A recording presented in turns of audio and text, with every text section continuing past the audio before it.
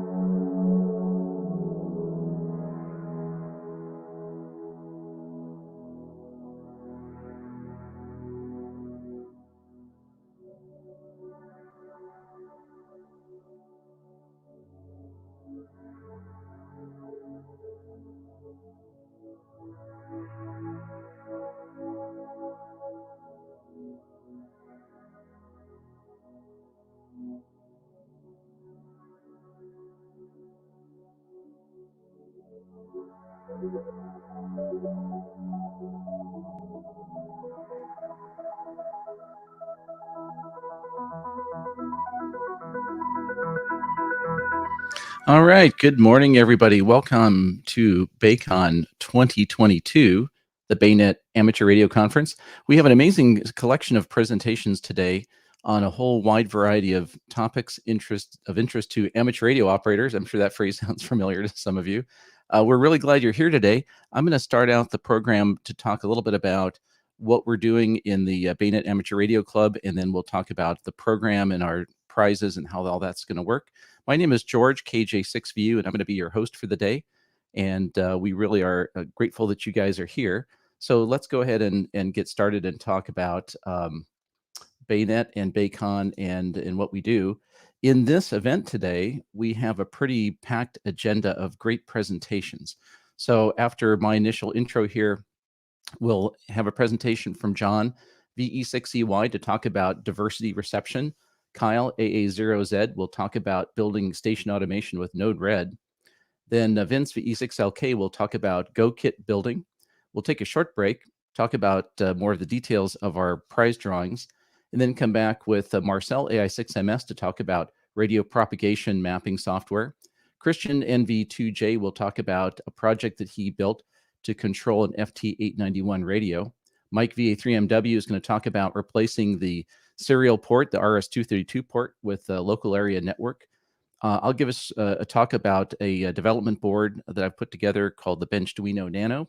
And then we'll wrap up with Matheson KJ6DZE to talk about the San Francisco Wireless Emergency Mesh Network. So it's a great set of presentation topics. We hope you really enjoy the day. So before we go into more detail, I want to introduce the team here. Putting this whole thing on is a rather amazing amount of effort. And I'd like to invite everybody to come on the screen here, and we'll do a quick introduction for everybody. So let me first of all introduce Vince, VE6LK. Good morning, Vince. Good morning, George. Good morning, all. Welcome to BayCon 2022. Thank you so much. And Vince is running all of the video backend here, so all the video streaming is going to be managed by Vince. He's also our taskmaster. Putting this together takes a lot of organizing, and Vince was the master cat herder. Everybody who's participating in this event here, we were all the AV kids in high school, so we kind of like gravitate towards this.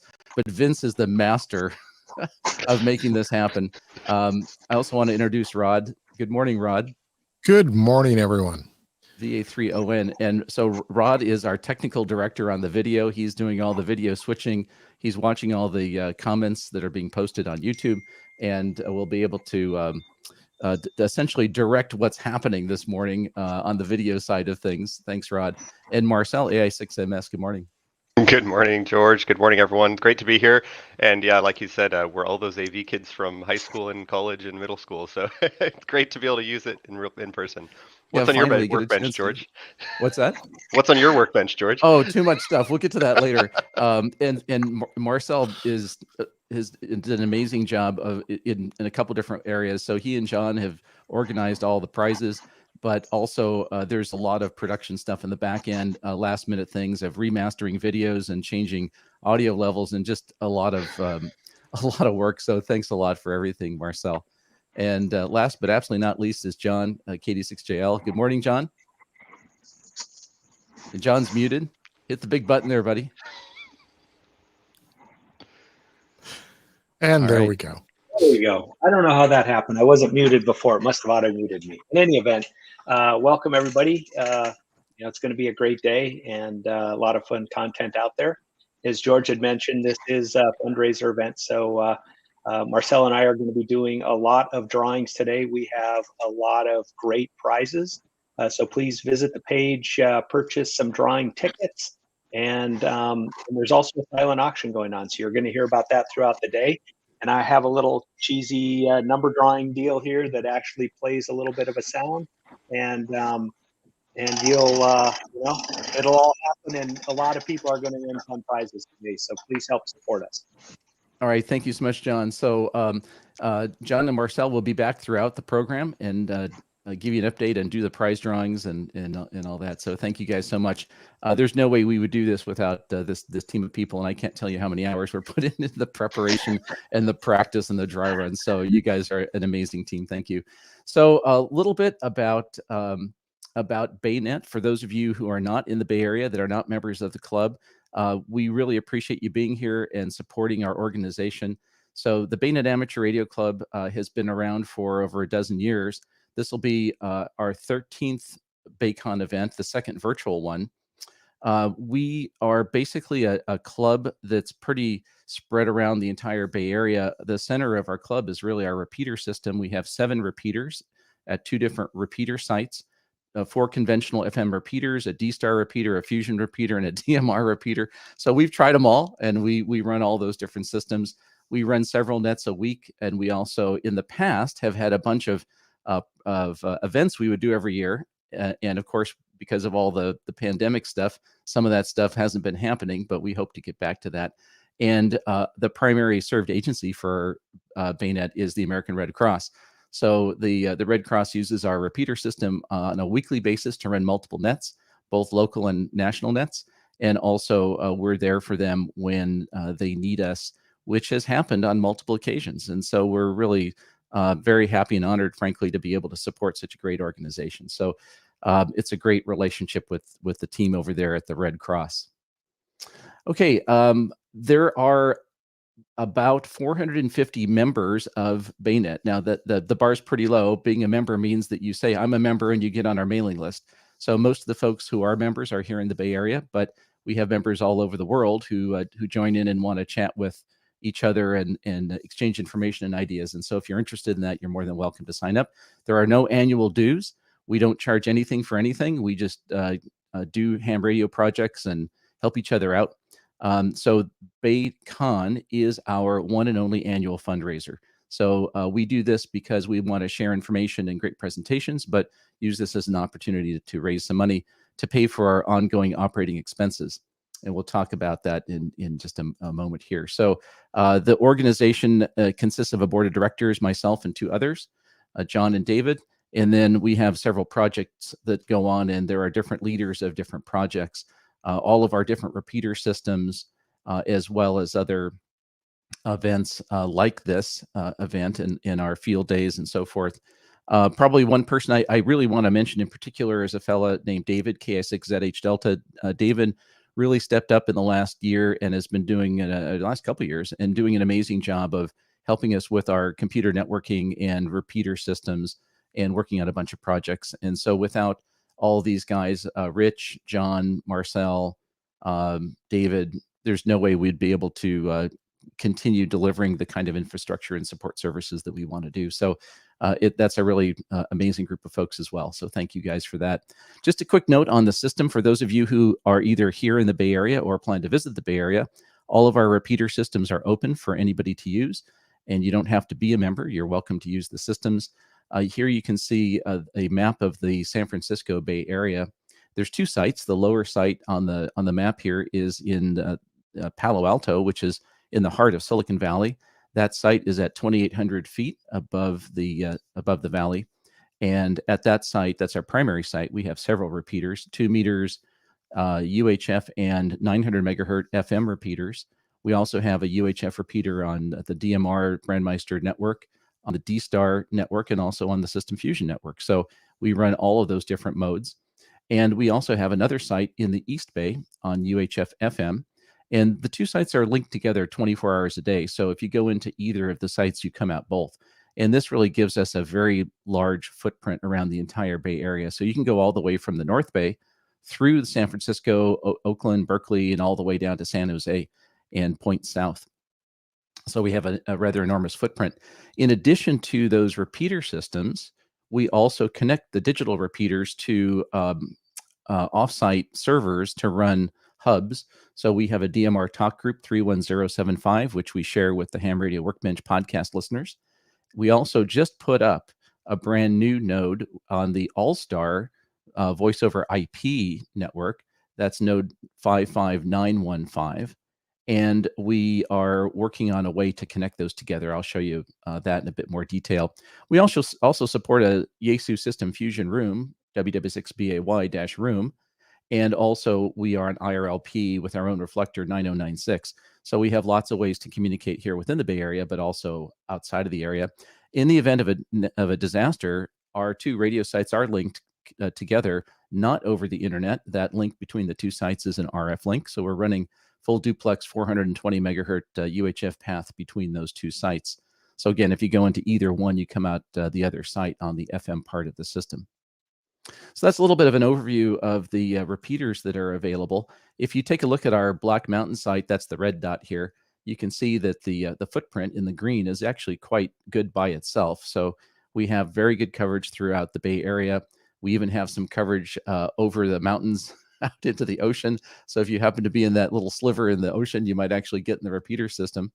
And then from our East Bay site, similarly, we have a very nice footprint, and so a big overlap between those two sites. So it really provides excellent coverage. And of course, part of the fundraiser goes to paying for the site rental fees and our insurance. And all of the equipment in the systems is donated from members, not as part of the fundraiser here. The fundraiser really goes primarily for the operating costs for the site rentals and insurance. So this is a snapshot of what we've been working on in stitching these systems together. What we found was as we put up more digital repeaters, there is more and more of a separation in the user groups, and some people floated towards DMR or Fusion or D-Star or stuck on the FM world, and they tend to get separated. And so we wanted to start stitching these back together. So we've put up, as I mentioned, DMR Talk Group, Fusion Room to start with, and then we've connected those together. So if you go into either our DMR repeater or Fusion repeater, those are bridged together. We are now working on bridging over into the analog side of the world, and we are planning to put an all-star node on our analog FM repeaters. That's not installed yet, but we hope to get to that this year. And to make the connection between those two, we have spun up a DV switch server in a data center. So the DV switch server software allows us to bridge from the DMR network to the all-star network. And Mark N6MTS was instrumental in making all that stuff happen. And that's still being debugged right now. It's basically working, but we have a few things we want to do to enhance it. So that'll be a pretty cool addition, and we'll be doing a lot more stuff on All-Star in the coming years, I'm sure. Let me quickly touch on the whole fundraiser thing. Every year we have an operating budget of around $2,000. Sometimes a bit more than that if we have to do some maintenance and repair. But as I mentioned, all of the money that we're raising in the BayCon today, 100% of that goes to the expenses, which are really rental fees for the radio sites and insurance. Membership is free. Nobody's obliged to pay anything. You don't have to pay anything to be a member. We're just happy you're here. But if you can afford it, then we would certainly appreciate anything you could do for us as a donation. And today, by buying tickets to the drawing. We are a 501c3 tax-exempt organization. So bear that in mind. If you do happen to make a donation and you want a donation letter for your taxes, we could do that. And also, we have signed up with several matching fund management companies. So if your company works with an outside agency that does matching fund management, like Benevity, for example, if you do a contribution, and then your company may match that contribution. And so we can provide all of the necessary paperwork to those organizations to show that we're a legit tax-exempt org, and that those donation fund matching funds could be applied to our group. And we've had several of our members do that with their local employers around the Bay Area. So thank you guys so much for that. We really appreciate it. For 2022, we do have a few projects coming up. We probably aren't doing as many projects as we would have in the past, just because of the whole pandemic kind of constraints. But we have some important stuff coming up here. As I mentioned, bridging our DMR talk group to our All-Star server node. We're also going to add the All-Star node to our analog repeater system. On the digital network side, one thing we haven't really talked about is that in addition to the FM link path that we have between our two repeater sites, we are also running a 3.4 gigahertz data link, a TCP/IP backhaul between the two sites. And because of the refarming of that spectrum, we've had to move the frequencies in the band. So we had to put in new equipment and move the frequencies around. So that project is ongoing. And we're also looking at how we would extend the functionality of that IP backhaul between the sites to include other mesh network kind of nodes. So you'll hear at the end of the day, the last presentation is about a project of building out a Wi-Fi mesh network for emergency purposes in the Bay Area. And we're looking at how we can dial our infrastructure into that kind of a network. And we're also going to be installing some new battery backup systems and chargers, which batteries we swap out every few years to make sure things are still up to date. And the last thing I want to mention here is as part of this whole BayCon event, we're going to have all of the presentations posted on the BayNet website. So you can get the PDF files of the PowerPoint presentations. You can go to bay-net.org for that. We're also going to post the videos here on YouTube. So in addition to the stream of all the talks, we're going to post each individual video so you can select them and watch them at your convenience. And we're also going to record the audio of those programs and make some of that content available through the Ham Radio Workbench podcast audio stream. So that's a bit about BayCon and the work that we do. And so we're really glad you're here and supporting us, and we hope you enjoy the content for today. Before we jump into all that, I want to hand it over to Marcel and John to talk a bit about how the drawing works today and tell you a bit about some of the prizes that we have. Yeah, thanks so much, George. Great to be here. Thanks, everyone, for coming and supporting the event today. If our TDs can throw up the slide deck, then we can tell you all about our wonderful silent auction and opportunity drawing. So for the event, of course, as George said, it's a nice fundraiser. Big thanks to all the companies that are supporting this and individuals. So Digilent, Ham Radio Workbench, and Pactena have given a lot of items, and a lot of individuals have donated goods to this as well. So thanks to them as well. The main thing is ticket purchases are available online. So I think a lot of you have figured out we just updated and added a $10 ticket level as well. So if you go to baynet.org or bay-net.org, the links you can find from there to the Eventbrite page where you can get the ticket purchases. The silent auction bidding is also there. And that's a separate Google form that you can bid on the 4 items that we're going to talk through here shortly. John, anything you want to add on that? So far, you're right on, right on cue. So I don't have anything to add yet. We'll go to the next slide. So the main reminder here is that you will be notified about winning those prizes by the email address on your Eventbrite registration. So that's how we can authenticate who has those tickets. So please make sure that you're checking that. Check your spam if you know you won. We'll be announcing it during the live stream as well. For those that maybe missed their slot, if they were out on a bio break, then they might not have heard their announcement. So we will make sure to contact you by email and coordinate shipping and everything of your winning items. So the other thing is, since this is a pledge drive and we love doing pledge drives, we do want to let you know that we have an awesome tier here. If you're supporting at the $100 level, we will be throwing in a free Ham Radio Workbench DC Power Strip kit. So this is the all new design, just released, $40 value, comes with 5 ports, 20 amps, 12 volts, DIY kit with everything you need. It's the same one you can get off DigiKey. Mine is sitting right here and obviously has been built completely. I have assembled every last bit of it. That is sarcasm. And we have it available. So at the $100 level, if you check out on Eventbrite at the $100 level, we will be contacting you to ship you one of these Power Strip kits if you so choose. You can, of course, decline it if you want to write off more. So that's super exciting, and we're really happy about that. So let's talk about our silent auction. So the silent auction is our way to get a couple different items that are kind of higher value out to folks that really want them. And the first one, John, do you want to start us off here? Is there a higher valued? We start at the top, Marcel. Is there a higher valued item than sitting amongst our friends at Ham Radio Workbench? So the winner of this one of a kind chance of a lifetime to see how the sausage is made and how the grass seeds are planted. The winner of this bid gets to ride along the Ham Radio Workbench. And tell the world about what's on your bench, or maybe just listen if you're a bit shy and just want to see how it goes. Yeah, so this is super exciting. We know lots of people that are longtime Workbench listeners have been asking, like, how do I get on the show? Or they feel that they're like, oh, I'm not good enough to be on the show or something. So this is your ticket in, your golden ticket in to get in for the ultimate fan experience. So really exciting. You can come join the Workbench on your Friday night live stream of choice, which will be recorded, and then you can share that with all your ham friends and be the cool one in the group that's made it on there. So this could be you. It's really fun. All the hosts are just an absolute hoot, and a lot of them are presenting today as well, of course.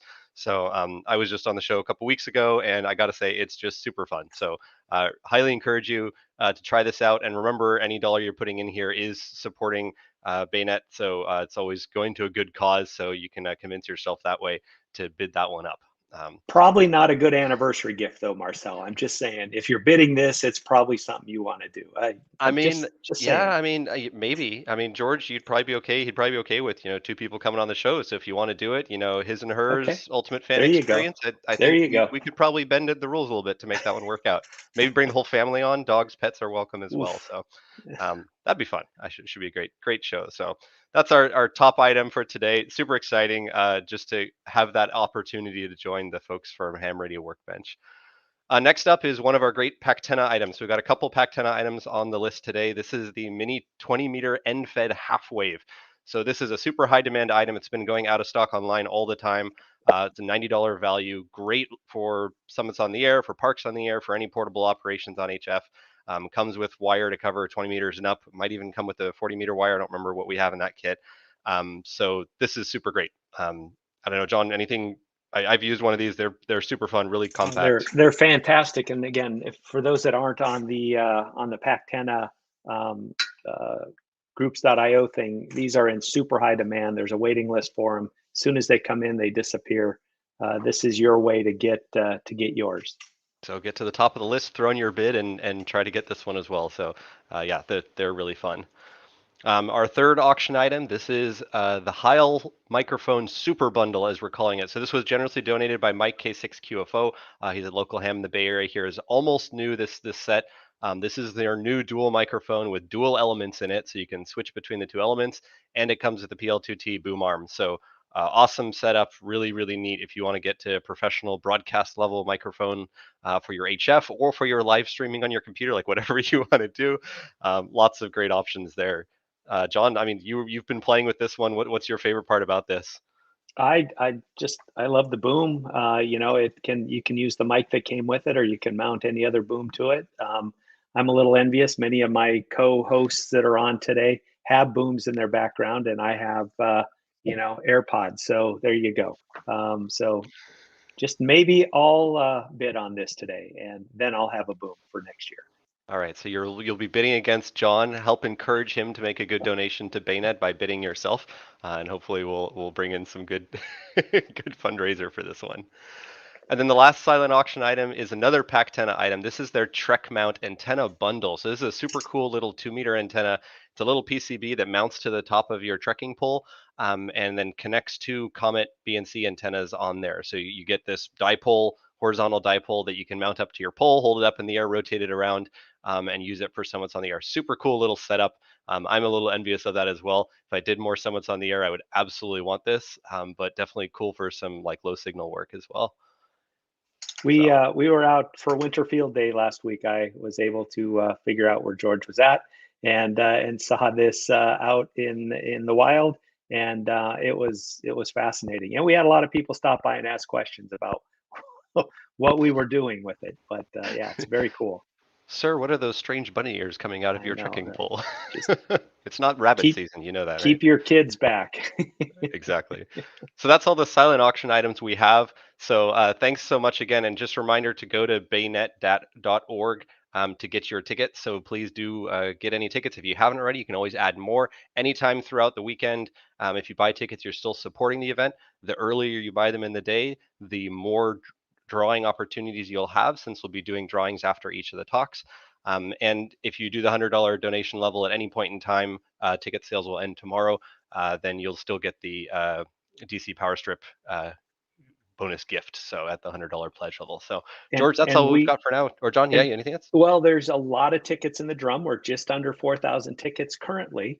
And throughout the day, as Marcel said, we're going to be looking at the Eventbrite's page. So if people are buying tickets, we'll continuously be adding them.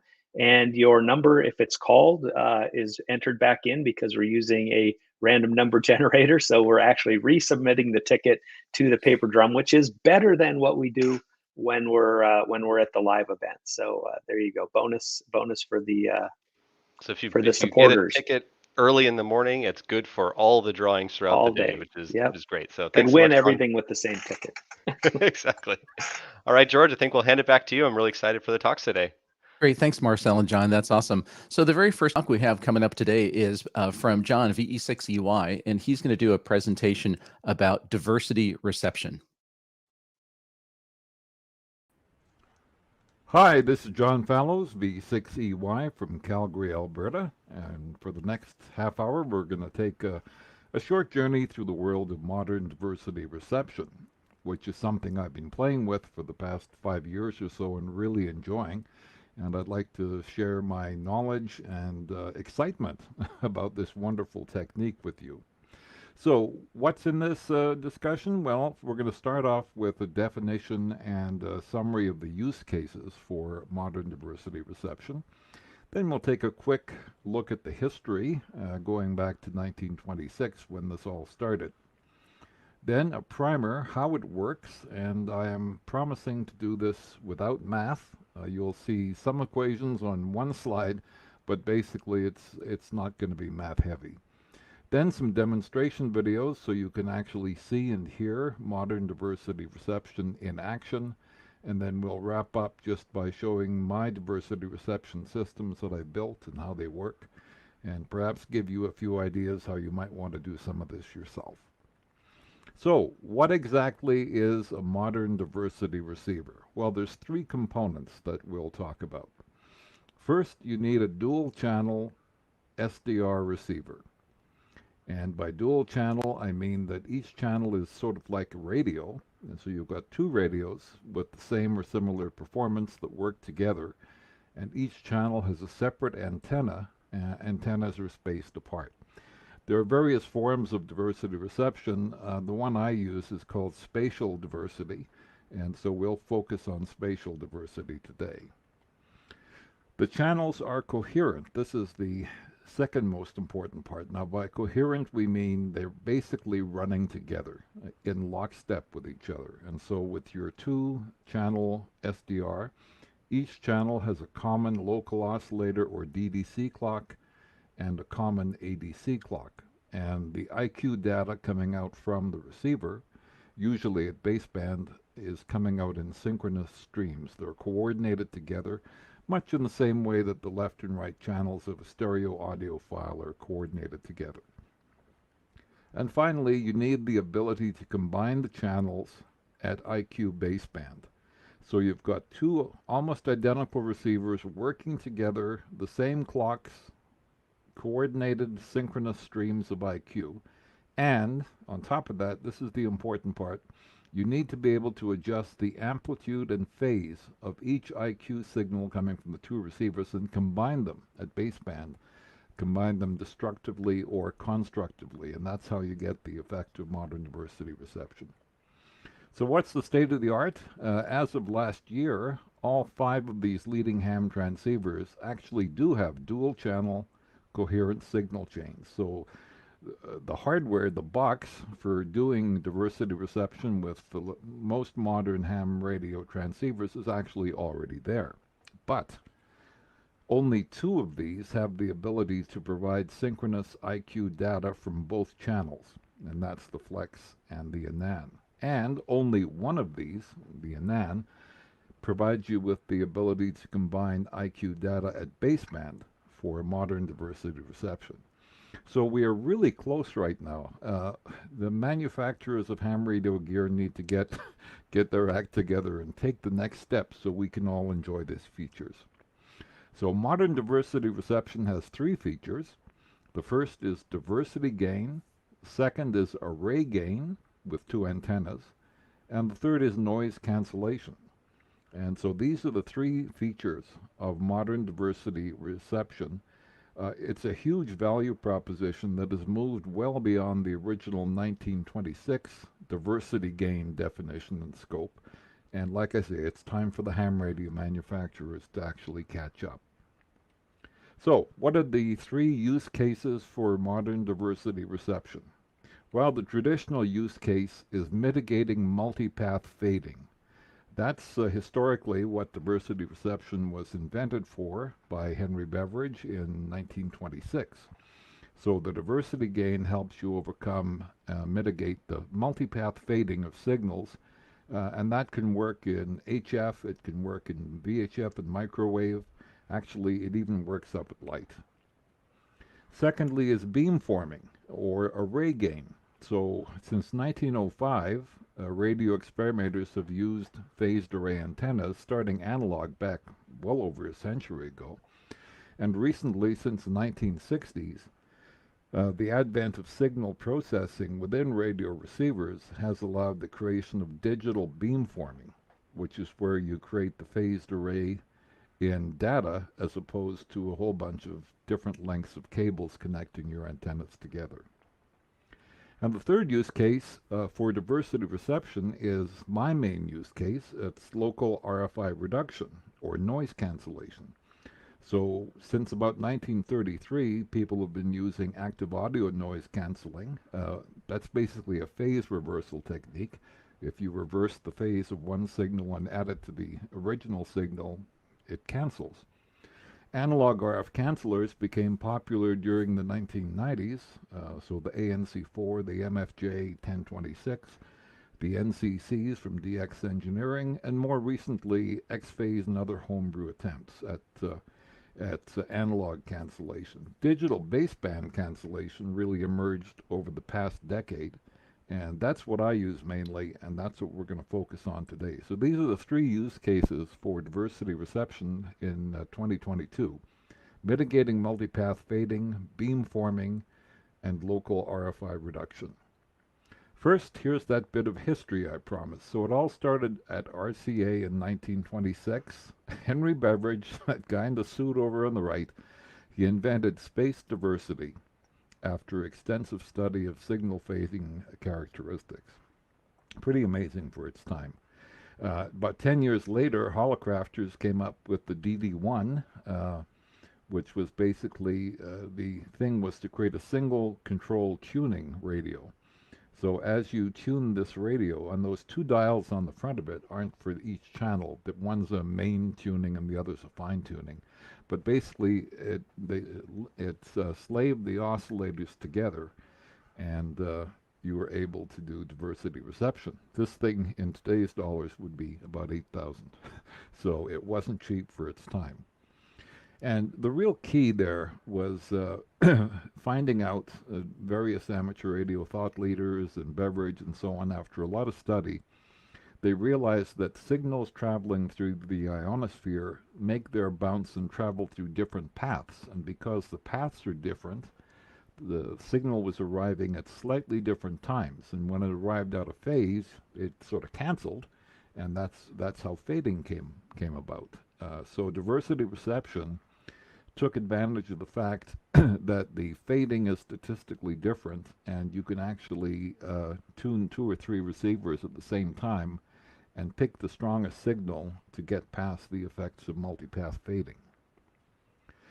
And this was in big use all through World War II, through the 1960s. Here, for example, is some racks of RCA AR88 receivers used for triple diversity, which was kind of the standard for most shortwave paths used to send programs from one continent to another. So diversity gain is about tackling multipath fading. You can deal with spatial filtering like we've been talking about. You can have your antennas polarized differently. You can take advantage of different angles of arrival. You can run your diversity on different frequencies, or you can make recordings and do time diversity. And there's various combining methods. There's algorithms for all this stuff. We're not getting into the math today. For example, my RSP Duo uses maximal ratio combining for its implementation of diversity reception. And you can see here, you can get, with different techniques, you can get signal to noise improvement by doing the combining. Array gain is similar but different. Array gain takes advantage of a fixed time delay between antennas. So for example, in my loop array that I have at my house, I have a 30-meter separation, or about 100 feet, between 2 antennas. And then I can do a variable time delay or a phase shift inside the radio, and I can create beams. So one kind of beam you can do is to focus on increased signal to noise ratio, or you can create a beam which points a null specifically at the interference to improve performance that way. But everything we're talking about is about time delay or phase shift.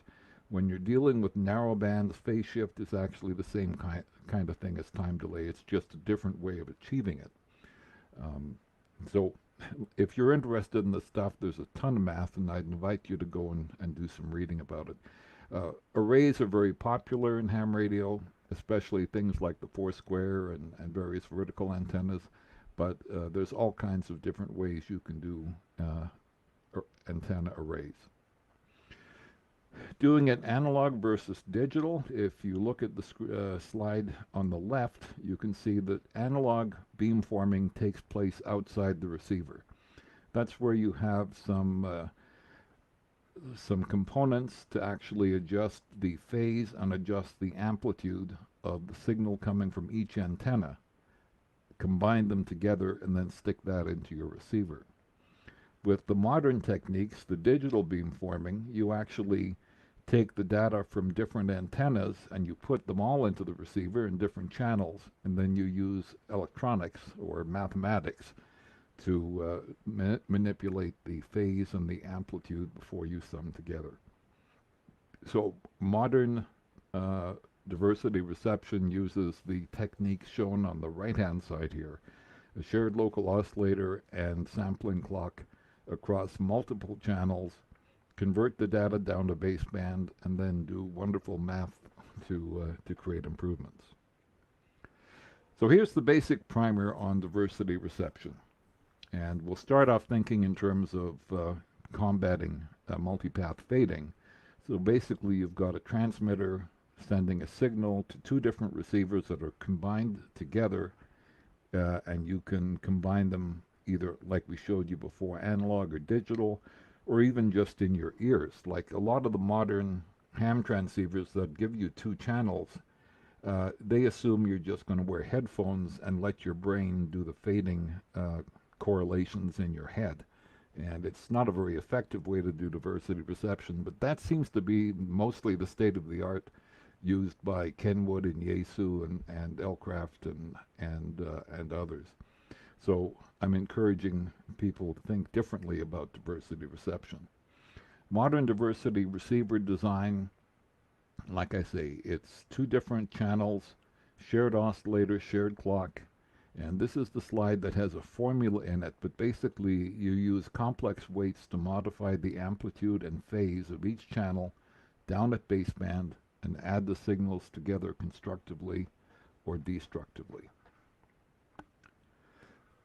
Array gain. So array gain is very deterministic. It's you have two or more similar antennas spaced apart, and the assumption is that each receives an identical copy of a signal at a slightly different time, and that's due to the spacing or the phasing, either externally or internally.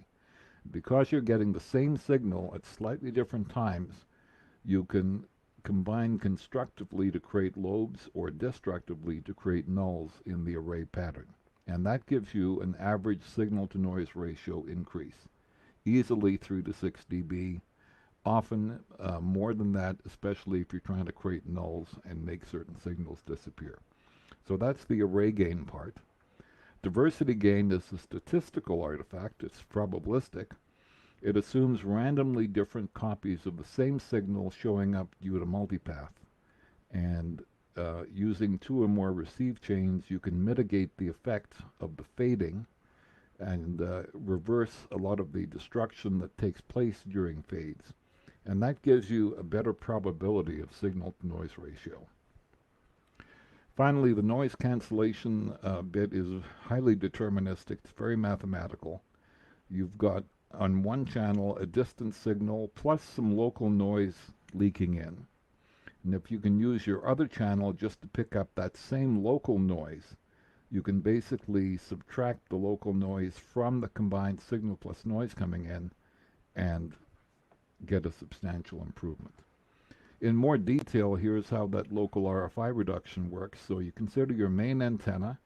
The desired signal is in green. The noise is in black. And you can see they're both about the same amplitude coming into your one channel on your receiver.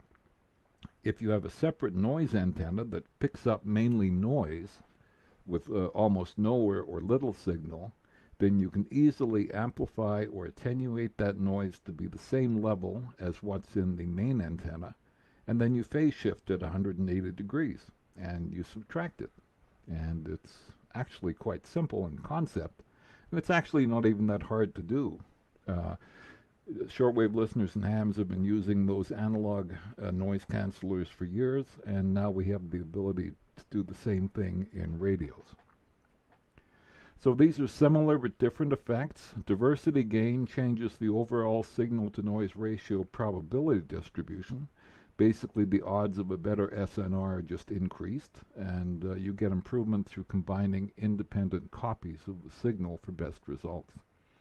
Array gain is constructive addition of signals coming from a certain direction, and you get basically beamforming with nulls and lobes. And noise cancellation is direct subtraction of local EMI impinging on the desired signal. It's very simple mathematics. You adjust the amplitude and you reverse the phase, and you get noise cancellation. So all three effects may be achieved with at least two coherent signal chains and ability to manipulate the amplitude and phase of the IQ data at baseband while you combine them mathematically. So there are some limitations to using diversity reception with only two channels. With diversity gain or fighting multipath fading, with two antennas you're only going to get about 3 to 6 dB of improvement at best. So that's a limitation. If you had 4 or 5 antennas and channels, you'd get more. Array gain is limited to single lobes and nulls when you only have two antennas or two channels with each with one antenna. But the nulls can be quite deep depending on antenna spacing and frequency. And finally, noise cancellation is limited to a single interference signature at a time, because you're basically just subtracting the signature phase inverse to make it go away. So when you're using this approach, you pick the worst offender to get your improvement. You can also consider putting up multiple noise probes to pick up the best copy of the noise that you can around your home location. So those are the limitations. Now the demonstration. This stuff really works. First, I'm going to show you two videos on noise cancellation on the 25-meter band. Now, one of my neighbors about 100 yards away did a terrible job of a kitchen halogen light installation, which creates, it basically wipes out large chunks of shortwave. And I can make that noise disappear, and I'll show you that in just a moment. And then we'll talk about some of the medium wave and HF beamforming that you're able to do with a couple of antennas. So these are wideband loops based 100 feet apart, each going into one channel of my ANAN diversity receiver. So on this first video, we'll basically switch between each loop and the combination, and you'll see how the noise just disappears when you combine the two loops together and adjust the phase and amplitude to make the noise just basically disappear. Here we go. Starting the economic development and improving people's lives as it faces what Kim called a great life and death struggle. Plenary meeting of the 8th Central Committee of the Workers' Party of Korea, which began on Monday. You can find at our website, voanews.com. We also have a mobile app that you can download via remote. I'm Marissa Milton, VOA News.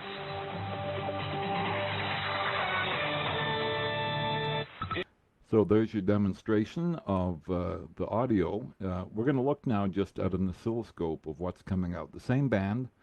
You can see the scope in the lower right. As I adjust the phase and amplitude, you can see how that 120 hertz repetition from the switch mode power supply just disappears.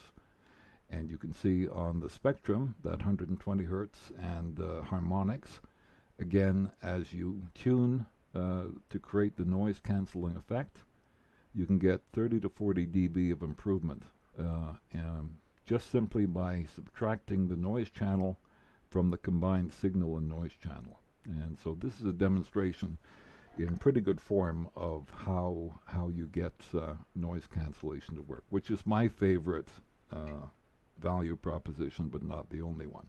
Okay, let's do beamforming. Let's go to 2.5 megahertz to WWV, which is southwest of me in Boulder, Colorado. And let's take a look at how I can make the signal rise or fall based on the phasing between my two antennas. Here we go.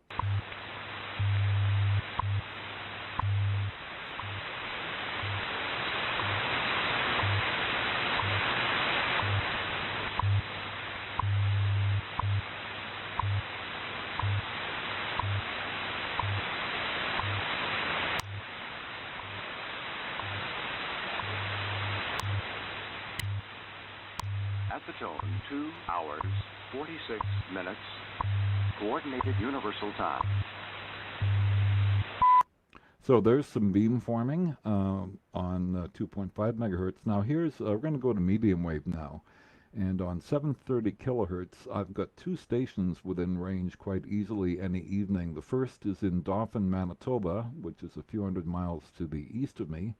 And the second is in Vancouver, British Columbia, which is a few hundred miles to the west of me. And by adjusting the phasing, I can make one station appear and the other one disappear. And here's the demonstration.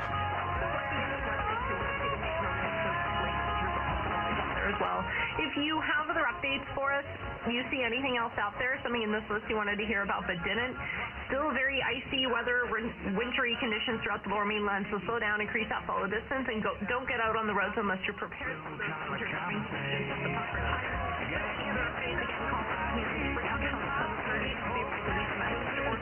Safely hands-free. Get at us on our Twitter account. It is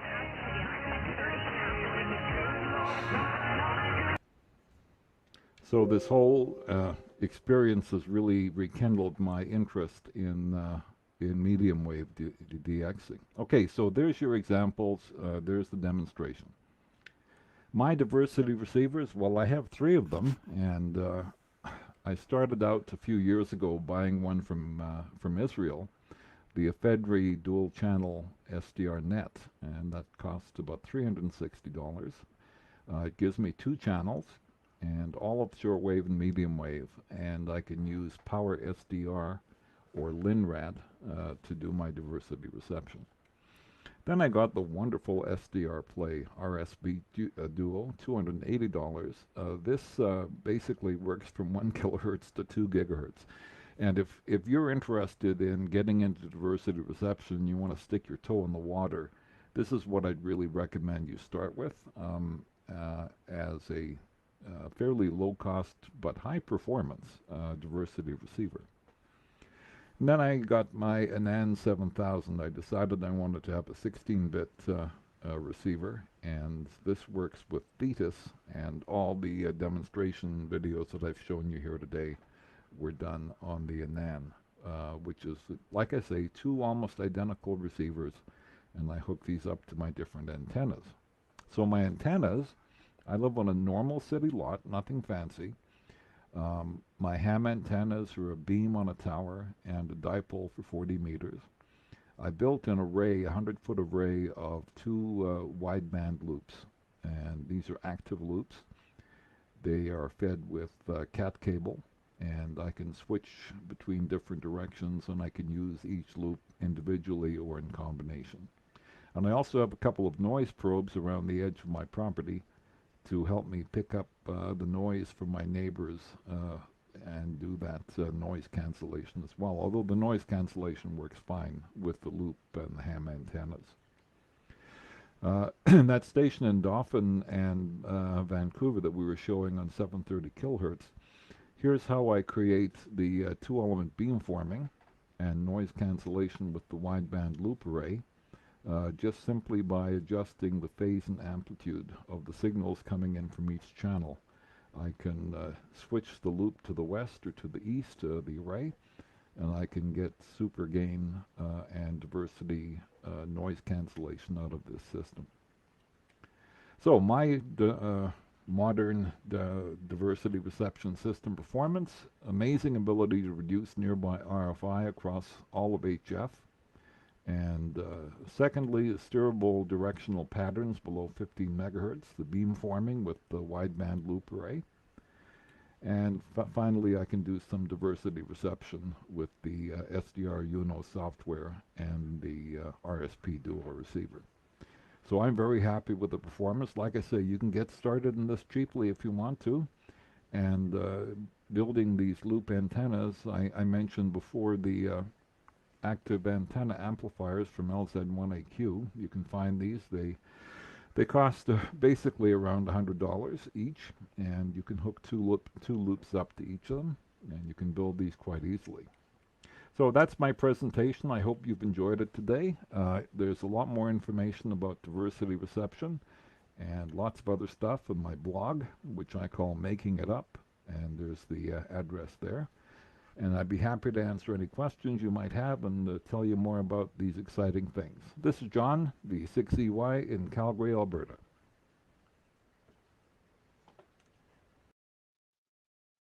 Good morning. This is John live in Calgary, Alberta. Good morning. Welcome, John. Good morning, John. That was an awesome presentation. I got to tell you that listening to the theory behind it is all very interesting. But until you get to the video, once you see the video, then the ideas really start to spark in my head about, wow, this is really useful. Yes, it is. It's been 7 years now since that neighbor renovated their kitchen. And what the electrician did, and I discovered that electricians know nothing about electronics, but what he did was he took a CSA-approved 3-puck light chain with a 10-foot harness. And he cut out the 10-foot harness, and he put in his own, about a 60-foot harness to spread these puck lights around the kitchen. And that causes a lot of voltage drop, which works its way back into the switch mode power supply and drives it crazy. And basically then that works into the house wiring through common mode, and the house radiates basically that terrible noise. And so over the years, I've sort of done a lot of different things to mitigate that noise. I can do it fairly effectively with the time wave ANC4 and other phasing gear, but the techniques like doing it with the baseband phase shift just really work better. Should I answer these questions now, George? Yeah, Rod, go ahead and ask the first question there. Yeah, the first question is, can we use these techniques on more basic radios like the 7300? So the answer for the digital diversity reception is no. You need a coherent 2-channel receiver. And I showed before a number of coherent 2-channel transceivers that are out there, as well as the basic 2-channel receivers that I use. And you need the coherent dual-channel radios to do it. You could try to do it with separate receivers and try to figure out a way to synchronize the IQ streams coming from the radios. A bunch of people tried to do this with the RTL dongles. And if you're lucky, you can kind of get it to work, but you really need that synchronization. It's sort of like a stereo receiver where you've got the audio interleaved. If you don't have the exact interleaving between the two channels on the stereo audio, it just fails. And that's the same with the stuff that I'm talking about. It's not about price. Now that the manufacturers are producing these transceivers, all they have to do is add the firmware or software to combine the channels. And so far, only a NAND has that feature. It's unfortunate, but it's such a small, cheap step to go to the next level that I really, I personally am on a crusade to get the manufacturers to just empty their minds of the old beverage multipath concept for diversity. That's 100 years old. and it's fine. It works fine. It's used all over the place. But you can do so much more with the two coherent channels. All you've just got to do is pull it together, and it wouldn't be hard to put some knobs on the front panel of a 2-channel ham transceiver for doing the phasing. You know, I do it with a MIDI controller externally, and it's very easy to do. If you've got one knob for rotating the phase and another knob for adjusting the amplitude, then you're all set to go. It does seem like today, since so many of us live in either urban or suburban environments where there's a lot of noise sources, certainly more noise sources than there were 20, 30 years ago, you'd think this would become kind of a standard new feature, especially since it's not that much of an additional set of hardware. So up here in Calgary, signals are fairly weak compared to Western Europe or some parts of the States. And so, you know, I've got these wonderful radios with all of this high performance dynamic range that I absolutely don't need, right? The odds of me getting IMD from shortwave bands are virtually zero. I get them on AM with the nearby broadcasters, but you know, so hams, the manufacturers are used to providing these features that most hams don't need, but they're not providing a wonderful feature that most hams do need. Yeah, that's a great point. Yeah. So what's up? Yeah, go ahead. We've got another question here about what software you're using to swing the phase in the polar display. Okay, so what you saw was basically the Power SDR software and their variant called Thetis, which works with the Anons on a slightly different network protocol. And that polar display is just built right in. And the SDR Uno has got a similar polar display built right in. It's a lot smaller and a bit trickier to use, but it's the same idea.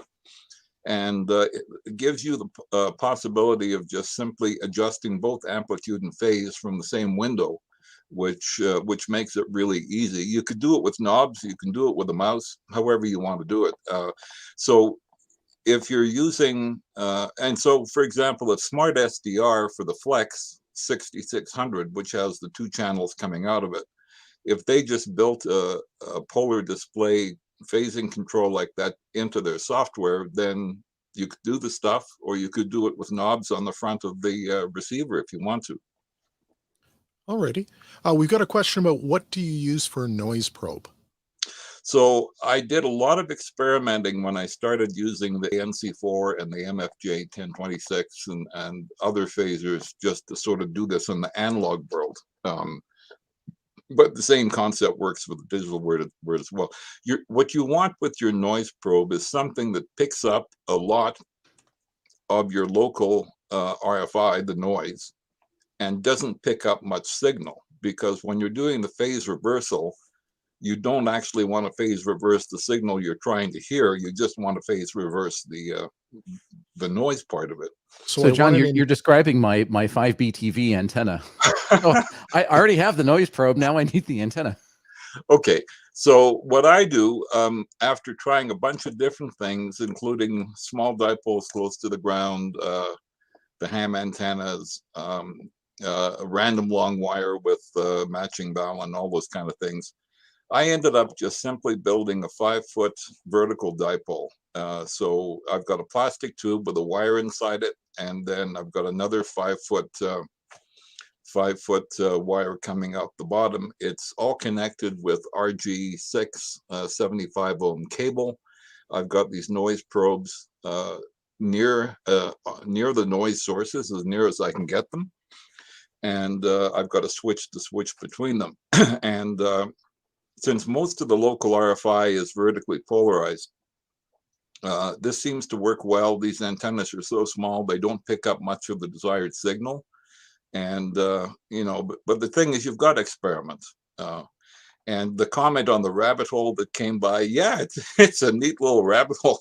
I mean, part of the definition of a ham radio hobby is a continuous series of rabbit holes, right? So this is fun to try. Like I said, this one actually ties to the next question, Rod, if you want to read it. Sure. As you're starting out, what would you recommend? So what do I need? What do I need to buy?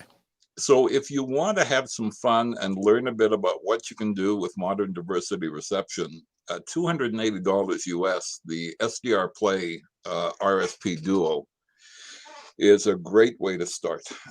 It gives you a DC to daylight receiver with complete baseband diversity reception. And so that's a great way to start.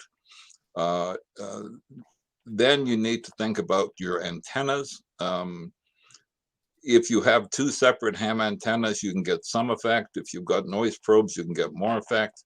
I find the wideband loops in an array are just amazing, and the wideband loop array I put together, I think the LZ1AQ amplifiers are about $100 each. Then you need a couple of runs of cat cable, shielded cat cable, and then you build yourself some loops. Mine are built out of aluminum core PEX. They're very light. There's no wind loading, basically. You just mount them a few feet, like 6 feet off the ground, and away you go. So, those are really simple ways to get started. If you want more fancy ones, I got one guy I talked to. He's bought a 4-channel receiver, and he's got a 4-square running through the 4-channel receiver. You can spend all kinds of money, right? So there you go. Right. So if my urban home has an HF noise floor of like S7, S9, is this going to help resolve that? So can I give a guarantee? No. But I had an S7, S9 noise floor, and you saw how diversity reception resolved that in the video a few minutes ago. It depends where the noise is coming from. Like with the 180-degree phase shifting on a noise source, you've really got to pick your worst noise source and do the phasing. And the, how do I describe this? The placement of the antennas really makes a difference. And if your noise source is inside your house, you probably can't resolve it. If your noise source is next door or a neighbor a few hundred feet or yards away, yes, you can null that out. If you've got two noise sources coming from different locations that are both S9, you can pick one, basically, or go to a 4-channel receiver. That's just getting ridiculous. But yes, this stuff can really help. Trying it with a couple of loop antennas and ham antennas and noise probes using the SDR Play RSP Duo, you can build something like that for less than $500, like I've done, and you can give it a try. So yes. So quick question about your setup. You showed 2 loops, and my first question, John, is could you get a useful effect with just a single loop to start with?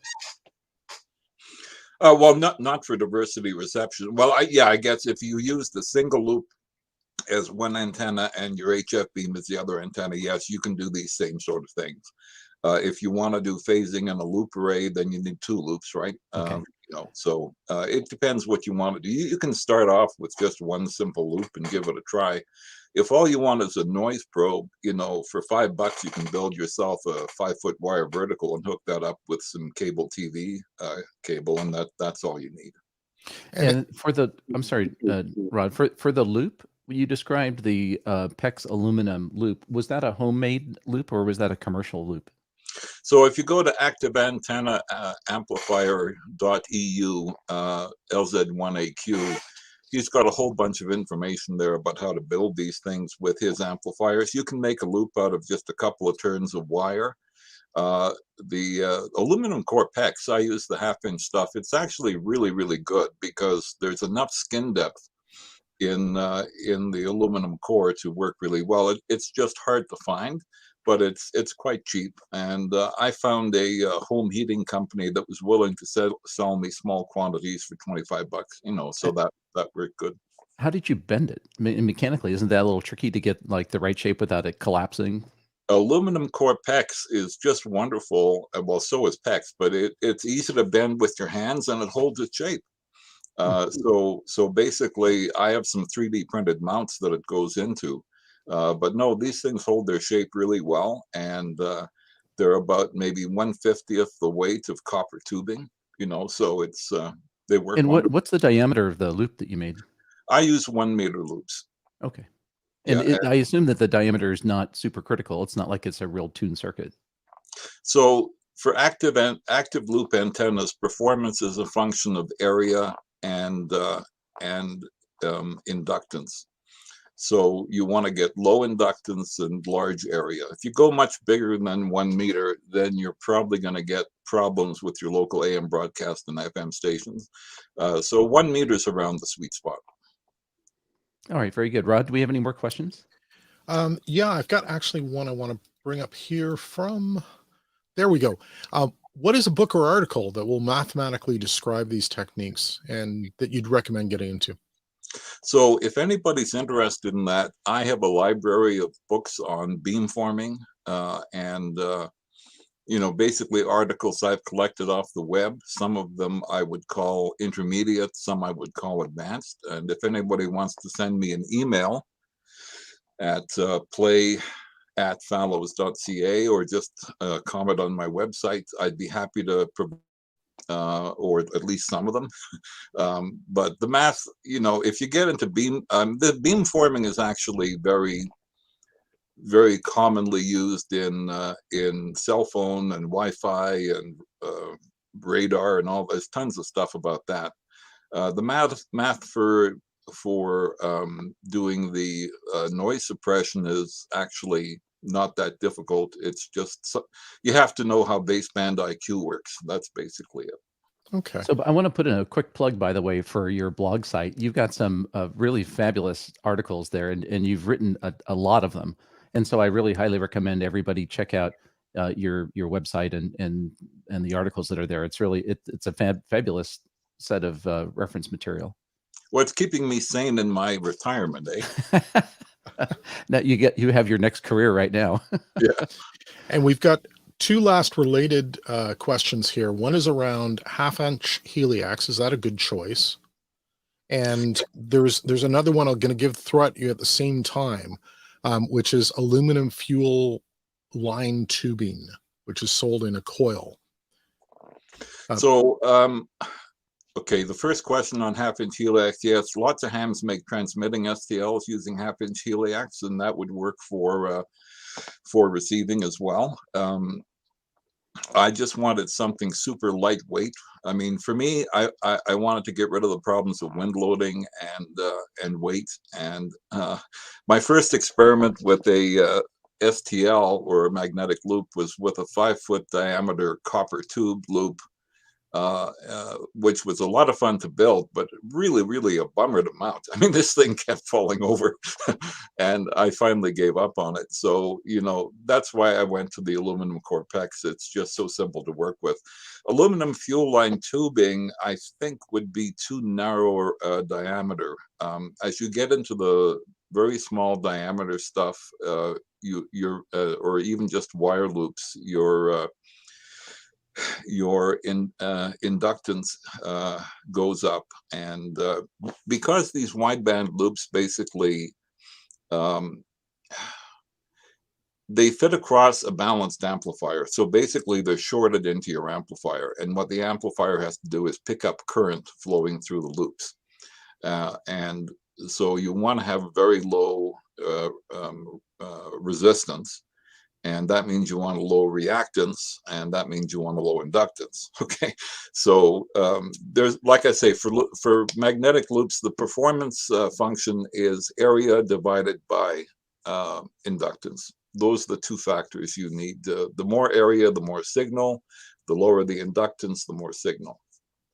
And he was mentioning that the fuel line is a 5/8 diameter. Yeah, I mean, that would give it a try. I mean, I don't know how heavy that stuff is or how thick the walls are. The nice thing about the aluminum core PEX is, the aluminum is very, very thin and it's got no weight. I suspect that the aluminum fuel line stuff would probably be similar to handling to the 1/4-inch copper tube. And that's going to be a lot heavier and more difficult to bend and stuff like that. But yeah, I mean, we're hams, we try stuff, right? That's right. So I'm throwing your email up on here because you did ask people to email you. It's play@follows.net or sorry, .ca. Yeah, and if or they could just leave a comment on my blog, and either way it goes to the same email address. So excellent. Well, John, thank you so much for this fantastic presentation. This is one of those talks where it's interesting, and then when you get to the end, for me, seeing the effect of it, then I go back and I want to watch it again because I want to really absorb it, because now I could see how it really applies. So thank you so much for the time to answer the questions and to put this together. Great, George. Thank you very much, and I'm glad to take part in BayCon this year. And you know, this is a new experience for me. As you know, I've been doing lots of presentations to our Cycle 25 group, but to be able to do one for a larger group is a lot of fun. And I've got a whole bunch of videos up in my YouTube channel as well, the E6EY, if you do a search on that. And if you really want to get into the math, there's actually I have a GNU radio simulation of phase reversing noise reduction, and with the GNU radio, you can play with it yourself if you want. That's awesome. Yeah, definitely check out the YouTube channel and also the website. Thanks a lot, John. We really appreciate it. Take care. Thank you. All right. And now we're going to go over to Marcel and John for our drawing. Hey, John, what time is it, John? Well, it's drawing time, Marcel. It's been a year since many people have heard that wonderful line, but it is drawing time. And again, I just want to mention to folks, thanks for people who went out and bought tickets since we started. We've sold another 400 tickets. So again, the benefit of being online is, unlike other years, you would still be tearing those tickets apart, folding them up, and looking for the drum to stick them in at the whatever the center was that we used to have the live show at. Plug and play, yeah. Plug and play, thank you. And now we just enter them in. So we currently have a little over 4,400 tickets in the drum. And are we ready for a We're ready for our first drawing, yeah. So first prize of the day, right on. I'm still practicing. I hope I don't pull a muscle here. I have to coordinate a couple things. So I hit the button, spin the wheel, and the number is 108. Notice, isn't that amazing how the wheel keeps spinning even after the number has stopped? So people say 108. What does that mean? I don't know what my check number your ticket is. Numbers. I'm kidding. So yes, so I will check everybody's ticket number for them. And I apologize because I was so into that video that I don't have the sheet here in front of me. Number 108, everybody is holding on with bated breath, goes to Dave Bryland. 108. Yes, 108 goes to Dave Bryland. And cool. Dave will be reaching out to you. Yeah, so I will capture that number down and we'll move on. Thanks. Well, great, Dave. Dave's gonna get the new Ham Radio Workbench Power Strip. I didn't even get a chance to shill it before we raffle. We'll shill it now. Shill it because we'll shill it now. Away. Yeah. So for those just joining us, this is a fundraiser. Today is a fundraiser for BayNet. So we'll be giving out a handful of cool different items. The full listing of all the items is online. There we go, Dave. He's in the chat. Congratulations. The DC Power Strip kit, if you haven't been following Ham Radio Workbench, is the newly designed version since the original kit was built many moons ago. A whole bunch of people have asked for it to come back. They wanted this kit back. It's now being hosted and sold as a kit on DigiKey, which is awesome. But we are putting a bunch in the drawing today, and you can also get one. Just as a reminder, since this is a lovely pledge drive, if you donate at the $100 level, if you pledge at the $100 level, you will get a free DC Power Strip kit thrown in. So we'll contact you to reach that. We have had a couple people reach out, very generous donors, asking, hey, if I put in $100 because I wanted to support the event, but I don't want the Power Strip kit, can I donate it back? Can I give it to someone else? And yeah, that's totally up to you. So we absolutely, if you donate it back, then it just goes in more money in the fund bucket. And if you want to redirect that to a different organization, we have some student organizations as well, we'd be happy to do that for you. So thanks again for those big donors. again, tickets and bidding are all on the website. So if you do go to baynet.org, bay-net.org, you've got all the listings of all the items, all the silent auction items. And I do have to say, we've already got our first couple of bids in for the silent auction. So the Pactena is already up to $50. The Heil Microphone Super Bundle is up to $100. And the Pactena Trek Mount antenna is also up to $100. And if my math here is serving right, those bids are all from our first winner. So Dave, KI6ETL, is currently the highest bidder. You can see this live on the website as well and see who's the top bidder. So far, no one's jumped in for the ultimate fan experience yet for the Ham Radio Workbench. So do go check that out. To answer the question, Ken, on the chat there, how do you know what your numbers are? You don't. You are trusting John here. He is our esteemed ticket holder, the owner of all the tickets and the master of the spreadsheet. So he's looking through and he has the list numbered by the total number of tickets sold. So it's kind of an honor system here. It's the best method we came up with, same one we used last year. But if you have any concerns, feel free to reach out to us and we'll be happy to share more details if you're so inclined. It's not that exciting, really. Right. And it's a spreadsheet that all the folks in the back room have visibility in. Again, it's just not something we could publish real time for folks to see because it has confidential information in it with contact info. But yes, it's a spreadsheet. And I say that I'm hoping I win, Marcel. So there are other people watching over my shoulder. So there are other people watching. Well, great, John. Take your hand out of the cookie jar there, John. Sorry about that. All right, thanks, guys, and congratulations to Dave. Dave's been a big supporter of BayNet over the years, and he bought a whole bunch of tickets, and so we're very grateful for that. So thank you, Dave. I'm really glad that you had a chance to win some good stuff. Coming up next, we have Kyle, AA0Z, who's going to talk all about using Node-RED for station automation.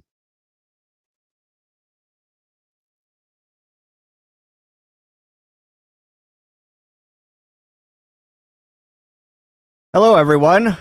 Welcome to BayCon.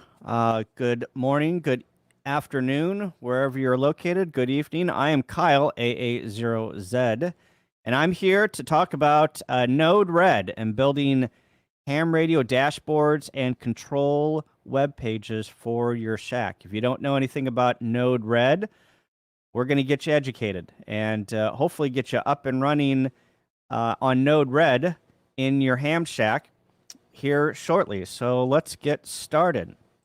So what is Node-RED? Developed by IBM in 2013. 2.2 is the latest of this presentation in February 2022. It's built on Node.js, which is open source. It's JavaScript. It's used heavily in the IoT world for controlling smart devices. We have basically taken it and brought it over to the ham radio shack, and anything with basically an Ethernet or a serial port or an input-output is controllable through Node-RED. So you can easily build web-based dashboards for command and control, and you can use it for complex tasks, like automation. Let's say you want to switch to 80 meters and you got to do 4 things in your shack. You can hit one button and all of those things will automatically happen in the background by just pressing that one button to get you to 80 meters. And that's, helpful at 4 o'clock in the morning when you're contesting or you're DXing and you forget to do something and you wonder why you're not on the air. It is completely web-based. I'm going to show you the interface, but it's got its own website, our web engine, and it runs within a web browser. And it basically runs on anything. You can run it on Windows, Mac, Linux. I run it 24/7 on a Raspberry Pi. That's probably the easiest. But once you get this up and running, you definitely want to keep it running. So you don't want to put it on a laptop or a PC that's going to go up and down or be rebooted all the time. It can run in any web browser or smartphone. I haven't seen any limitations. I have brought the control web page up on my Android phone without any issues. Screen real estate is a premium sometimes, so you might have a different experience on different web browsers and different formats, but you can probably easily get over that. And the nice thing it does is it hides all the high-level code to get up and running. I am not a programmer. Back in the old days, I think you probably had to, if you wanted to create a port, you had to create that port, or if you wanted to talk to something over Ethernet, it was very hard to do that work. Now you drop a node into your palette and it's up and running. All of the back-end code is already done for you. All you need is an input-output and to do a little bit of configuration, and you're up and running. So again, I'm not a programmer, but I've programmed some stuff in Node-RED, and I think you can too. You just need a little bit of logic and common sense. What is the end goal? I've got A, I need B. How do I get from A to B? Or, there are just logical steps that you need to have in order to figure out what you want as your end goal and how do you get that. Again, Node-RED hides all that high-level code, and it makes programming easy. It's drag and drop. There are hundreds, thousands of ready-to-go flows and nodes already programmed for you, so you don't have to do anything from scratch. I'm going to show you a groups.io group that there's a ton of ham radio flows already out there waiting for you to load and get you up and running. If you get stuck, there's a ton of resources on the net. There's a Node-RED forum that you can go to. There's a Node-RED for ham radio group, and there's a subreddit, and there's a ton of other places that people are doing Node-RED. Again, hundreds of pre-programmed flows and nodes that you can load today, and debug nodes. I'm going to show you a little bit of a debug node. Those are your friend. Those are the nodes that get you out of trouble to figure out, well, I'm not getting this. Why am I not getting this? So you can put a debug node on a flow to figure out what data you're getting. So what can Node-RED control? Basically anything with an input or output that's got an Ethernet, a serial, a USB, any interface to get data out of that device. So that includes radios. It's got seamless Flex 6000 integration, but people are integrating ICOMs, Kenwoods, Yaesus. It's not. This is not Flex centric. It is very easy to control the Flex, but there are many people out there that are controlling other radios. Amplifiers, tuners, rotors, antenna switches, relays, antenna disconnects, power supplies, home automation devices. So if you want the the lights to dim if you're on the air, or if you want to put a on the air sign in your shack, you can do that. Weather stations. I mean, basically anything that you can get input or output out of, it is controllable. So why use Node-RED? It allows you to control everything in your shack at one place. Let's say you've got everything spread out in your shack and your eyes are all over the place. Wouldn't it be great if you could just focus your eyes on just one screen and it tells you all the information about all of the things in your shack? That's what this can do. It also eliminates errors by performing automation tasks. So again, I talked about the 80 meter, turning your getting on 80 meters at 4 o'clock in the morning. Let's say the band opens to JA on 40 meters CW, and you can get an alert through Node-RED to say, hey, the band's open to JA. What do you want to do? And maybe you got to turn your antenna to JA. You got to select 40 meters. You got to tune the radio to CW on 40 meters. And let's say you got a favorite frequency and you got to turn on your amp. All of that stuff can be done by one click on a button in Node-RED to do all of those tasks. One of the other things you can get is real-time feedback from all your devices, right? So it's a dashboard. It's a control interface. So let's say your amplifier can tell you the internal temperature of the amplifier. You can read that on Node Red and know exactly how hot your amp is getting before it gets to that point where it tells you it's got a high temp. Again, real-time feedback from devices. You can integrate non-ham radio devices in your shack. Like I talked, maybe you've got a weather station, maybe you've got a on-air light, other things that you can control in your shack that are not ham radio devices are easily controllable by Node Red.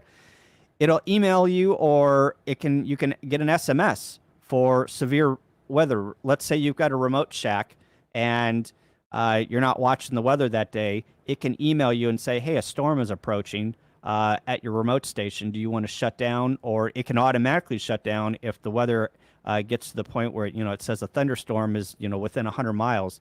It can automatically shut down your shack. It can do all that too for let's say you're away and you've got your shack on and a thunderstorm rolls through. You can automatically turn everything off on your shack.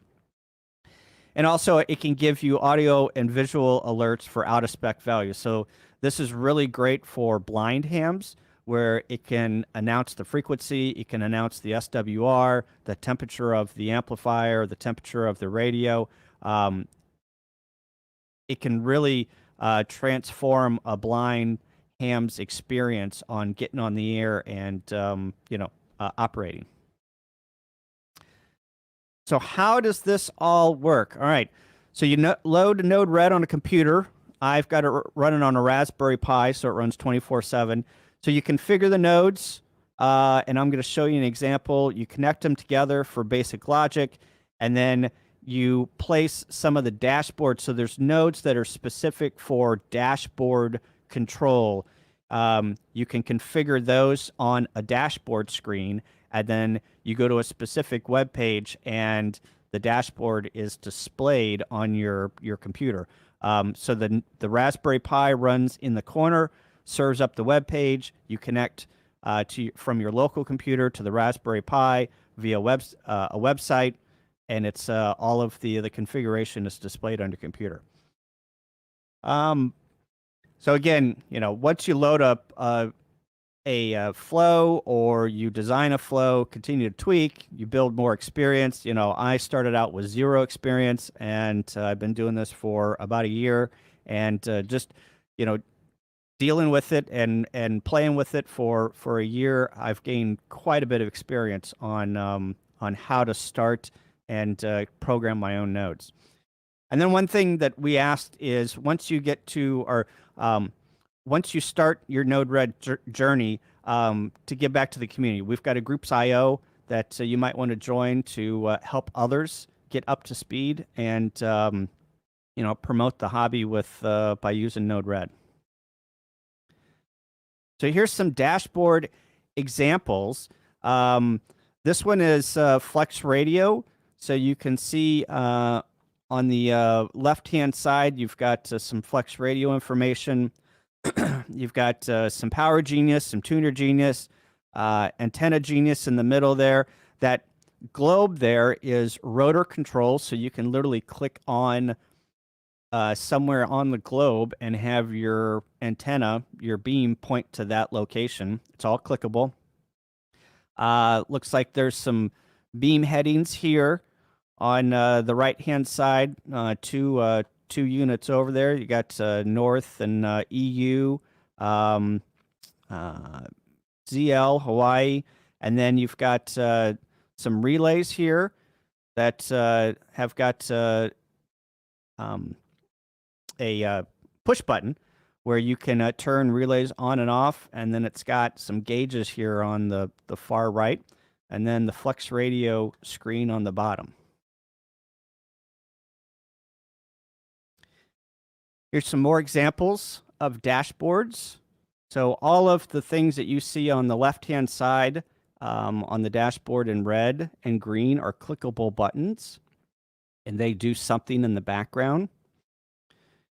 On the right-hand side, you can see that this is some Raspberry Pi information, so it can monitor the actual Raspberry Pi that you run this on. So it's doing some CPU temperature, load, disk usage, does some pings in the background to see what devices are up, and then it's got some buttons over here on the far right that you can reboot and give send commands to the Raspberry Pi that whenever you're not directly connected to it. Some more dashboard examples.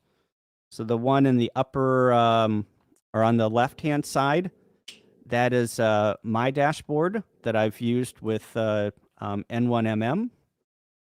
So it's got some flex stuff. It's got some monitoring.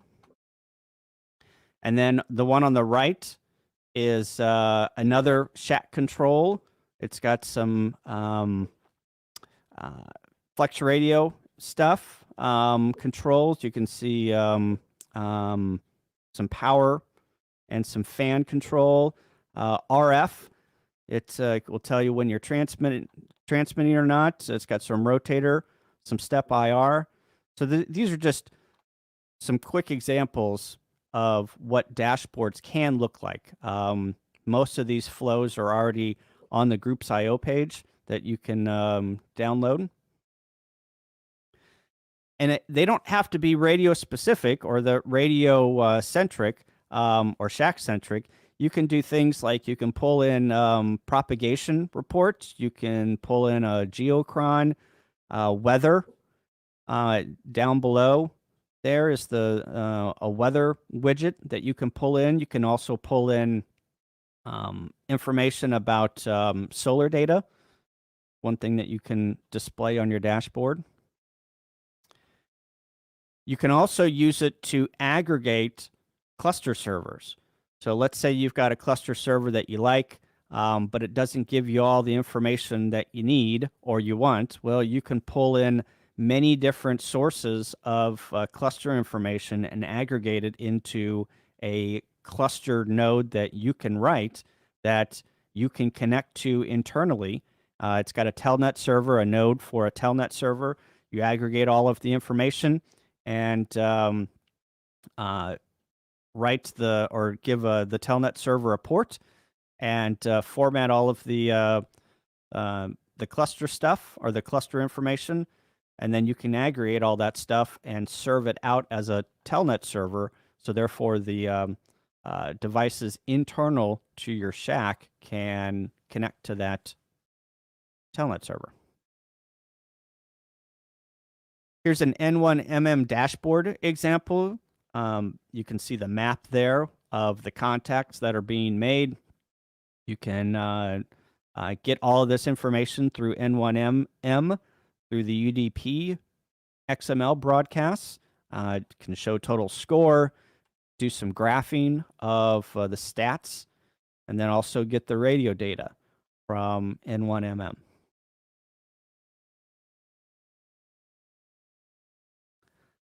So some dashboard examples and some flow examples. So this is a Digital Loggers Web Switch Pro.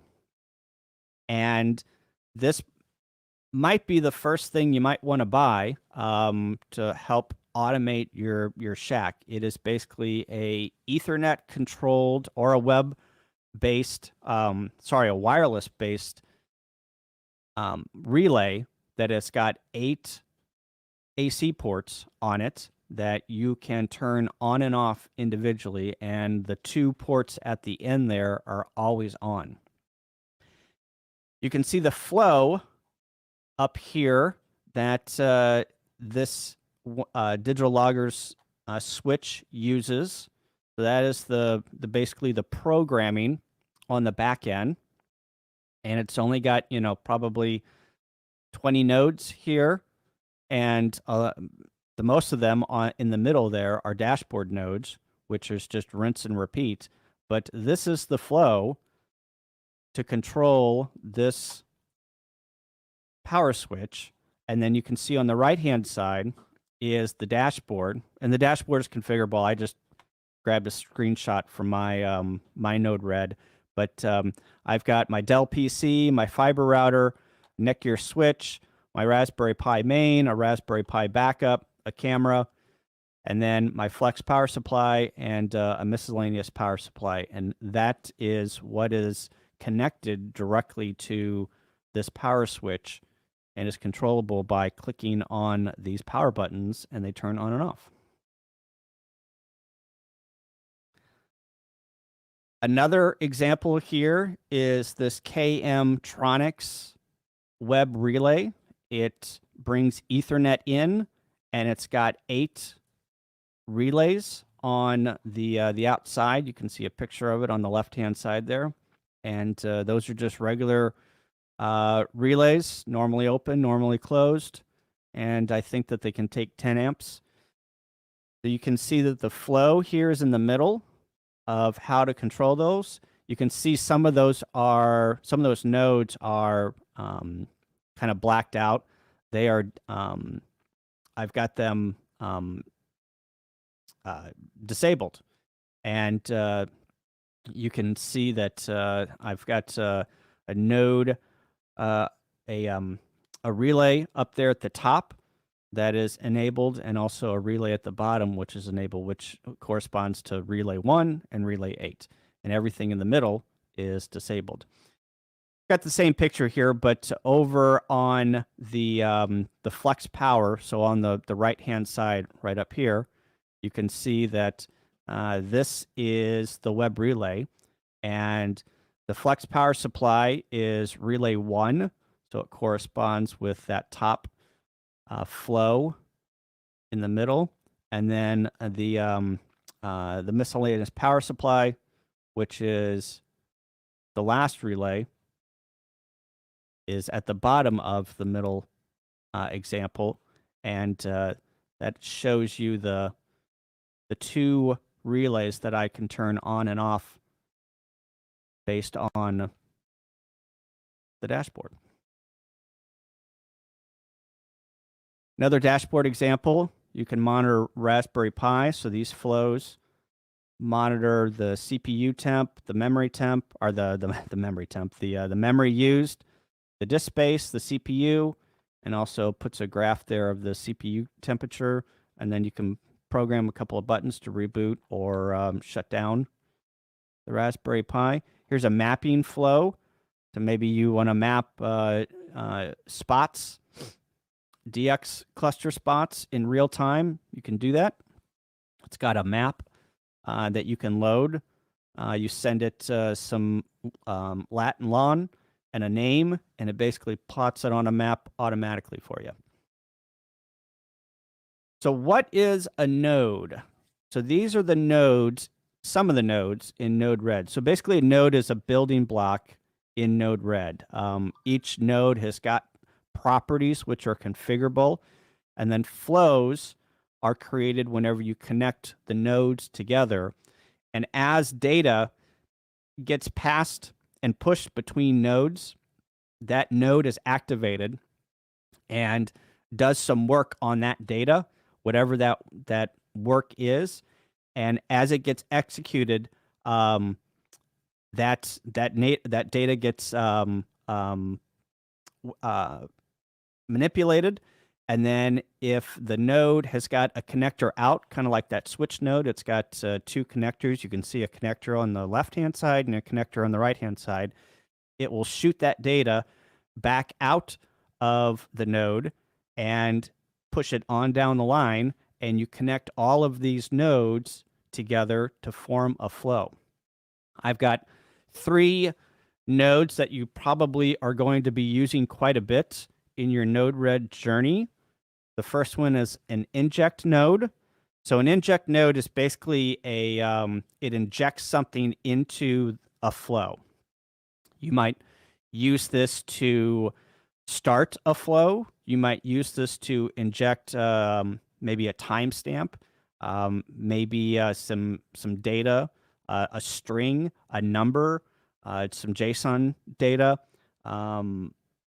anything that you want to inject in a node. Mostly it's used for starting a node. You might inject a timestamp just to start that node. To start that flow. And that's where you're probably going to use most of the inject nodes. The middle node is a debug node. So you can connect it to different nodes to get debug information out. So let's say you've got a flow and it's not completing, or it's giving you data that you don't agree with, or you thought that you were getting. You can put the debug nodes and connect them basically in parallel with all of the other flows, and it will pull off that data that is coming out of that node. A switch node is basically a big if-then-else statement. So you can bring in data on the left-hand side. You can put parameters, and all of these, you can see the parameters there that are below the nodes.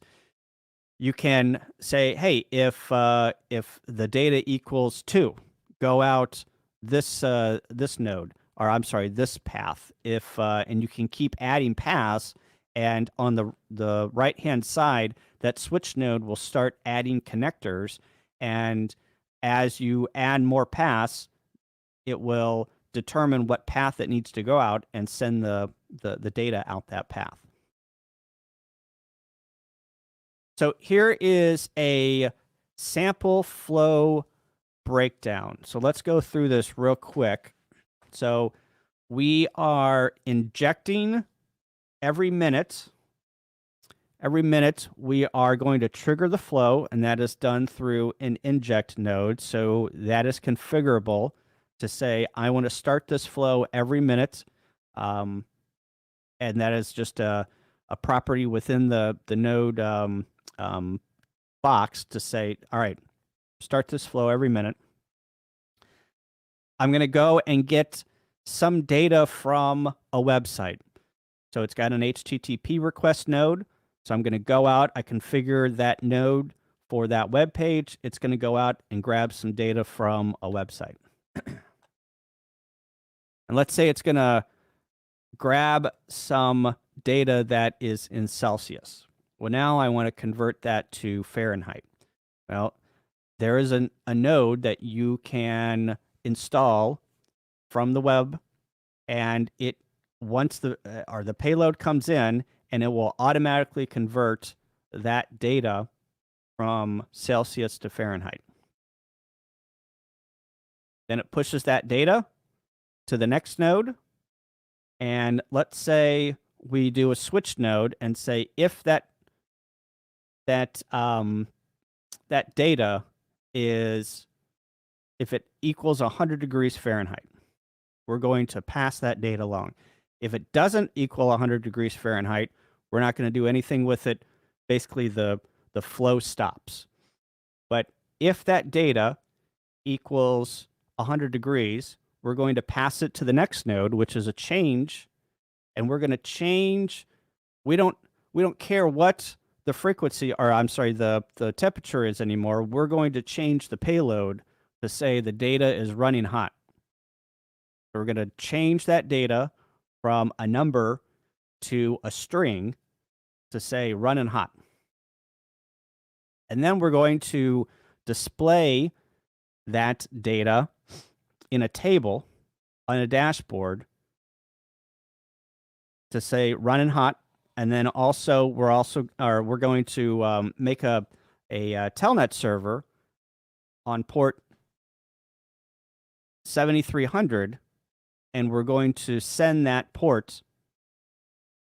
send that data out port 7300 to somewhere else on the network.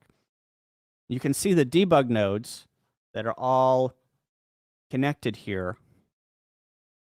And as data comes in, I'll show you on the dashboard or on the palette where you can find all of this debug information.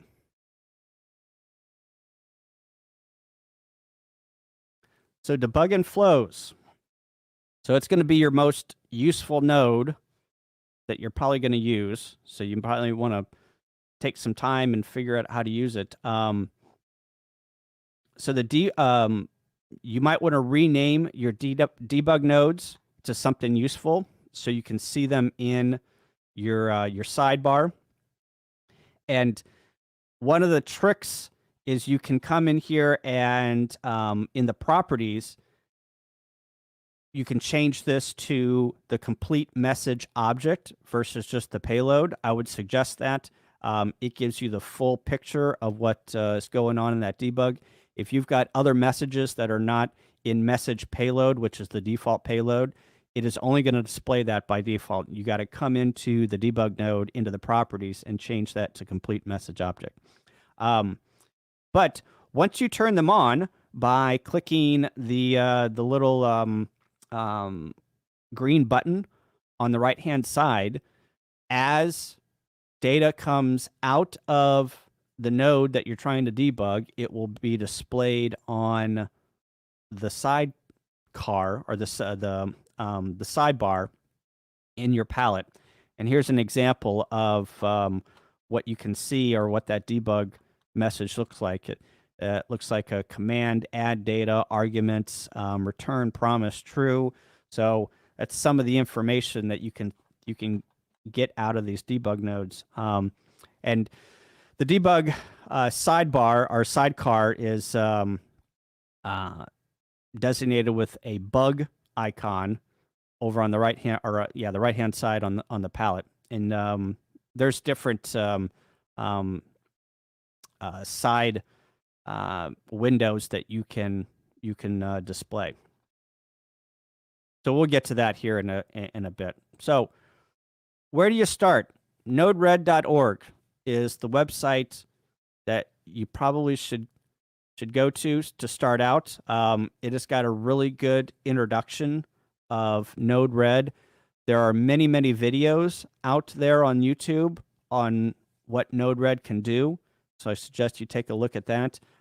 Node-RED has got a YouTube channel, but they are more focused on the back-end development of Node-RED versus getting you up and running quickly. But nodered.org has got some great information. The documentation is awesome on where to start. It's got a getting started guide. So I would start there and start your journey. Installing Node-RED. So like I said, it runs on Windows. There is a getting started guide for Windows that you might want to take a look at. One of the things that you probably want to pay attention to is after you load Node-RED on Windows, to make sure that it starts up on boot up.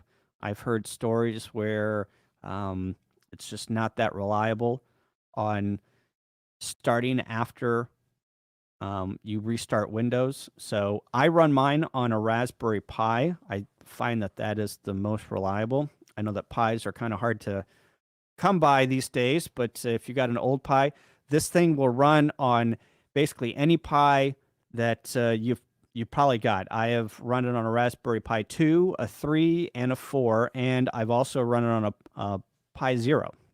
So if you've got a Pi 0 laying around, you can run Node-RED on that.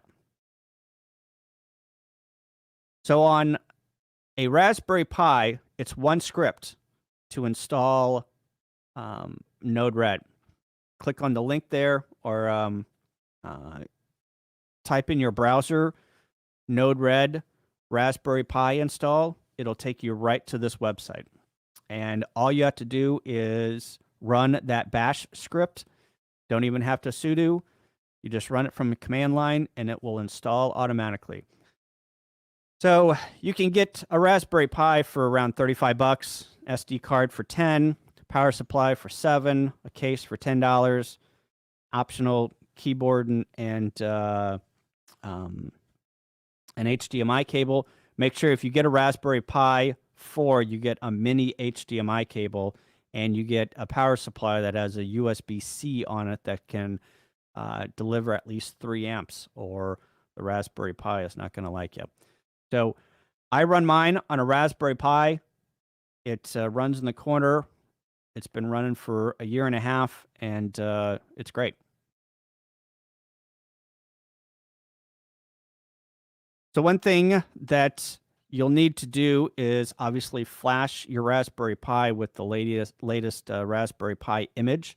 I would suggest going over to the groups IO for ham radio, Node-RED for ham radio, and there's a wiki that can walk you through the steps on getting an OS up and running on your Pi. And I also have a YouTube video on this. If you take a look at my YouTube channel, just search under AA0Z. But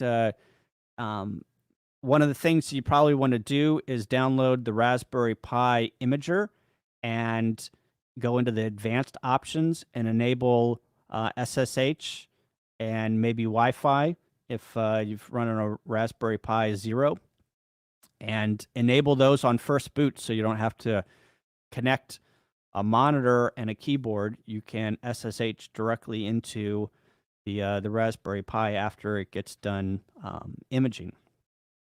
There are many YouTube videos and instructions on how to image a Pi. We're not really going to get into that, but just some things that you want to, some housekeeping things you want to do just before or whenever you're imaging to make your life a little bit easier after getting it up and running. Another thing you want to do is do a sudo update and upgrade to make sure that you got all of the latest packages on your Raspberry Pi before installing Node-RED. So after you've installed Node-RED, where do you go? So if you installed X Windows and you want to bring it up through X Windows, you can, but typically everyone goes to the IP address of their Raspberry Pi, and the programming interface is on port 1880. So it would be HTTP ://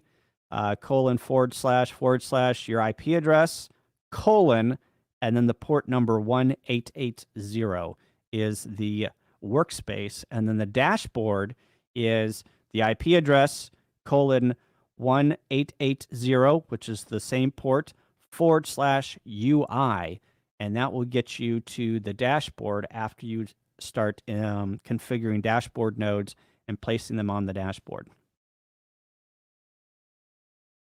One of the things that I will point out is, in order for you to get to the dashboard, you have to install the dashboard nodes through the palette manager.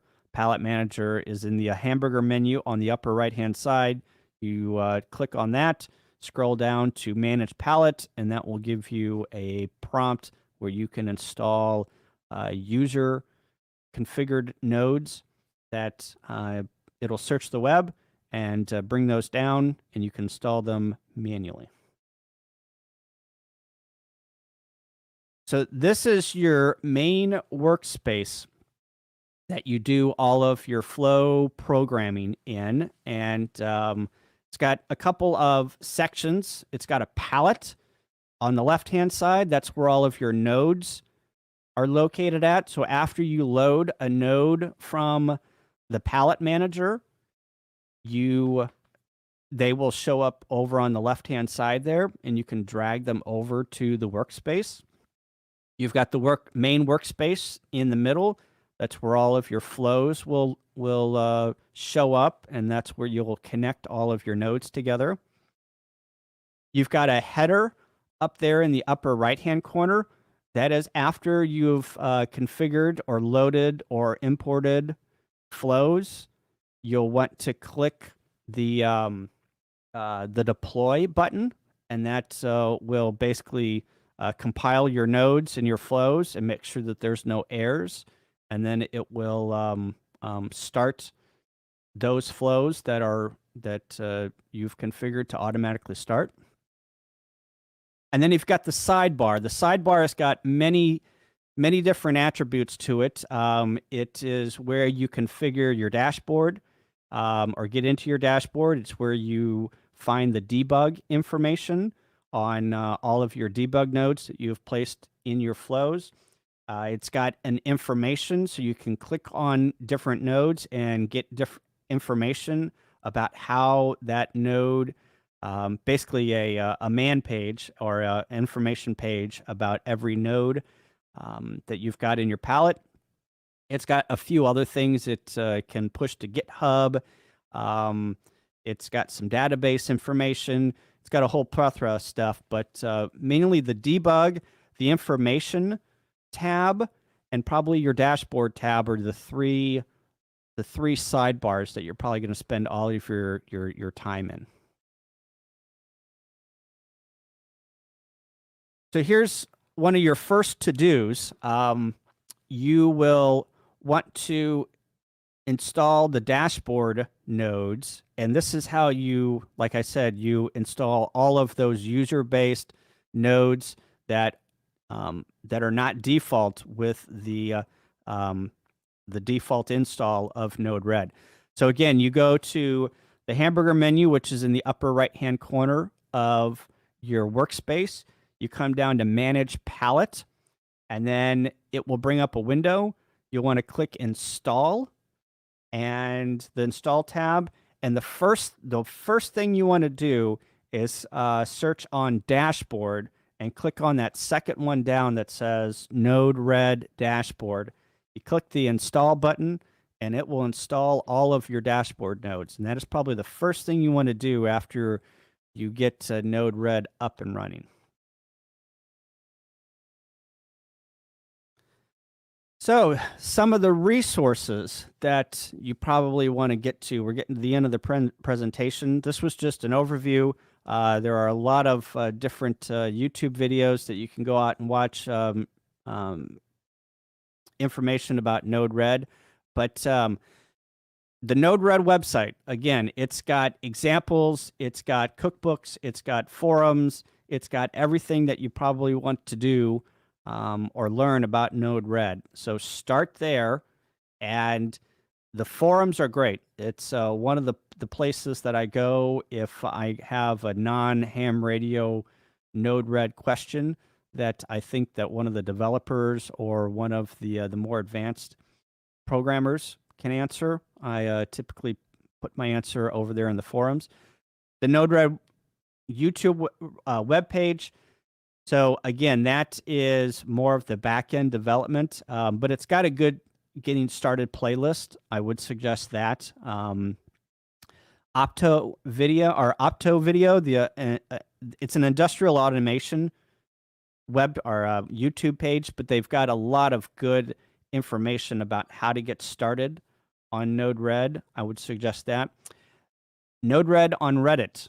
There's a pretty good subreddit on Node-RED. But the place that you probably want to start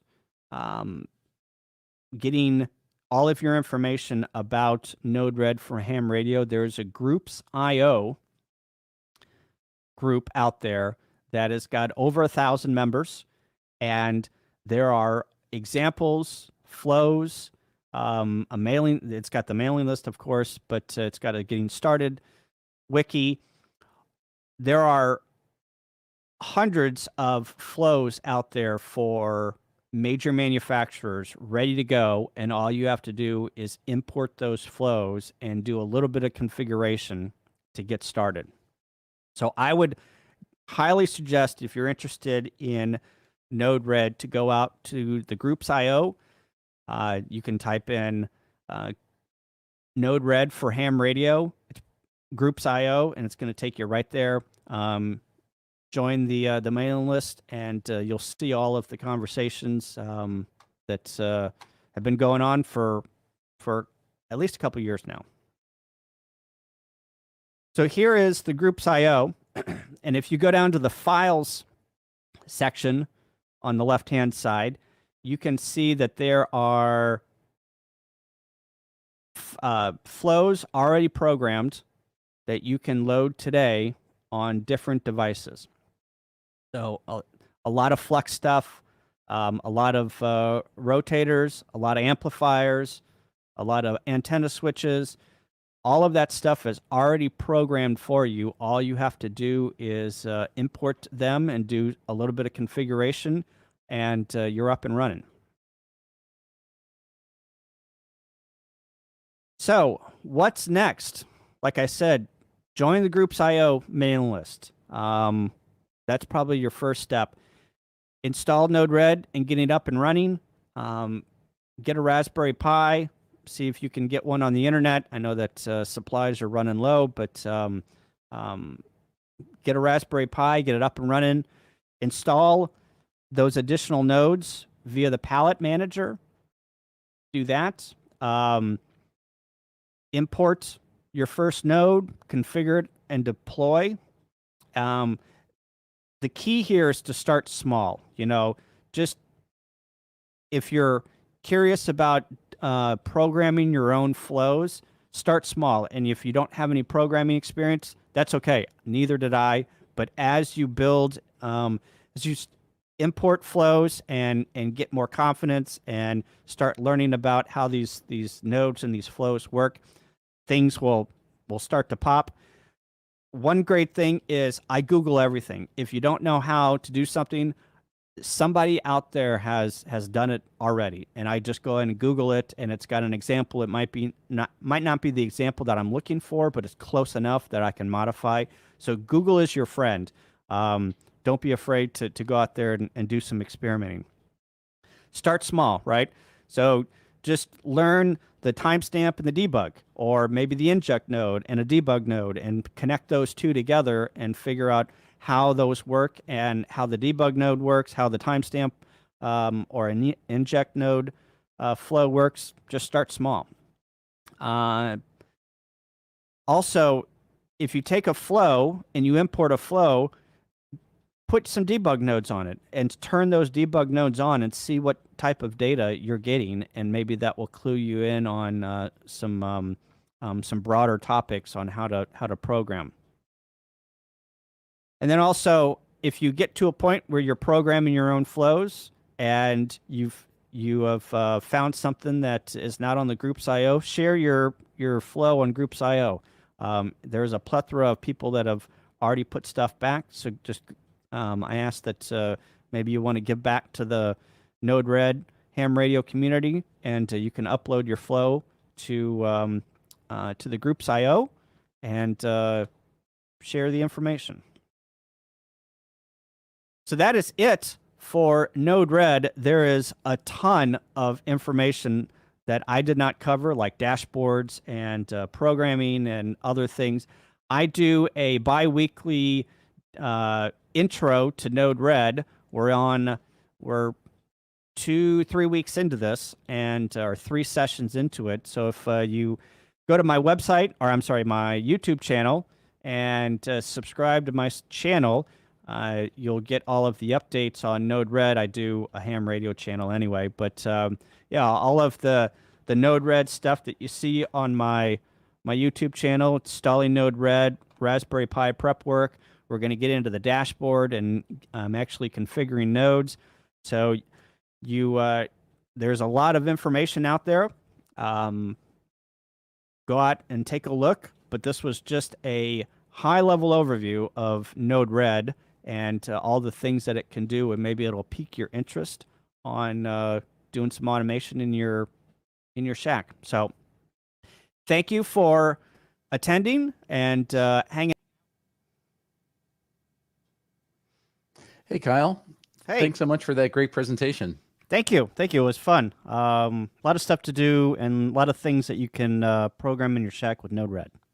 Yeah, first off, let me say I really appreciate all the work you're putting into documenting this. I know you've done several videos that I've seen on YouTube, and I'm sure there's more to come, and that's super helpful. And I want to underscore one of your comments about the community. And I think whenever any of us dive into a new topic and we're learning something, which even though Node-RED is less difficult than other things you can imagine, there's still a lot to learn. And I think the value of having the community is the most important thing, because you can start with pieces that exist and get experts to help out. Right. And the key to the community is there's no dumb questions, right? Everyone has to start at the beginning. So even if you don't even know how a flow starts out, that is a great question that probably somebody else wanted to ask, but just didn't have enough guts to ask it. And go ahead and ask any question. And I guarantee you, this is a great group. You're never going to find someone to say, well, you need to go Google that. There's always going to be an explanation on here's my theory, or here's my answer on why this is, or maybe they might point you to a YouTube page or maybe a website, but there's never a, oh, you're a newbie, go away. It's a great group. Yeah, great points. I have some questions for you before we go to the chat. First off, when you talk about using Raspberry Pis, a lot of people have Raspberry Pi 3s or 4s. Is there a particular configuration that's the minimum useful configuration so it's not slow?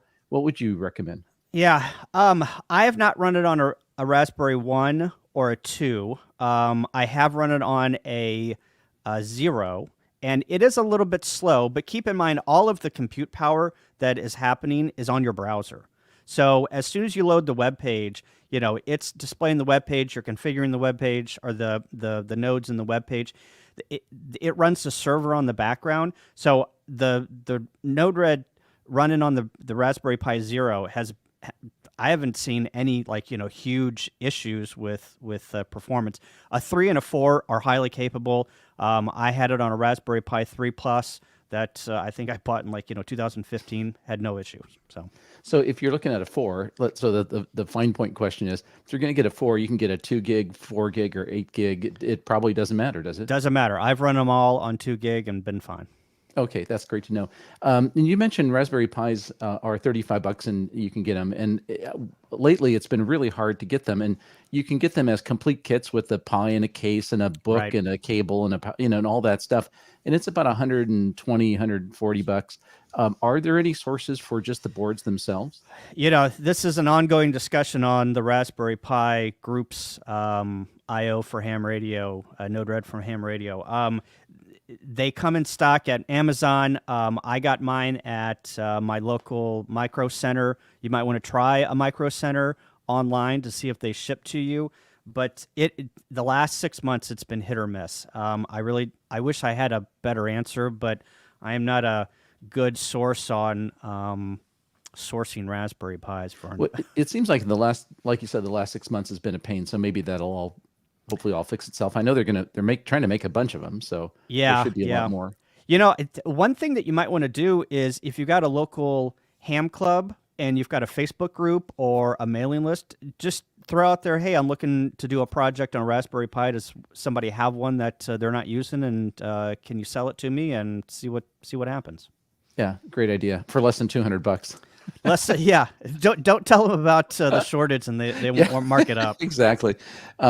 So one other question I wanted to ask, you talked about using Node-RED to talk to a lot of devices, to be able to turn power on and off and control radios and so forth.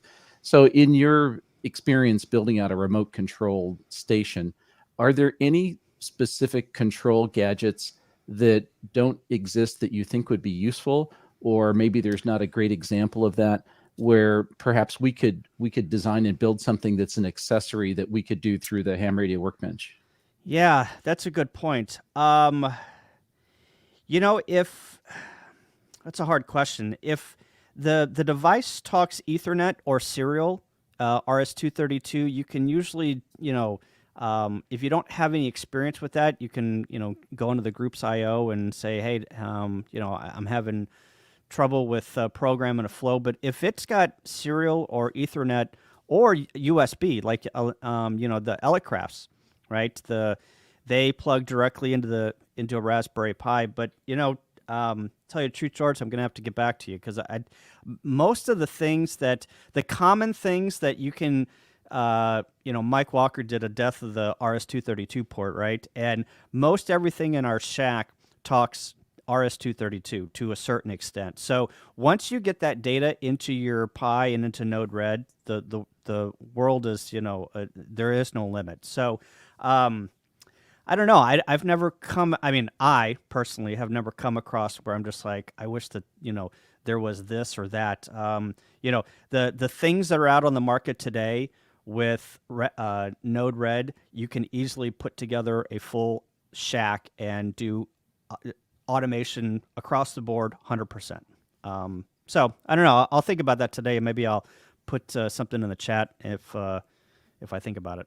Okay, and we can catch up on that later on. Hey, Rod, over to you. Do you have any questions in the chat? Well, I've got this guy Smitty. is asking questions. Oh, here comes trouble. And it's specifically around a Tasmodo-based IoT device. I think he's talking about the power bars, right? Yeah, so I did a quick search, and it looks like somebody programmed a specific node for Tasmodo, and you can load that, and you bring it into your flow, and it looks like, you know, you might give it an IP address or an address of some. I'm not really too familiar with the Tasmodo devices, but it looks like somebody programmed a node that you can load via the palette manager and bring that into your flow and get data in or out of one of those IoT devices. It sounds like a pretty good gateway drug, because we can all use automated power bars, turning things on and off in the shack. So, you know, and that's where I started, right? So I got that Digital Loggers Web Pro switch, and the flow is already out there on the group's IO, and everyone has to get power into their shack, right? So I just started there and then built out from that that common point. Alrighty.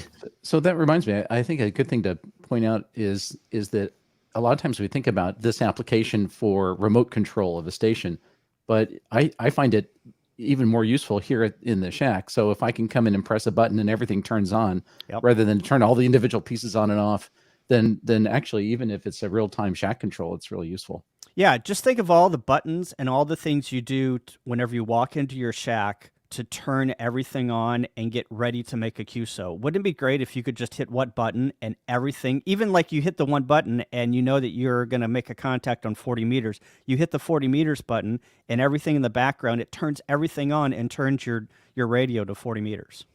Yeah, great point. So, hey, Kyle, thanks so much for coming in and doing this great presentation. And I'd like to recommend everybody check out your YouTube channel. You've got some really awesome content. A lot of Node-RED stuff, other topics as well, and also the quiz, the ham radio quiz. Yeah, and we've been talking about good doing a quiz battle between the ICQ podcast guys and the ham radio workbench crew. Yeah, so that is going to be fun. Yeah, bring so it looking on. forward to that. Now, Hey, do I have to elevate the questions, because or is it going to be? What color is an orange? I mean, we're looking for some really basic questions. Well, you know. Yeah, but no baseball questions. No baseball questions. Oh no, they're not going to be able to do those. It's all ham radio related. All of the questions are ham radio related. So brush up on your ham radio stuff. All right, thanks a lot. We'll talk to you soon. You. All right, talk to you later. We're going to hand it over to Marcel and John for a drawing. Hey, thanks so much, George and Kyle. Great presentation. Yeah, that was awesome. Thanks, Kyle. Well, we're back for another fun round for the opportunity drawing. Thanks again for all the people that have been buying tickets. John, I think we had a bunch more come in during the last one, we had 400 more tickets that have been added to our list. So we're now at about 40, just under 4,500 tickets in the drum. So awesome. Yeah, good stuff. Well, we'll start off up here. Yeah. So we've got a fun, different one here. So this is one of the super elastic signal stick antennas. I've got a couple of them here. These are really cool little HT antennas. You can get them with different SMA, BNC, whatever ends you want. And they're completely flexible, and you can literally tie them on themselves. And they'll hold that shape while it's tied up, and you can throw it in your go bag, and then they just pop right out. So it's super awesome. They're made by Richard, KD7 BBC in Utah. And all the proceeds support ham study and exam tools. You haven't heard about those. Those are online study tools, and exam tools is an online examination method that is used to give exams for amateur radio. So if you're looking to get your license or upgrade, you can sign up at hamstudy.org/sessions. And if you have anyone that's looking to get their license and wasn't sure where to get an exam, they can do that. So the first item here is a $25 value. I'll coordinate with you to order the specific model, color, and connector that you need for your radio. So John, who's this going to? This is going to, if you can see the camera here, and we hit the number and the sound is delayed, it's 1202. And let's see, 1202 is, looking up, 1202, confirming before I announce it, is Jim Rawlings. Jim Rawlings. Awesome. Speaking of baseball, spelled just like Rawlings, so or kind of like Rawlings. So anyway, Great. Well, congratulations, Jim. Yeah. And we'll be in touch after the event to get your order for your signal stick antenna. That'll be great. One more item now is the Ham Radio Workbench Mega Power Strip. So this isn't the regular DC Power Strip. This has 8 ports on it, not just the 5. So this is a new improved model. You're going to be getting just the PCBs. So these are the first run. It'll just be a 5-pack of PCBs, so you can hang out with your friends. You can buy all the parts to then complete it up. It's a neat little project. You can get some bragging rights because you're kind of a beta tester for this as well. It's limited to 10 amps given the first run and the kind of the boards that were used, but a pretty slick little one. So we've got a couple of these that we're going to be raffling off today. So John, what do we have? We're going to be drawing off today, Marcel. We will be drawing off, yes, sir. But the number is 402. 402. Awesome. And 402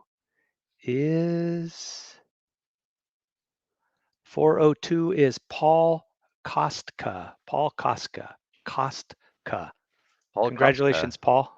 Congratulations. That sounds like a familiar name. I think you've helped us out in previous years. So I think he won last year as well. That. Yeah, I think.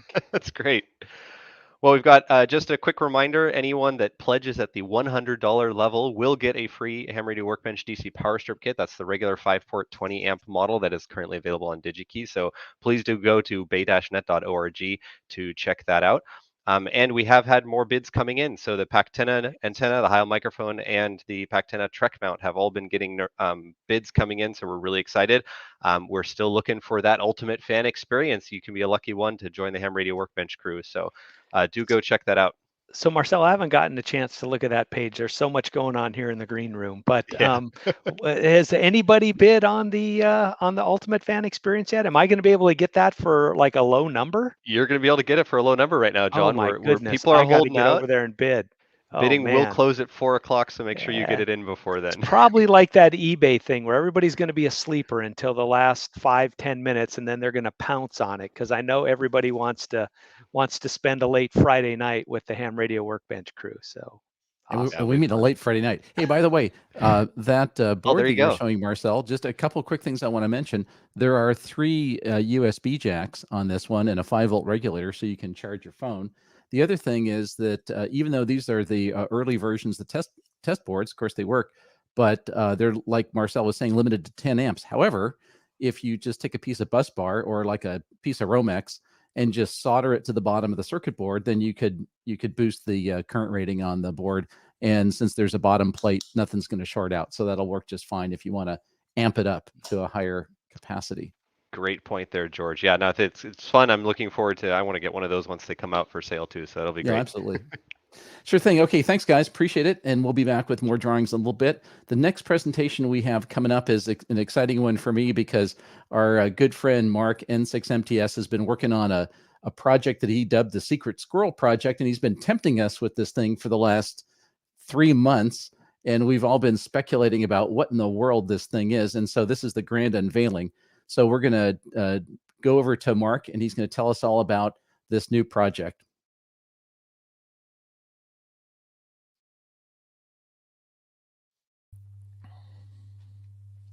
Hi, my name is Mark Smith, N6MTS. I'm also known as Smitty Halibut on Twitter and various other locations. I'm going to be presenting today on an appliance for FM satellites, operating FM satellites. I recently became the president and CEO of Halibut Electronics Incorporated, although that feels a little pretentious, so I'm going to stick with head cheese, maybe big honcho. I don't know. We'll get back to you on that one. Anyway, Halibut Electronics is also on Twitter at HalibutElec or https://electronics.halibut.com. Let's go talk about that appliance for operating FM satellites, shall we? Oh, what's that? Okay, let's move on. So, why are operating FM satellites a challenge? What is the problem we're trying to solve here? Well, when you operate an FM satellite, you often want to be able to talk to and hear from the satellite at the same time. You need to operate at full duplex. You're going to be transmitting on VHF and listening on UHF, or the other way around, depending on which satellite. And There are a lot of radios that do that now. Most mobile rigs will do full duplex crossband. The big base station rigs like the ICOM 9700 will do that, but those are big and heavy and require a lot of power. They're not great for portable use. There used to be HTs that were sold that did full duplex, like the venerable Kenwood D72 is probably the most recent one. In the old days, the Yaesu FT430, I think, was the one. But nobody makes an HT that will do full duplex operation, crossband full duplex anymore. They don't exist. And so you either have to use a bigger radio, like a mobile rig or a base station rig, or try to find a old HT that are becoming unobtainium because everybody's got them for satellite work, or you hack together something with multiple HTs and now you're transmitting on one but listening to the other, and you want like you need to be able to adjust at the same time. We'll talk about Doppler shift in a little bit. It's just kind of a kludge, right? There's no good solution for a full duplex radio right now. We talked a little bit about Doppler. There's a lot of math that happens when you're operating with a satellite. Things like you want to be able to know when the satellite is going to come up in your sky. There are a lot of apps that do this. You can get them on your phone or a tablet or a computer that you say, this is the location where I'm going to be, or if it's on your phone, you've got a GPS in there, and it knows where the satellites are because that data is available on the internet, and it can do that past prediction. But that's another device. It would be nice if we had that all in one place. Similarly, Doppler shift. As the satellite's coming up over the horizon, it's moving toward you really fast, and so that compresses the RF and raises the frequency of the signals between you and the satellite. Similarly, when it's going away from you, when it's setting behind you, it's got, the waves are getting stretched apart, Doppler shift. And so you've got to be above the frequency when it's coming toward you and below the frequency when it's going away from you. And you need to be able to adjust that as it's going across the sky. Similarly, you need to know where it is in the sky if you're going to point a directional antenna at it, like a handheld arrow, small Yagi antenna. You need to know the azimuth and elevation. Azimuth is kind of the compass heading, and elevation is how far up over the horizon is it. This is all math. This can be done, and there are programs that do this, but there aren't any radios that do this. And so, yet again, you've got another device that you're having to watch while the satellite pass is happening. What about audio? So we talked earlier about the having a one or two radios. If you're trying to do HTs, you need to have two radios, and you got to get that audio into one place. And me personally, I like having a headset, so my hands are free. I don't have to hold a speakerphone or a speaker in my hand. So I want to be able to route everything up to a headset. And so there's just a bunch of audio routing that has to be done for the wrong way, audio routing to headsets. For the next thing, we want to be able to record the pass, because as the satellite's going overhead, you've already got your one hand holding the antenna, you've got another hand tuning the tuning knob, you got your third hand on your speaker mic, the push to talk, and then you've got your fourth hand trying to write down logs on the notepad that you're holding with your fifth hand, right? You're just running out of hands. It gets very complex. So a common thing for people to do is to record the audio of the pass. And if you're trying to rig up a audio interface between the radios and your headset and then to the recorder and all, it's just, you got a lot of stuff that you need to hack together. There isn't one ideal radio that you can buy to do this, right? So what would that ideal radio look like? What is that ideal appliance for operating FM satellites looked like? Well, it's something that does all of those things. That was an easy slide. Enter SOAR, Satellite Optimized Amateur Radio. This is a product I've been working on for the last few months. If you're a listener of the Ham Radio Workbench podcast, you've heard me talking about the Secret Squirrel project. That's what this is. This is the Secret Squirrel. It is a satellite optimized amateur radio. This picture here is of one of the prototypes that I've been playing with. So what does SOAR do? Well, it does, the first thing it addresses is the full duplex VHF UHF. I want to make a radio that you can buy now for inexpensive, that have separate VHF and UHF radio modules that can operate completely independently of each other, and then put a bandpass filter on those so that there's no desense. When you're transmitting on one, it doesn't desense the receiver on the other one, so you can transmit and receive at the same time.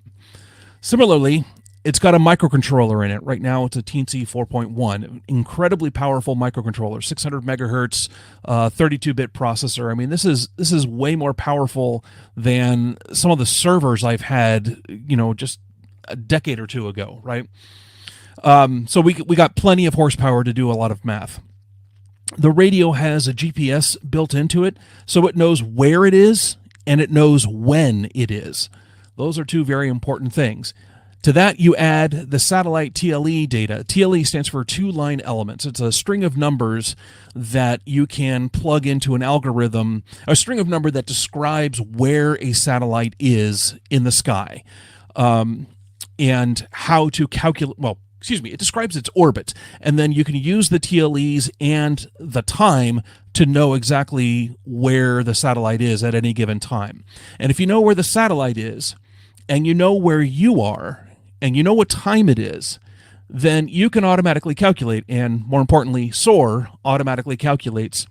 You can calculate the AOS and LOS times, so the acquisition of signal and loss of signal times. When is the satellite going to come up over the horizon, and when is it going to drop down over the horizon? You can make a prediction of when a satellite is going to be there. You can also calculate, what's its maximum elevation, where on the horizon is it going to be, all those kinds of things. All the standard things that a satellite prediction software does, SOAR can do. It can also calculate relative velocity while the satellite is overhead, and it uses that relative velocity to adjust the frequency of the radio and account for Doppler shift automatically. Right? So you don't have to keep a hand on the channel knobs or the frequency knobs for your radio. All of this is built in. With some of the bigger radios, you can hook up a computer, an external computer to the radio to control it for you. But you can't do that. I've never seen an HT that has that kind of control. Maybe they're out there, but even if they are, you now have another computer, another device that you have to carry around with you, and another cable and all that fun stuff. Again, I'm trying to make an appliance. So SOAR, the built-in microcontroller, will automatically calculate the relative velocity and adjust the receiver and transmitters for Doppler shift. While we're at it, let's calculate the azimuth and elevation and display those on the screen. So we'll have the circular sky plot that shows the azimuth and elevation, where the satellite is at any given time. All right, audio. SOAR is optimized for headset use. I realize that not everyone may want to use a headset, and so you can rig up a thing that will plug it into a speaker if you prefer, and then a hand mic if you prefer. But I prefer a headset, and so it is designed for a 4-pin 3.5 millimeter TRRS headset, like a standard PC gaming headset, if you will. Right, left audio, right audio, ground, and microphone. And the ground and microphone can be reversed because they're two different standards. The great thing about standards, there's so many to choose from. It will work on either one. And so the headset sends audio. You just plug the headset directly into SOAR, and it sends all of the audio to the right place. What are all those right places? Well, obviously, it will pass it to the radios itself, but it will also take the audio from the radio and record it into one channel, and it will take the audio from your microphone and record it into another channel. And so we can record all of the audio from the satellite pass onto its internal storage. Spoiler, the internal storage is just an SD card. But you'll be able to get to that internal storage when you plug the radio into a computer over a USB cable. It'll show up like a mass storage device on USB, and you can get to that audio from there. Oh, I'm getting ahead of myself. That audio can either be played back directly on SOAR, or it can be available as a WAV file over the USB. You plug the radio into the computer over USB, and it shows up like a mass storage device with a bunch of WAV files on it. All right. What about other controls? Well, the obvious one is a PTT. We need a PTT. There is a socket on the radio for just a simple contact closure for a push to talk. My intention is to run that up to a cable, run that through a cable up to the boom of the antenna. I've got an Arrow antenna, and I suspect most people have an Arrow antenna or a similar handheld antenna, and strap a PTT button onto the antenna boom itself. Since I've already got that hand holding the boom, I should be right there to hit a PTT. I'm working on that design. I don't have anything to announce yet. Actually, a friend of mine is working on that design, AK6DM Dan.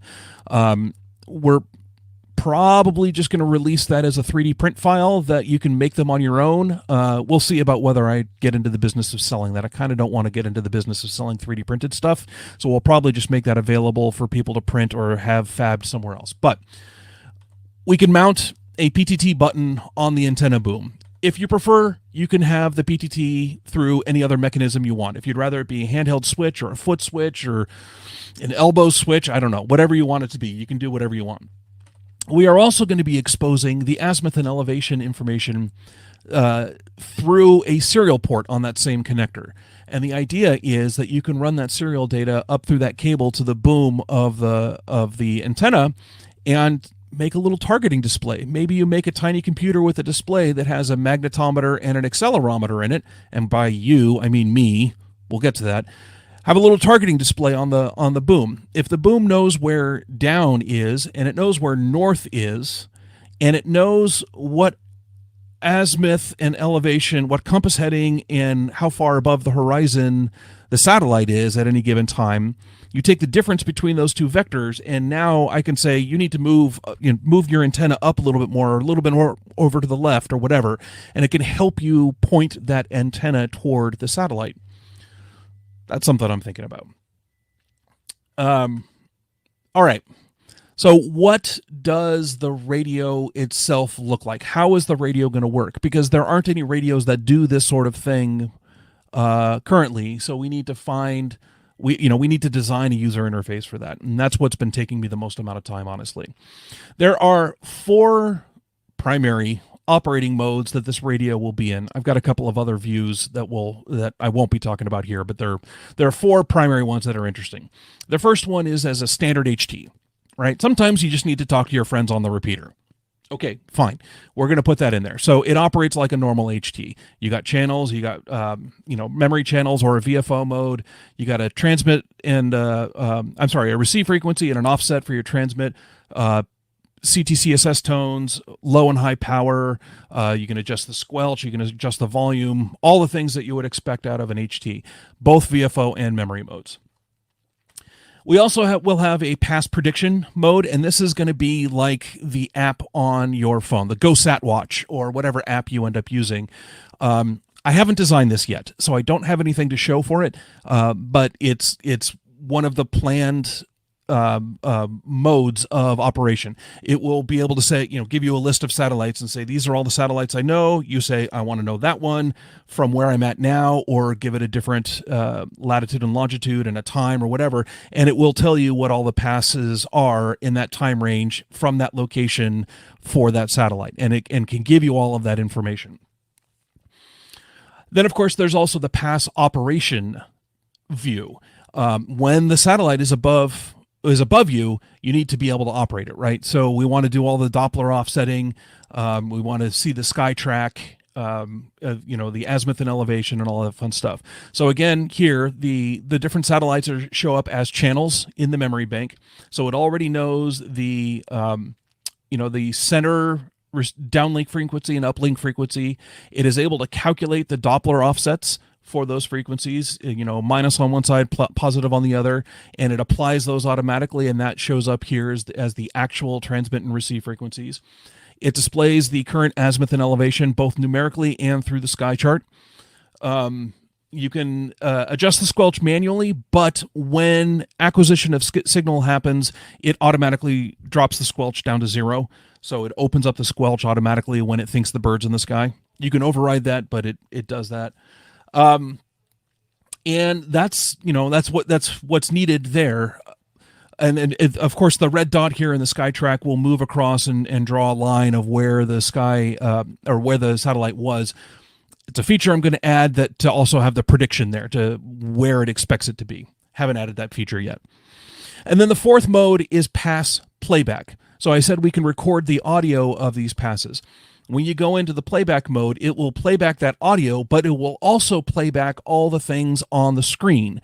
Your transmit and receives, your where the satellite was in the sky at any given time, what the frequencies were, all that fun stuff will be played back in real time as you're listening to the audio. So, hardware. What hardware have I built? You've seen several pictures already, but let me give you a small history. This all started as a very last minute bring a hack project to Maker Faire 2017. This was a board I put together in, I think, a weekend. I designed the board in a weekend, sent it off to have it fabbed, brought it back, assembled it in like 2 days. There were many problems with the audio part of the circuit that I had to bodge. Over here, you can see missing components and some wires going across things, and it was a disaster. I never actually bought any of the bandpass filter components over here, so I just jumpered from the output of the module to the RF connector. This project itself, I got it up on a repeater. I said, yay, it works. Like I got the power and ground wrong on the I2C bus. This version 1 hack was a hack, and it sat on a shelf for years. It was always in the back of my mind as a project that I wanted to work on when I had the time. And earlier in 2021, around September, my employment status changed and I had the time. And I started working on version 2.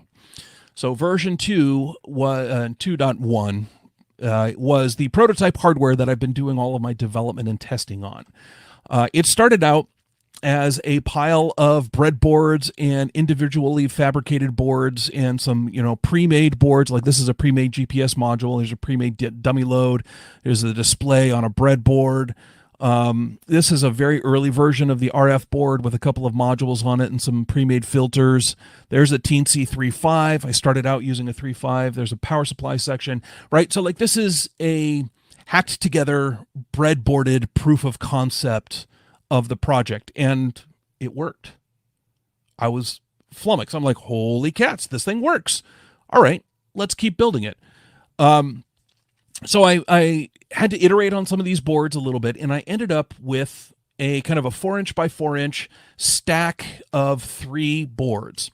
The top board is the UI board. It's got the display, the knobs, the buttons, a couple of WS2812 NeoPixels up here, although those have been removed on the final product because I never ended up using them for anything. So this is what the user interacts with. The second board down was kind of the digital and audio board. The microcontroller is on here. It's right behind this RJ45 connector here. All the audio processing is here. This is the push to talk. That's the headset adapter. And it, sends digital signals up to the UI board. And then it also sends audio and digital signals down to the RF board, which is the third one down at the bottom. You can see these little metal cans here. Those are the RF modules and some bandpass filters over here. And the RF board also has the power input. So it's got Anderson power poles, power pole of the world, and can take anywhere between 9 and 30 volts input because it's a switching module. It's a switching power supply that brings it down to 5 volts. So whatever overhead you need to get it down to 5 volts, I think it's about a 2 volts, so probably 7 volts up to like 30 volts, I think is its maximum input. Anything in that range. So 13.8 plus or minus 15%, you're fine. So that's what the prototype version 2.1 hardware looks like. What have I got that's going to go to fabrication? The final device is not going to look like that. So the production hardware, it's still at the fabricators right now. I don't have any hardware to show you because it's Chinese New Year. I didn't get the order in time for them to finish fabricating and ship it to me before Chinese New Year happened. They are off until February 8th. This is dropping on February 5th, so 3 more days. And then I have, they probably need another 3 days to finish fabrication and ship it to me, and then however long it takes to get here from DHL. So I'm hoping middle of February, I will have my first version 2.2 boards ready for me to start putting together. But I do have drawings and pictures of what it's going to look like. So this is the multi-layer board layout from KiCad. The green is the bottom layer, the red is the top layer, the purple and yellow are the middle layers. There's also copper pores on all 4 of those layers, but this gives you an idea of the complexity of the radio, of where all the signals go, what has to talk to what to make all of that happen. Those 3 boards have all been squished and collapsed down into a single board, and that's what that board is. Here's a rendering of what that board looks like, what it's going to look like. You'll notice that most of it is just solid copper because I've got copper shielding on the top and bottom layers mostly, and then the middle layers are where the vast majority of the signals go. That's just kind of to shield everything inside the board. This is going to slide into a metal case, an extruded aluminum case, which I don't have within easy grabbing distance. It'll fit into an extruded metal case, a Hammond case, and there will be the circuit boards on the sides that I use to enclose that. This is just one of them. This is the one over on kind of the right side of the radio, but you can see how it's got the cutouts for the different RF connectors, for the 3.5 millimeter, and for the USB on the microcontroller. And this is what the front panel is going to look like. It's got a big cutout for the display, volume knob, and encoder knob, a few buttons over here, power, PTT, and a back button. So between the encoder and the back, you can navigate pretty much any window or any menu system. And then it's got these 5 programmable function buttons. And PF buttons in this case means that their function is dictated by whatever's on the display. There's a little icon down at the bottom of the display that says what that button does right now. And the function of each of those buttons changes over time. Okay, so I've described what it is going to do in the first version, but I am thinking farther down the line of what kinds of things I want to add. I'm going to disclaim now, none of this is a commitment. I am not promising to do any of these features, but I am giving you a heads up of what the kinds of things I'm thinking about. So we've got audio going in and out, in from the radios into the microcontroller, and then out from the microcontroller into the radios. So that's bi-directional. The microcontroller has access to all of the audio on the radio, which means that we can do any audio modulated mode, audio modulated of FM. I don't know how to word that. Anyway, a mode where you're sticking audio tones into an FM radio, right? Like packet. So we can do packet or APRS on the device itself without any external hardware. We can do it all inside that micro. The Teensy 4.1 has plenty of cycles to do this sort of thing. We could do SSTV decodes, possibly even encodes, right? It also is capable of passing that audio out through the USB cable. The Teensy is amazingly powerful on what profiles it can present to a computer on the USB cable. My intention is eventually to have it show up as a bulk storage device that is just the internal flash SD card, so you can get all of the audio files on and off there. That's also how you update the TLE data. You hook it up to a computer, it shows up as a flash drive. You download the newest TLE files from Celestrack, drop it on there. Boom, you're done. That's how you update the TLE data. But I can also get the radio audio from the radio and to the radio to show up as a sound card on the computer. So now this can be a very simple FM radio that shows up on the computer as a sound card. Add CAT control to that, and you've got a remote station, just like a Flex radio or a 7300 or a 9700, right? We can do all of that in software. Those are just software features that I can add to the existing hardware. I also have ideas for additional hardware, things I want to add. I want to, additional products I want to make that will work with SOAR, and also some ideas for future versions of SOAR. So let's go talk about those. The first one I kind of already mentioned is the targeting display on the boom, the antenna boom, right? So we're going to have, we can output the azimuth and elevation data over a serial cable to the boom, and stick a little microcontroller on there that's got an accelerometer and a magnetometer. It knows where down and north are. It can figure out everything else and help you point your antenna.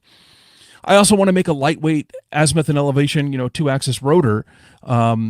There are, really powerful ones that are weather rated. Yaesu makes one for outdoor use, but I haven't really seen anything that's kind of picnic table portable, right? Something that you could set up on a table and have it just automatically position things. That's something I would like to get into. I also want to make a amp for the radio. The modules I'm using are only good for 2 watts, and after the insertion loss of the bandpass filters, they're down to about 1.5 watts output, and the receivers could be a little bit more sensitive. They're going to be okay for satellites. I've used them, but they could be more sensitive. So an external amp, or maybe a next version that includes an amp to give us more output power and a little bit better sensitivity.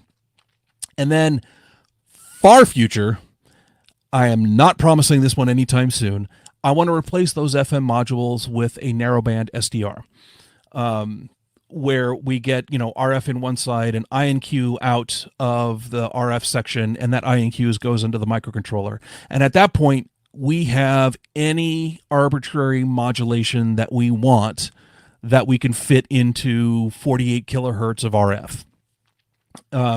We could do single sideband, we could do CW, FT, whatever. There are all kinds of modes that open up to us at that point. That's going to take a lot of RF design and engineering. So that's a very far down the road future enhancement that I want to do. But I wanted to share my ideas with you. That's it. That is SOAR. This is the secret squirrel I've been talking about for months. Let me know if you have any questions. Thank you very much for coming to my presentation. SOAR, Satellite Optimized Amateur Radio. You can learn more, maybe, at electronics.halibut.com/SOAR. My name is Mark Smith, N6MTS. I am at Smitty Halibut on Twitter. I am also the head cheese of Halibut Electronics Incorporated.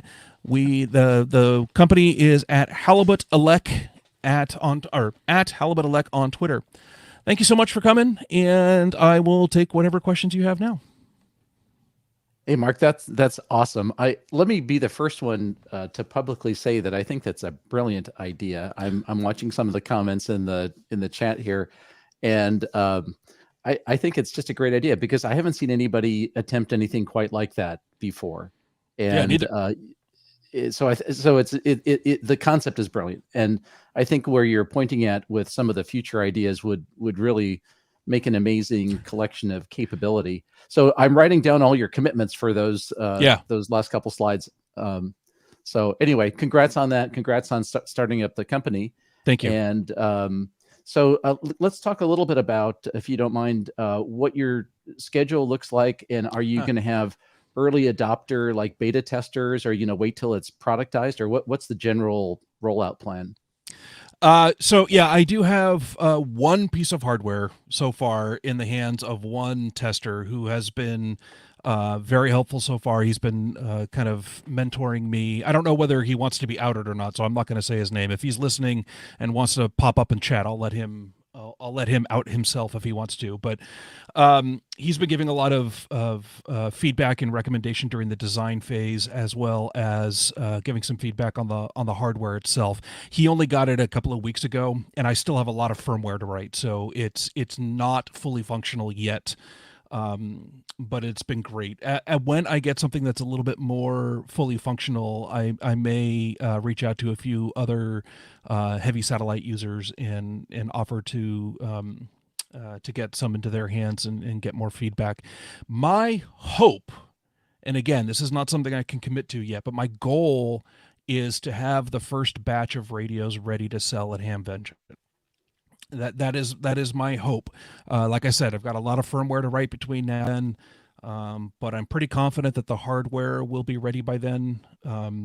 It's just whether the firmware will be or not. Okay, and that would be the final version as opposed to like the early preview for early Correct. adopters? Correct. So the hardware that I've been playing with and developing on right now, I'm calling this the prototype hardware, version 2.1, if you want to follow my GitHub, which is not public yet, not public and won't be. So it's a stack of 3 boards, like I said. The final product is going to be a single board. I'll call it the final product, even though it's going to be the first revision of what I release. But the thing that I actually sell is going to fit in this extruded Hammond aluminum case here with a couple of end caps. I saw one of the questions was how big is it going to be? I think it's 100 by 120 millimeters by like 30 millimeters tall. And then it's going to have a couple of little ears on here to that you can clip a lanyard onto and like carry it around your neck or something, just so that you don't have to have it in your hand. You can lift it up and use the UI, touching the buttons and screen and whatnot, and then just let go of it and it'll drop it as around your neck. So that's the new version of the Hamvention badge.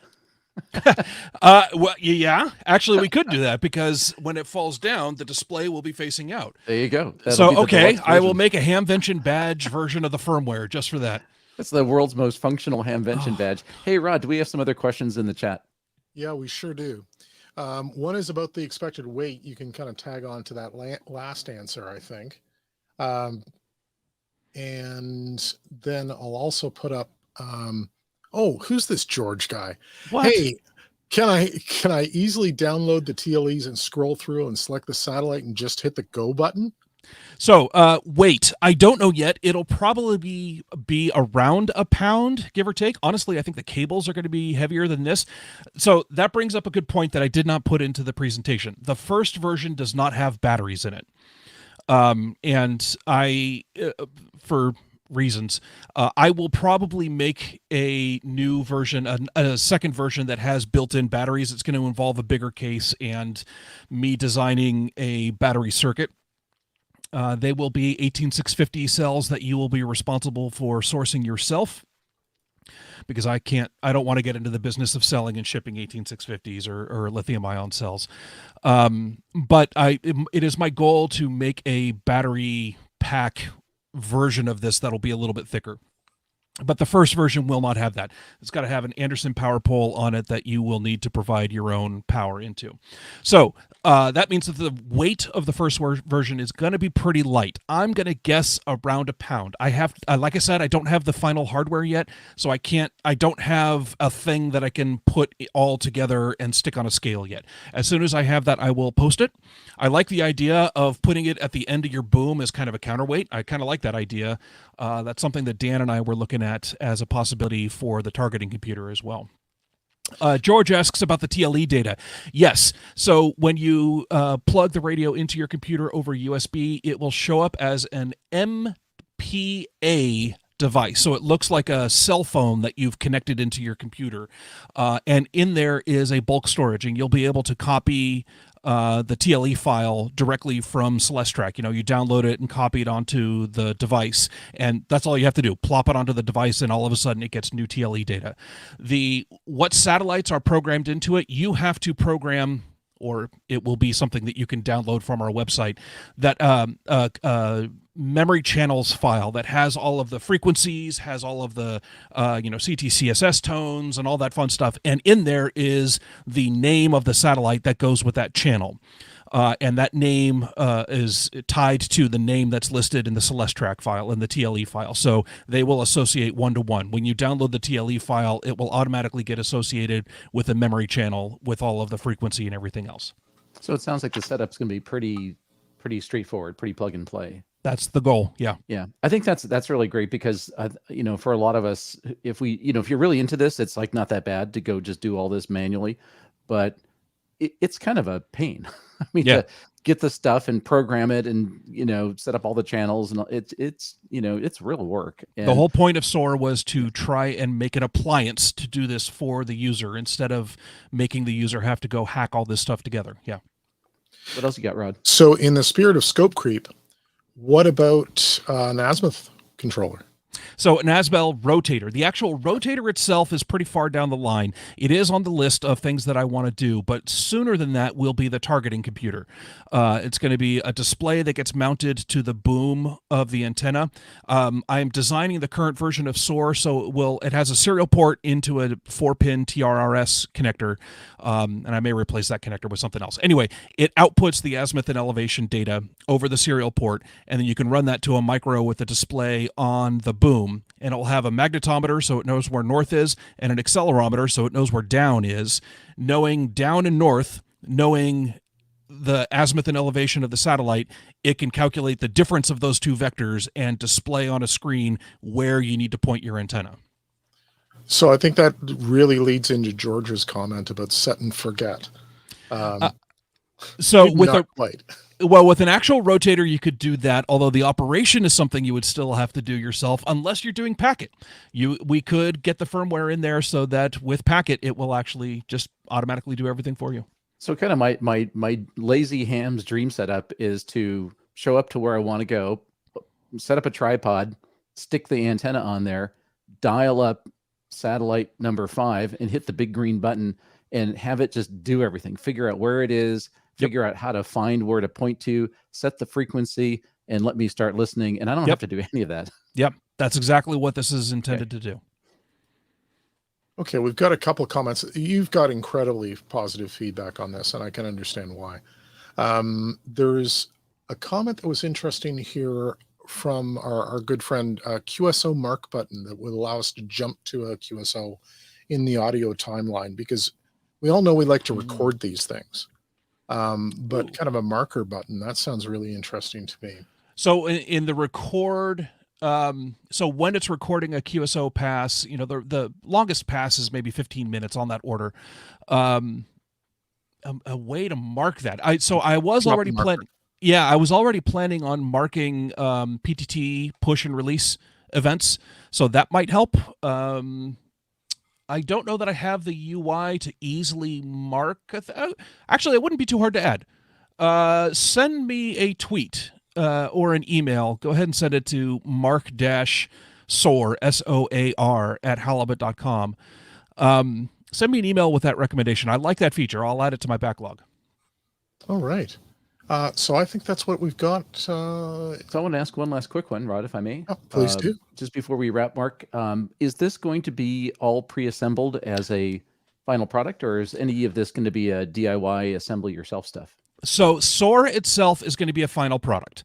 My goal is to make this a business, and this is my day job now, right? This is not a side hustle anymore. This is my day job. So I'm going to be assembling these, or the first batch I'm going to be doing myself, but later probably finding an assembly house. There may be other products that I'm going to release that are kits as well, but honestly, kits are probably something that we're going to leave to the Ham Radio Workbench project. We don't have a firm, kits are Ham Radio Workbench, final products are Halibut Electronics, but it's probably going to be something along those lines. This I am planning to sell as a final product.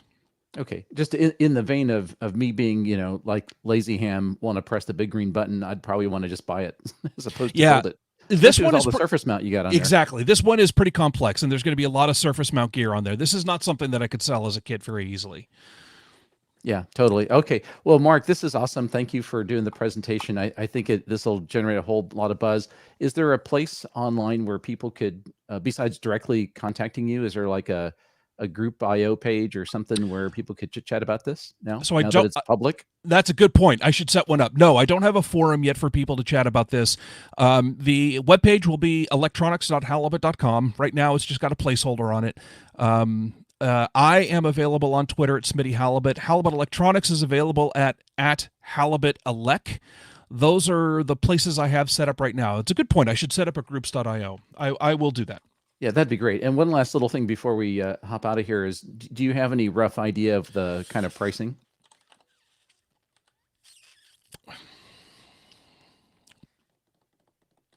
Yes.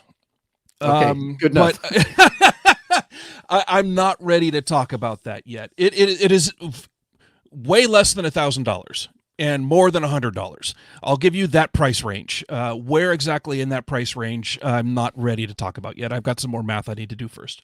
Great. All right, super. Well, absolutely the best of luck on that. I think we're all really excited to see it up and running. And me too. Yeah, I bet. All right, thanks so much, Mark. Thanks, everyone. Okay, at this point, we're going to hand it over to Marcel and John. They're going to do another drawing, and then after that, we're going to go into a short break before we come back with the next presentation. Over to you guys. Sounds great. John, you're on mute. And thanks so much, George, for having us. And Mark, really exciting. Congratulations to you. Just want to say it out loud. It's really great to see your project coming together. All these months of hearing about the secret squirrel, and now we finally get to see it. So really great job there. That's super cool. Hey, I want to shout out to Net Control there that confused me, handsome me sitting here with Vince with a pencil in his mouth. But, you know, I get it. We look similar. Go to the same barber. It's all good. Exactly.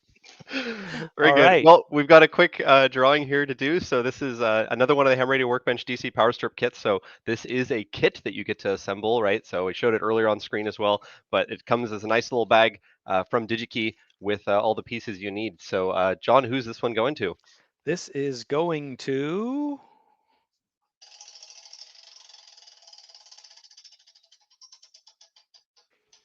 number 1017, and a quick the look sound up effects here. there that time. It's worked out nicely. Enough rehearsals, we get it going. Let's maybe see by the here. end of the day we'll have it down. Yes, exactly, or maybe next year.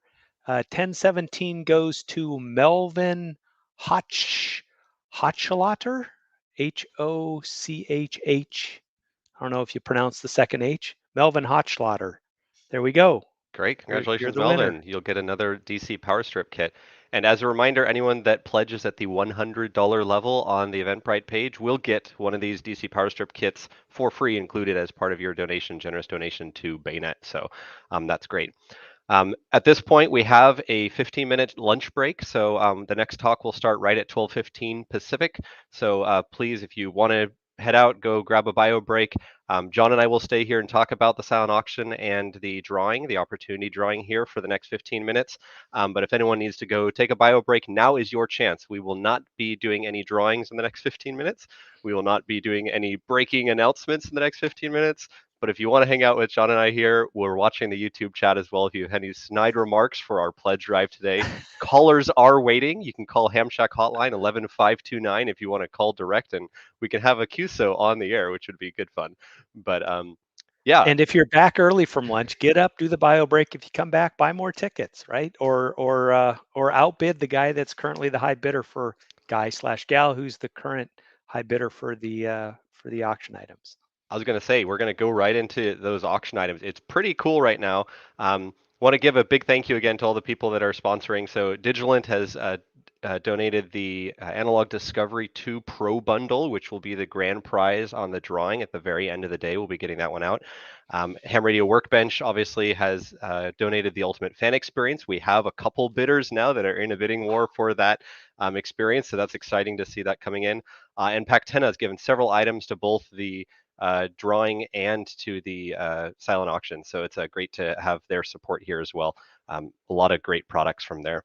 The Ham Shack hot number, Daniel, was 11529. That's me, 11529er. I don't know how I'm going to pipe your audio in. We haven't practiced this at all, but it will ring the phone next to me.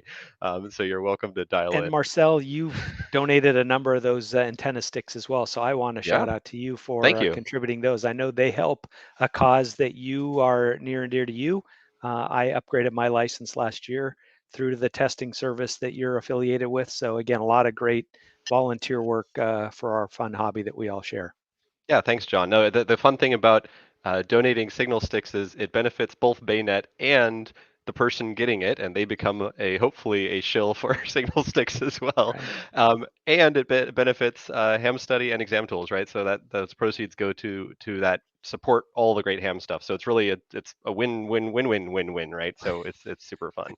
So yeah. So just want to kind of go over a couple things. So a reminder, silent auction bidding is on the Google form that's listed on the BayNet website. So if you go to bay-net.org and then click into the BayCon link, you'll see all the links there for the list of all the items that we have in the drawing today. All the silent auction items and the bidding form are there. So it's a Google bidding form. You can update your bids throughout the day. As soon as you hit submit, that's the timestamp. So if there are two bids on the same time, it will pick the person that has the earlier timestamp on their bid there. So that's one thing to check. We will be notifying all the winners by your email address on the Eventbrite for the drawing. And of course, with the Google form, the email address that you give on the Google form there. So make sure that information, contact information is up to date and that you're checking your spam folder so we can get in contact with you to arrange for shipping and getting you the items. So that's kind of the friendly reminder that we're always dropping in throughout the day. So John, let's talk about some of these silent auction items again. I know a lot of people have been getting pretty excited. Want to talk about this one again? Yeah, that's I think probably, well, hopefully many of you that are on here know the Ham Radio Workbench is a bi-weekly podcast that a number of the cast that's here today and some presenters host. And if I've kind of pieced together the pieces, they meet together on a Friday night and they're on for a long time because they get 2 to 3 to 4 hours of content out of it, it seems, every couple weeks. And just by listening to some of the outtakes, it sounds like it's quite a hoot. And so, I think what we all get to listen to for free is what the final production is. But I can imagine it's worth paying to hear about the stuff that are the outtakes that don't even make it to the outtakes. Quite a fun Friday evening, I'm sure. So again, I legitimately am going to bid on this as soon as I get focus away from today's activities to bid. And as you said, Marcel, bidding continues, right? Does bidding stop at, I'm sorry, it goes till 4 today, yes? 4 o'clock Pacific will be turning off the form if I remember to click the button right on time. But so. People can still buy raffle tickets, even though the drawing will be done. You can donate via the Eventbrite site through the Eventbrite as well. So at baynet.org, again, that website, you can always donate there. That donation on through the Eventbrite will be open through tomorrow, Sunday evening. Obviously, you won't be eligible for any of the drawing items, but if you do donate at that $100 level, you will still get a DC power strip. So at the end of today, if you didn't win anything and you still want to give and you want to up your total bids to the $100 level, we will throw in that DC power strip. So if you use, that's a great point. So if you are interested in growing your bid up to the $100 level, when the event is done, we'll have a master sheet. I will look through and see anybody that cumulatively contributed up to $100. We'll make sure you're registered as a $100 giver for that. So great clarification. Yeah, and we are really starting to sound like that NPR pledge drive, John. I know we talked about this beforehand, but hey, as soon as we talk about pledge levels, maybe we need to put together a 12-pack CD of classical music from the London Philharmonic or something, right? I think that would be a nice alternative. Maybe some VHS tapes, Marcel. Could do some VHS tapes. I hear the 5-pack tapes of Terry Gross. We'll have that on fresh air in the morning, right? So that's anyhow, Justin, I see there in the chat as well. Don't want to ignore that. So hi there for the folks saying hello in the chats as well. But yeah, so Ultimate Fan Experience. Honestly, it's super fun. Like you said, we've got several bidders already. Joseph, N3 XLS, and Spencer have been vying back and forth there for the Ham Radio Workbench podcast Ultimate Fan Experience. So really looking forward to that and looking forward to see what that guest brings to the show, right? I mean, yeah, it's a paid ticket in, but every ham has their story, right? So it's always neat to bring someone new in, see what's on their workbench, talk about it, and get a bigger lawn so that I can listen to the full show, right? I need to get a couple acres to really make up for that. So that's always fun.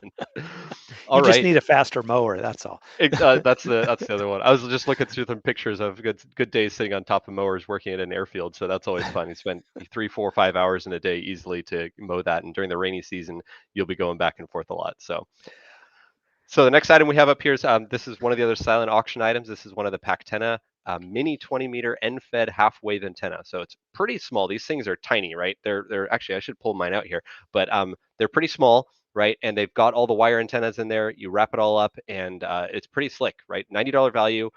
Comes with all the pieces. You just hook up your BNC and go. It's pretty impressive. John, anything you wanted to add there? Well, I was just going to say, it's interesting to see. But last weekend being Winter Field Day, I mentioned before, the other item that we had in the auction.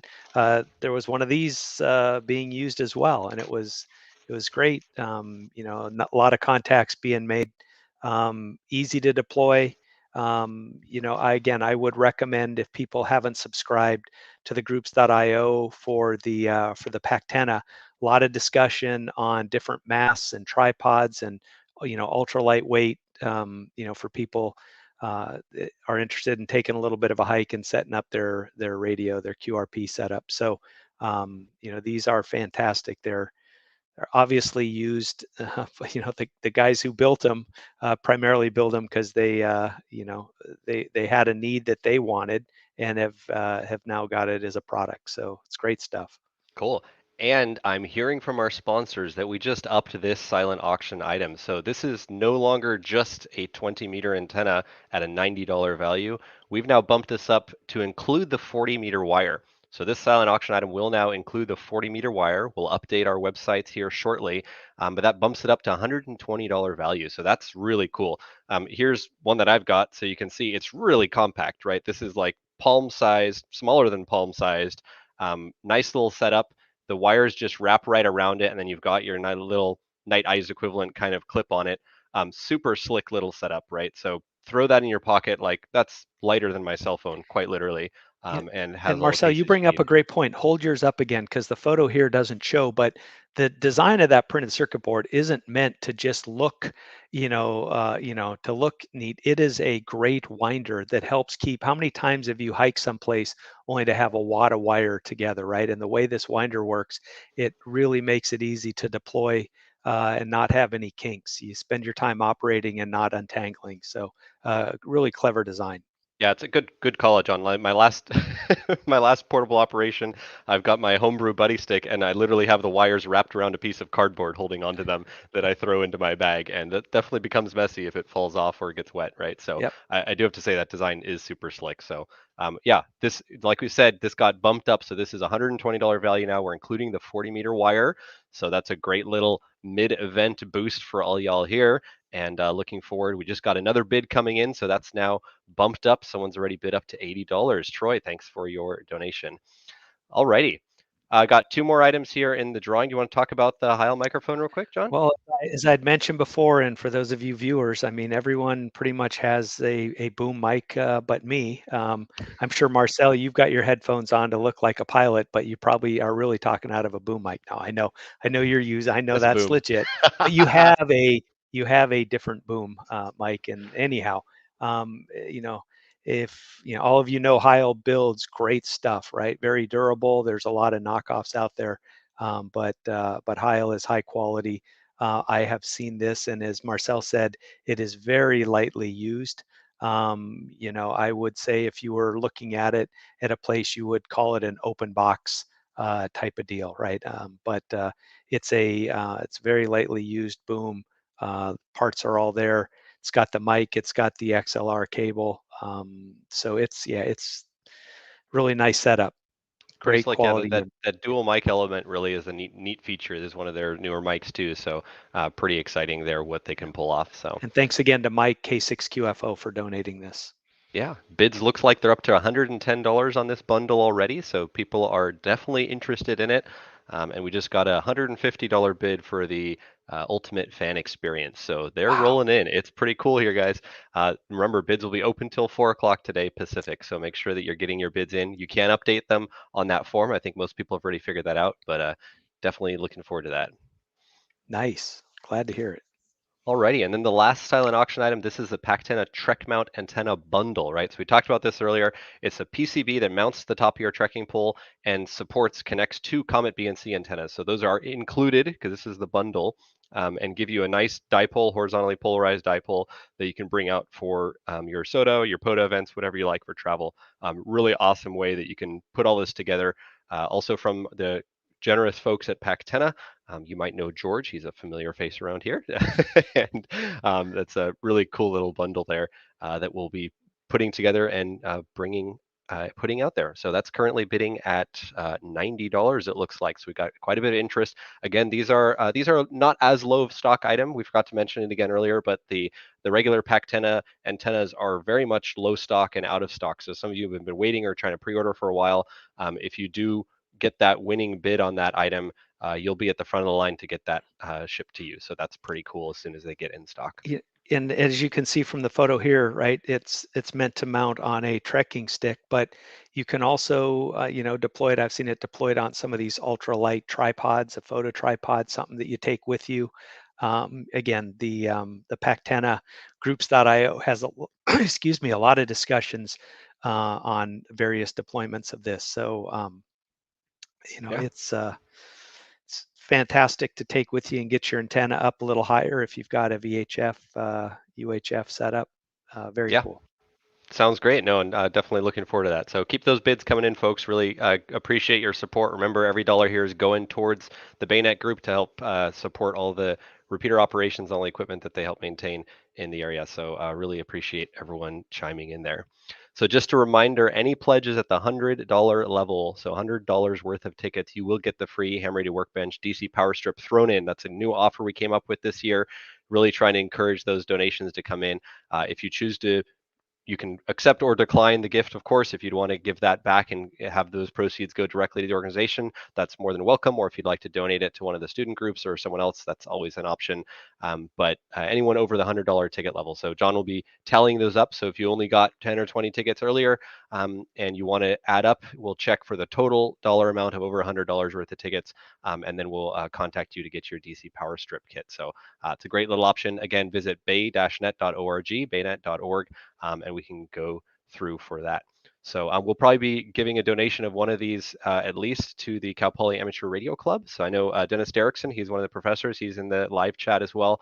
And some of our generous donors have offered to reroute their power strip kits to the students there. So that's definitely an option. If you don't want it yourself or you already have one, you don't need a second one, and you don't want to gift it to someone else, you can always make that as an option to redirect that to some student clubs. So really appreciate the folks that are willing to do that, and the students are really happy as well. Giving twice, pay once, give twice. Pay once, give thrice. I don't know how that works. Twice. It feels good to you as well, right? Because you, I don't know. Oh, that's thrice then. Okay, yeah, got it. Sure. We'll make it work. We'll let that one slide. So just a reminder, silent auction bidding does end at 4 o'clock Pacific. So please do get your bids in. We've got quite a few folks bidding in, updating their bids as well. It's a competitive market out there. So do put those bids in, and we'll be locking those at 4 o'clock Pacific today. You can continue buying Eventbrite tickets. Those will be the opportunity drawing tickets throughout the rest of the event. If you register in advance, you were able to get a free ticket as well. Once the event started, it's just purchase tickets at this point. So those will be good till tomorrow. Again, if you hit that $100 level, we will get you that DC Power Strip kit ready to go. So that's all we've got during this bunch. So really excited for the next round of talks. George, do you want to introduce our next speaker?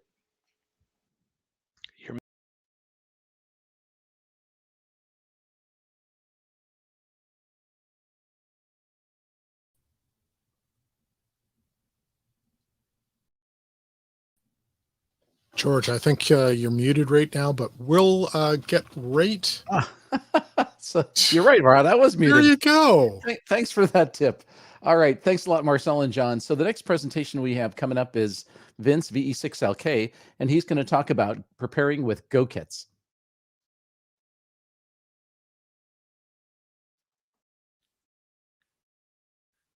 Hello and welcome to GoKit Building Design Considerations.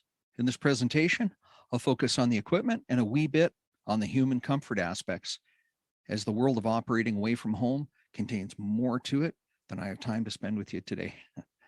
I'm Vince Dion, VE6LK, and I've been operating portable for almost 20 years.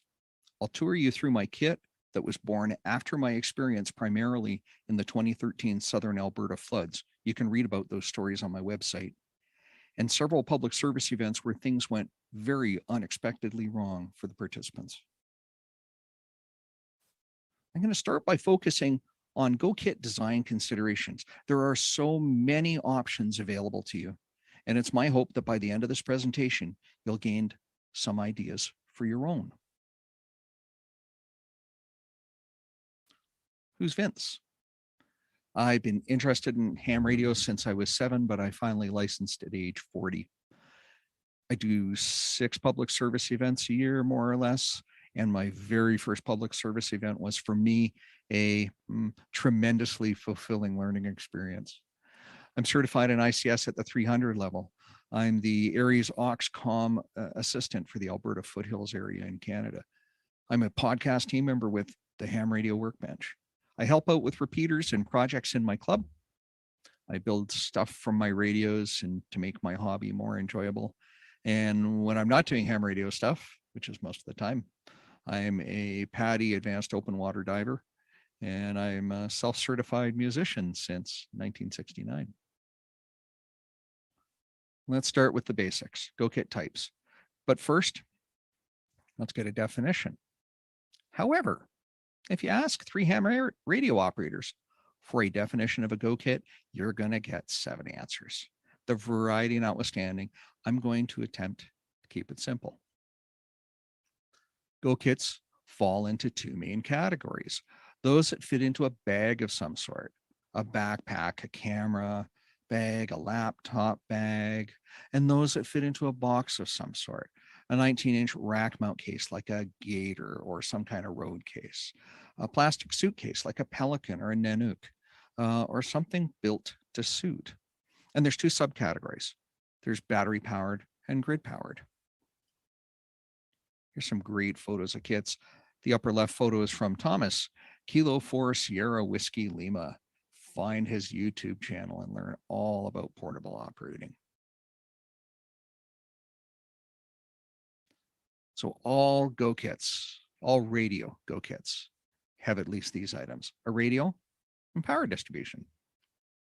Beyond that box or bag with those 2 items in it, you're going to need some antennas and something to hold them up. You're going to need feed line to get to those antennas. You're going to need power cables to plug it all in. And you're going to need to bring manuals for your gear, because inevitably, when you get into a portable situation, you're going to need to use that function you have never used before. Now, some kits have these things in them as well. More than 1 radio, a microphone, who would have thunk, a CW key, a digital interface, a computer, a power meter, an antenna tuner, external speakers, a battery, a charger, a solar panel, something to manage all that. And then there's those things that make your life easier: paper, pencil, pen, Sharpie, clipboards, notebook, highlighters, tape, a coffee mug, water bottle, a fuel bar, first aid kit, some fresh clothing, adequate food, lighting, a poncho.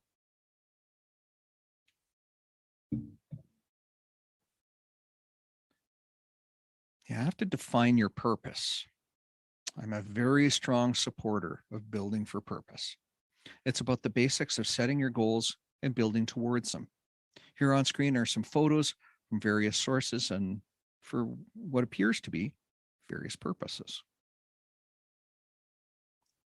But let's start with the purpose. Why do you want to GoKit? So all of these options are just a sampling of things to ask yourself before you pick up a screwdriver or buy a radio. All of the things on this page drive out the rest of your limitations, which I'm going to cover off in subsequent slides. Why do you want to GoKit? Do you go camping or do parks on the air? Do you do SOTA? Do you do events? Do you do MCOM or AUXCOM support? Where are you going to use it? On a picnic table? Inside? On top of a mountain? What frequencies are you going to operate on? HF, VHF, UHF, higher? What operating modes are you going to use? Voice, digital, Morse code? What power level are you going to be transmitting at? 5 watts, 100 watts? What's the purpose for your contacts? Is it casual? Is it a contest? Is it emergency comms where it's critical? There's 2 limitations you're going to face when you're operating, and those are how to power your gear and how big it is. So firstly, let's flush out the electrical requirements. How are you going to power your gear? Is it going to be plugged into commercial mains? Is it going to be off a generator? Is it going to be battery, solar, some combination of the above? What's your power level you're going to be able to operate at? 5 watts, 100 watts, something in between? How long are you going to operate for? A few hours? Unlimited? How close by is your power? Nearby or not? So let's take a brief sidebar before I go on to mechanical requirements, and let's touch on power consumption mathematics. It's not that hard. This is where you open up the manual for your radio and indeed all of your equipment, and you add up a bunch of numbers and you multiply it by the type of operating you'll be doing and the length of time. This is also known as the power consumption duty cycle. Here's an example to illustrate how to compute it. It isn't meant to be a full story on batteries because that could fill another presentation on its own. So from assumptions perspective. Here's a Yaesu 8900 FM rig on 2 meters at 50 watts. It's a busy net control station that's talking 40% of the time and listening 60% of the time. So there's your transmitter duty cycle because it's FM. You're there for 8 hours. Open the manual up and it says transmit current 8 amperes, receive current 0.8 amperes. So now let's work on the transmit side of this equation. You have to add up transmit and receive to get to this. Transmit 8 hours, 40% of the time times 8 amperes, 25.6 amp hours. Receive side 8 amperes, 60%, 8 hours, 60% of the time, 0.8 amperes is 3.84 amp hours. Add the two together, 29.44 amp hours of battery required, of capacity. Add battery or charging to allow for the event running long or cold weather or voltage sag in the batteries. Again, batteries is a whole other topic. But you got to add up the power consumption of all the things in your kit. Your lighting, your cooling fan, your handy talkie charger, all of those things that you might have in your kit. And remember that power consumption duty cycle varies by mode. And these are shown in TX and RX. The rules of thumb that I've always used are for FM, digital, and CW, it's 40-60. In sideband, it's less because of the modulation envelope and the way it's formed. It's 25 and 75. If you're operating off of 120 volts, it's real simple. You just need a big enough power supply to drive everything concurrently. Add up all of your numbers and size your supply appropriately.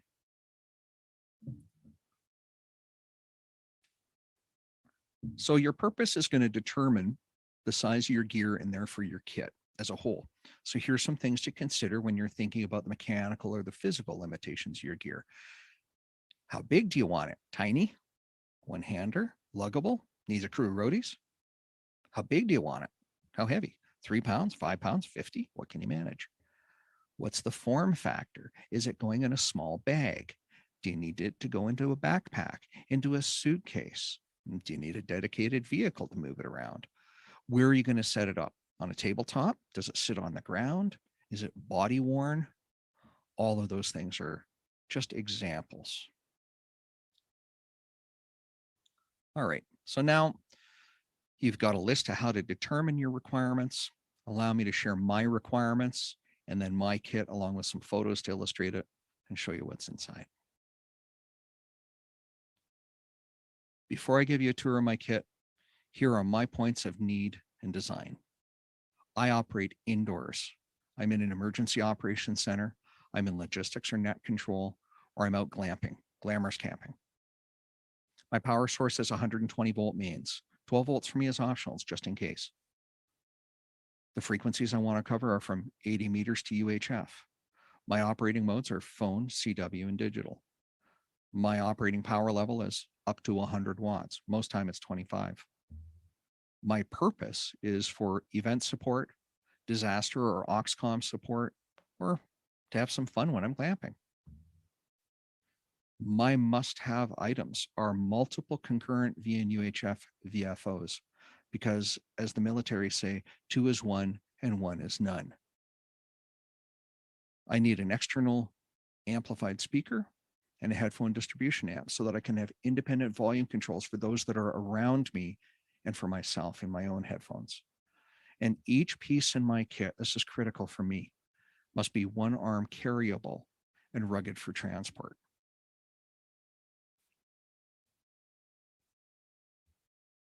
So I'm going to give you an in-depth tour of my kit over the next several slides, but this is what it looks like sitting up in front of me.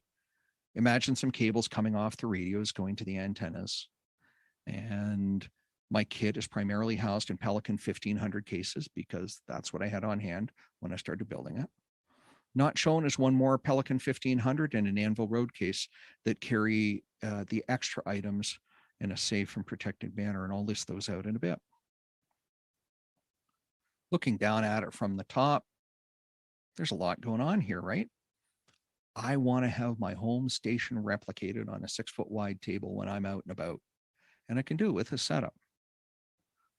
From left to right on the top, There's a Yaesu VX7 with a drop-in charger. There's one of my 2 external speakers. There's a creature comfort device. That's a little tiny cooling fan. There's a 12-volt distribution strip for the left-hand case. In the right-hand case, below the plate, is the 12-volt power supply that's mains powered. There's the second external speaker. And on the far right is a 50 amp hour, 12-volt lithium iron phosphate battery pack that I have built into a repurposed luggable container. Along the bottom from left to right, there's a 5-watt UHF data radio and a TNC. I call that my WinLink to go for packet. Into the kit, there's the headphone amp, and I'll explain that more in detail in a bit. There's a Z11 Pro 2 auto tuner from LDG for HF to 6 meters. There's a SignalLink USB sound card. In the right-hand kit, I get into the radios. There's an FT8800 dual band and crossband capable radio. Crossband for me is a must-have. There's the Yaesu 857D all mode 160 to UHF radio. And then there's an external LDG FT meter because it's handy to have multiple meters when you're transmitting on digital mode to set everything up properly. And then lastly, there's a Panasonic Toughbook CF53 computer running Windows 7, and I'll talk about that more in detail in just a little bit.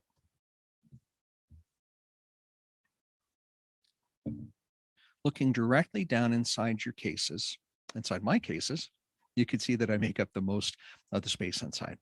Each plate nestles in very nicely when it's not in use. And when it is in use, the plates simply come up and they lean up on the front of the case, as you saw in an earlier photo. But underneath, I keep all of my supplies and bits and pieces. The kit takes me 5 minutes to set up, not including antennas. So from left to right along the top, an assortment of RF adapters, some short RG400 jumper cables, 12-volt to USB cables. These plug directly into the power strip, and they give me 5-volt USB out so that I can charge a cell phone or power the creature comfort device. The FT857 CAT cable, the 12-volt distribution cable, which runs from the right case to the left case, and some RF flat grounding cables in 2 different lengths, and I can connect them together if I need a 3rd length. Along the bottom from left to right is one of the 2 external speakers. You can see the fan again.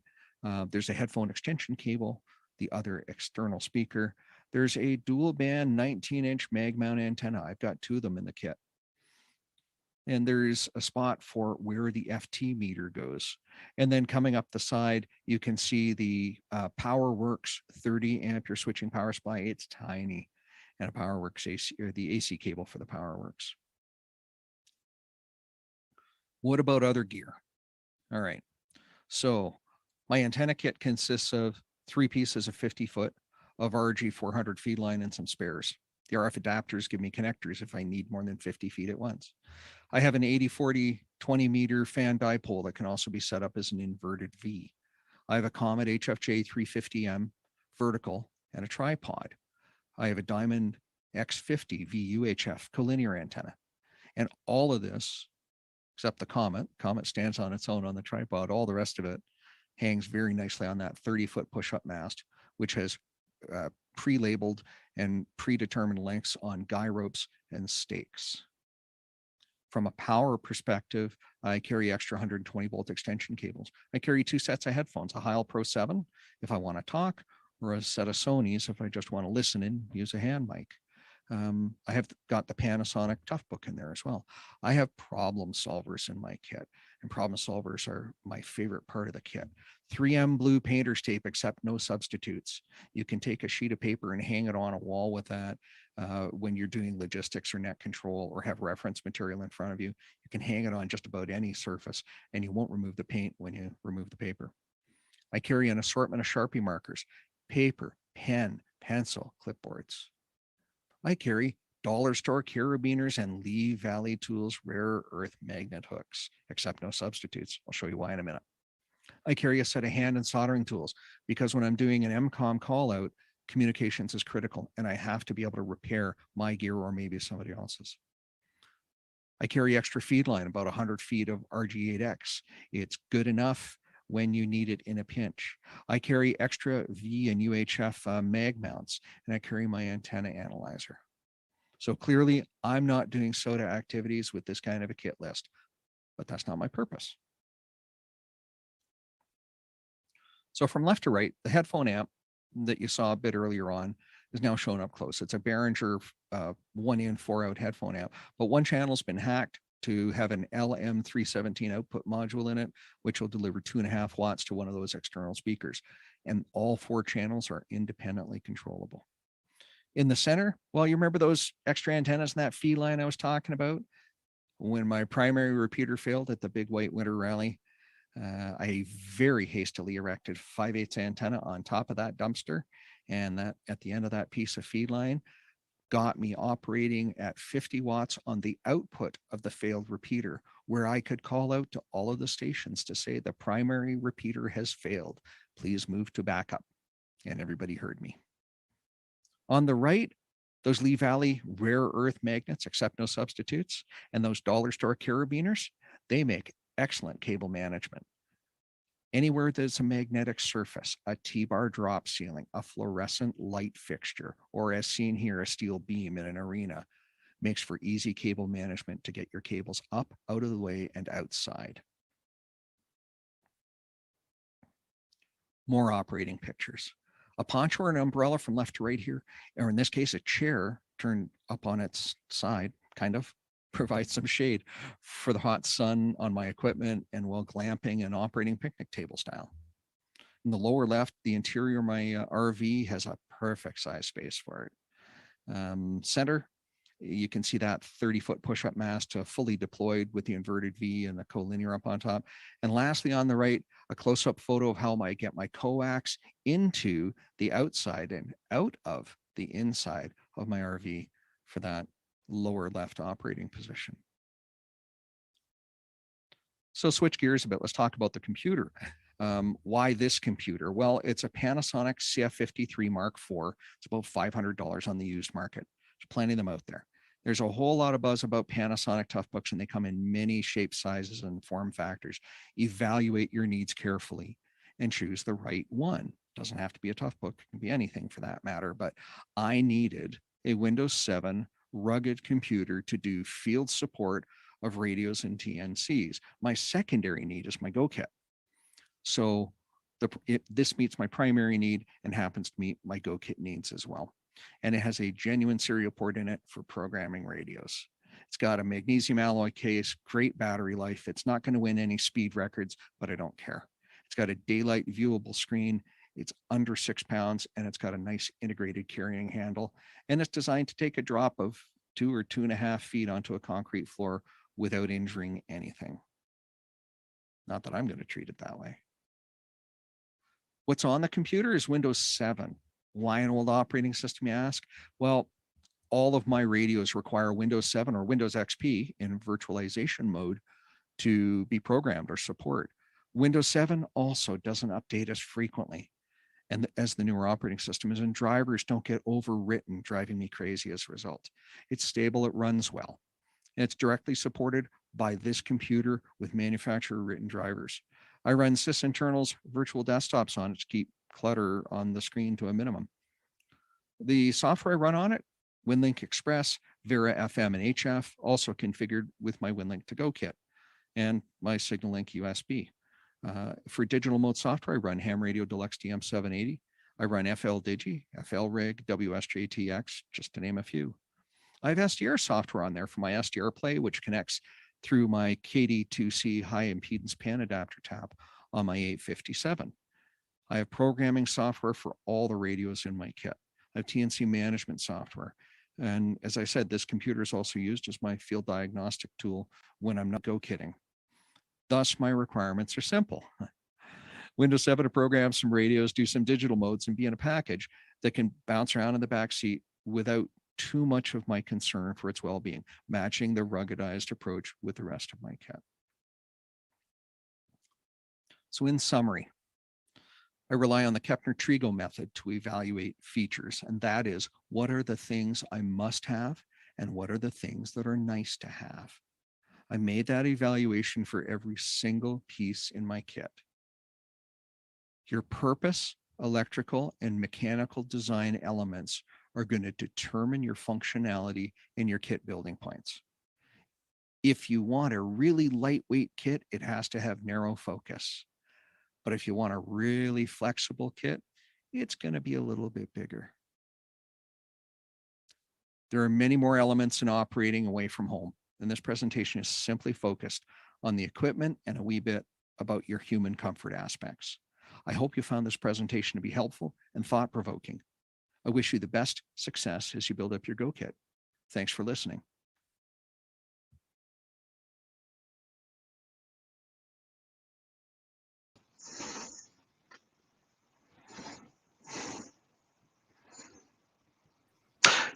Hey, George, I think you got that mute thing going on again. Oh, buddy. yeah, I've got that mute thing down, man. I know exactly how to put myself on mute. I'm taking after John. That is awesome. Yeah. Hey, thanks for the presentation. That was really interesting. I particularly like how you think through what the mission is in front of you before you start picking and choosing the bits and pieces. And I think that's just absolutely the place to start. And I got to tell you, my one tip of the day that I really like is your magnet and carabiner. The magnet and carabiners. I only have a few. Yeah, I could tell. These are great, right? The reason I love that is because so much of the time we spent focusing on which radio to bring or which antenna to bring, and we forget about all of the stuff that sits around it. And most of the times things that crap out are the things that, are those other things like, how do I route this cable without it getting in the way? So I thought that was brilliant. Thank you. Yeah, that was absolutely born on a necessity. I mean, Lee Valley Tools is one of my favorite places to shop, right? And these rare earth magnets, except no substitute, they're just the bee's knees in terms of quality and how well they hold up a lot of stuff. And it's a real fast, easy way when you walk into a place with a T-bar drop ceiling, or maybe it's got some fluorescent light fixtures or whatever. You just pop one of these up there, and you add a carabiner onto it, and Bob's your uncle. You can route 3 or 4 cables through that. They're up out of the way. Nobody trips on them. But you do have to keep them away from your 3.5-inch floppies. Yeah, yes, you do. Yeah. So speaking of floppies, you'd mentioned the Panasonic Toughbook, and I'm a big Panasonic Toughbook nerd myself. No offense. But do you ever run that thing off of 12 volts, or do you just run it off of the 110 volt power adapter? I run it off the 110 volt power adapter. It's a laptop like most of them that runs at 18 point something volts coming into it. I have not yet tried the Lund brand 12 volt to 18 volt to DC to DC converter. When I get around to testing that, my first question will be, how ruddy noisy will it be on HF, right? For switching noise. I know a couple of other people have found some good adapters that are reasonably radio quiet. I haven't got that far yet. So I did try that, by the way. I don't recall the brand. I don't think it was Lund. I think it was whatever was cheap on eBay, which is probably not the best choice. But anyway, I did get one, and it was a bit noisy, but it depends on what state of charge the battery is in.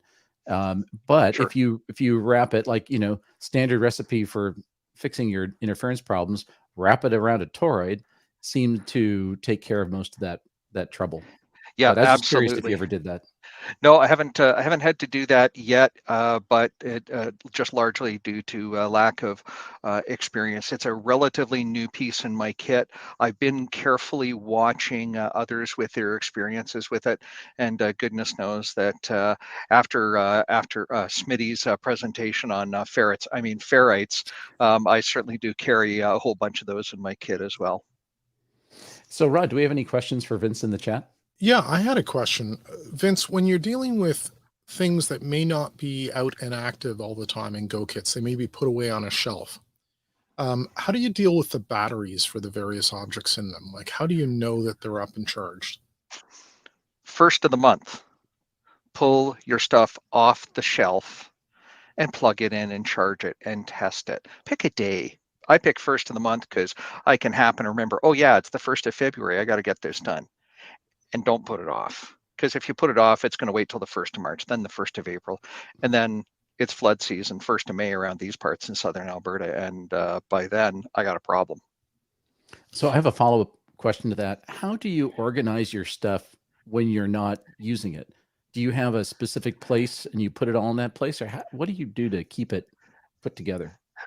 George, I am not nearly as well organized as you are with color-coded nanooks in a specific closet in your home. But I have taken some pointers from you. And yes, it all sits in one area down in my sub-basement here in the bunker, where I can just grab and go.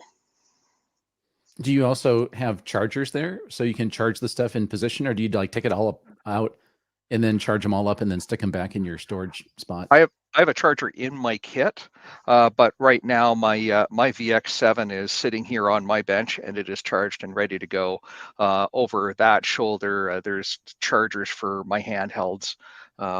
I never have a battery sitting in front of me on a radio that isn't fully charged. It's just, for me, a habit. If I come back with my FT5, you know, after making a trip out to favorite big box store, because I simply can't be without my repeaters when I'm shopping, the first thing I do is I pop the battery off and I go to the desk and I swap it out right away. I've developed those disciplines over time so that I don't have that problem. I'm sure it takes one or two bad experiences when you show up to the event with the discharged battery. That's the last time you're going to do that again. Either the last time you show up to an event or the last time you show up with a dead battery. Exactly. So if somebody's getting started with, you know, getting a little more organized, getting a kit together so it's functional, what are the first couple of steps they should take towards getting a functional Go kit? You know, I used to have this chunk of lumber. And I started laying out stuff. I first would lay it out on cardboard, and then I lay it out on lumber. And I'd try it, and I'd work with the ergonomics of it. For me, it's about ergonomics and laying things out. And for me, it was also working with what I had. So I mentioned those Pelican 1500 series kits, boxes that I've got 1520s, I think. So I'm like, well, I wonder if I can fit this radio and that radio in there, and what side do I want them on? And I tried them on both sides. As a matter of fact, I ended up reversing them at one point because I wanted the frequently used kit that I get into to be in the center of those two Pelicans. So for me, that's my 8800, and the next things I'm going to reach for would be power distribution and the antenna tuner, right? So I thought about all of those things, but it was a whole lot of lay it out on the table and see what works, and then figure out how I was going to build it. So kind of full-scale prototyping. Yeah, absolutely. You bet. So it was kind of fun going down to metal supermarkets and saying, so what have you got for sheet aluminum? They said, well, gee, the only thing we've got here is checker plate. And I'm like, well, I can work with checker plate if I have to, I guess. So Mark's asking, how many different Go kits do you have? Like, how many different purposes?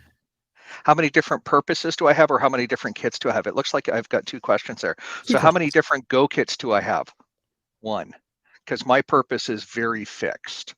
I am not in shape to go soda. More POTA would be my style, but then I can sit in my pickup truck where I'm equal. You know, my radios are equally equipped. But you know, I'm in shape. My shape is round, so I'm not going to do soda like anybody else is. I only need one kit as a result. How many different purposes? If I'm sitting somewhere at a picnic table, you know, when I'm glamping, if I'm sitting at an event in logistics or net control, all of that. You know, those are my purposes and those are my places, and I can always find 4 feet of space to set up my kit. If I only have to set up one of the boxes and a laptop, that's fine too. The stuff I really need is in one case. There we go. A question from John is it practical to put the Go kits on a constant trickle charge? Hey, John, great question. That is a matter of battery chemistry. And as I said in the presentation, a guy could spin up a whole new presentation on battery chemistry and the way to treat batteries. So suffice it to say, maybe yes or no is the correct answer to the question. So for your deployments, since you're operating off of AC, yep, how much external battery stuff do you actually bother with? I have not yet bothered with external battery. Now that said, I've got some awesome 12 gauge extension cords with power poles on one end, power pole of the world, right, Mark? And with great big alligator clips on the other to go to a set of batteries. I've used those in 5-ton trucks before when doing events. If I need to, or I can run around to the battery pack in the front of my RV. Apparently, Marcel's got some batteries too, and we've woken him up. But the portable battery case that I'm building is 50 amp hours, so that'll probably give me 6-8 hours of runtime with my kit. I haven't done the math on it yet. For me, it was a matter of how many batteries can I cram in the box that I happen to have. That was my design point. So since that's a new Workbench build project, could you give us a quick description of what that battery box is going to be? That battery box will have 8 25 amp hour LiFePO 4 batteries and a BMS charger in it that happens to have a little Bluetooth widget in it, so I can look at my smartphone and I can see what my consumption is and all of my stats. It's going to have a little voltage thing on the front of it, and I happen to have a shell of an old Goal Zero battery box. I don't know if you remember the Goal Zero product line, but early on they came out with AGMs or SLAs in them. And I happen to have an empty one of those, and I'm scratch building it into that. So there we are. Very good. Rod, any more questions over there? No, I think we've got it covered. Okay, Vince, thank you so much for the presentation. I always, when I listen to someone like you who's done a lot of these kind of events, I always learn something and pick up some little tip and trick that I'd never thought of before. So thanks for sharing all those great ideas. Don't forget, what guys, you got there? Sharpie markers and 3M Scotch Blue painter's tape, except no substitutes. These are the must-haves in every field kit as far as I'm concerned. Thanks for having me, George. Absolutely. Thanks so much. So at this time, we're going to switch over to Marcel and John for another drawing. Wow. So, it's, I've had a little chance while I'm in the green room. I'm so envious of everybody's background where they've got, in fact, maybe next year we can get some of the fancy, I think I'm the only one whose call wasn't in my backdrop. So I used some of Vince's blue painter's tape and I made myself a customized nameplate. But John, is that 3M? Are you accepting no substitute? Or is that a knockoff? It is 3M Scotch. Well, It's there you big go. dollar tape. I think I need to add my call sign to my background too. If people are willing, I can auction off what's left of this roll. It's served me well. Put it in the notes on your auction form if you'd like to get put a bid in for John's leftover. That's right. And I'll even autograph the first inch of it so you know where it starts. There we go. Okay, now it's valuable. Valuable. Well, anywho, we've got another drawing here. This is one of the Pactenas that's in the drawing. So this one's not in the raffle, not in the silent auction. Wow, I can't miss all these things up. So in this Pactena, this is the linked dipole. So it's a little different than the one I showed you earlier. Same size, right? So same kind of form factor, but it's a linked dipole. So it's really cool, awesome antenna, $100 value. And it's currently only available for pre-order online. So again, this is one of the ones that'll get you at the top of the list. As soon as these are available, this one will ship out to you. So John, who's our lucky winner for this opportunity drawing? And we know a guy who knows a guy, so it'll get you to the top of the list. We definitely do know a guy. Do you know the guy, John? I think I know the guy. At least I know the guy who knows the guy.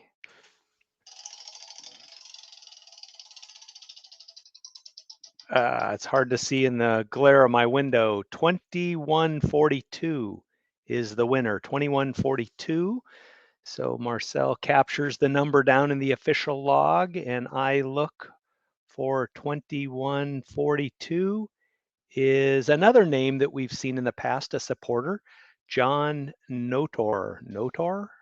John Notar. Yeah, congratulations, John. Always great to have comeback supporters, right? Repeat donors. Appreciate you putting in and getting tickets. So congratulations on getting your Pactena linked dipole. We do have, where'd my mouse go? Somewhere around here.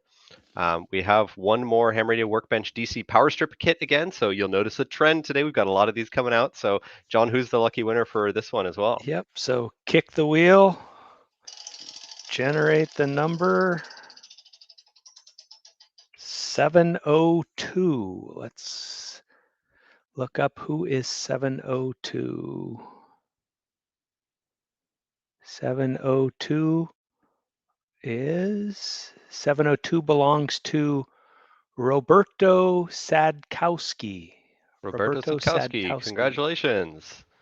Awesome. Another lucky winner of that DC Power Strip kit. Again, that looks like this little kit bag here. You've seen I've definitely built mine. I thought about working on it today during the conference, but talks are just too fun. So I could be too distracted for that. Just a friendly reminder that bidding for the silent auction items is still live until 4 o'clock today. So please do go visit the website at bay-net.org and you can put in your bids. We've had quite a bit of activity still on some of those items. So feel free to check that out. And all the drawing items are listed there as well. So you can go take a look at the PowerPoint. It has all the drawing items with what is available and what is in the opportunity drawing today. I've got a heavy loaded tail end of the day, so we'll have a lot more prizes coming out here shortly. So congratulations again, Roberto. Great job. Yeah, winning he's on the that screen. We have him live. Look at that. Awesome. And the other reminder again is that at the $100 pledge level, so if you get $100 of tickets, and we're going to keep throwing this out there, you will get a Hammer Radio Workbench DC Power Strip kit thrown in. So if throughout today and ending tomorrow evening on the Eventbrite, if you order up to $100 worth of tickets or over $100 worth of tickets, we will send you a DC Power Strip kit as well. So if you've been wanting one, you've been seeing them go out of stock on DigiKey, they just restocked them. I think they're still there. We should go check. Then you'd be able to get one of those kits for yourself. So John, anything else you wanted to add? That's it. We're still getting some orders in and appreciate everybody's support. Please continue to buy tickets. We're checking them a couple times while the presentations are going and getting your numbers added dynamically as they come in. So it's never too late. Never too late to donate. You know, you have opportunity to win prizes right up to the end, and you can even donate after the event's over. And we really appreciate your support.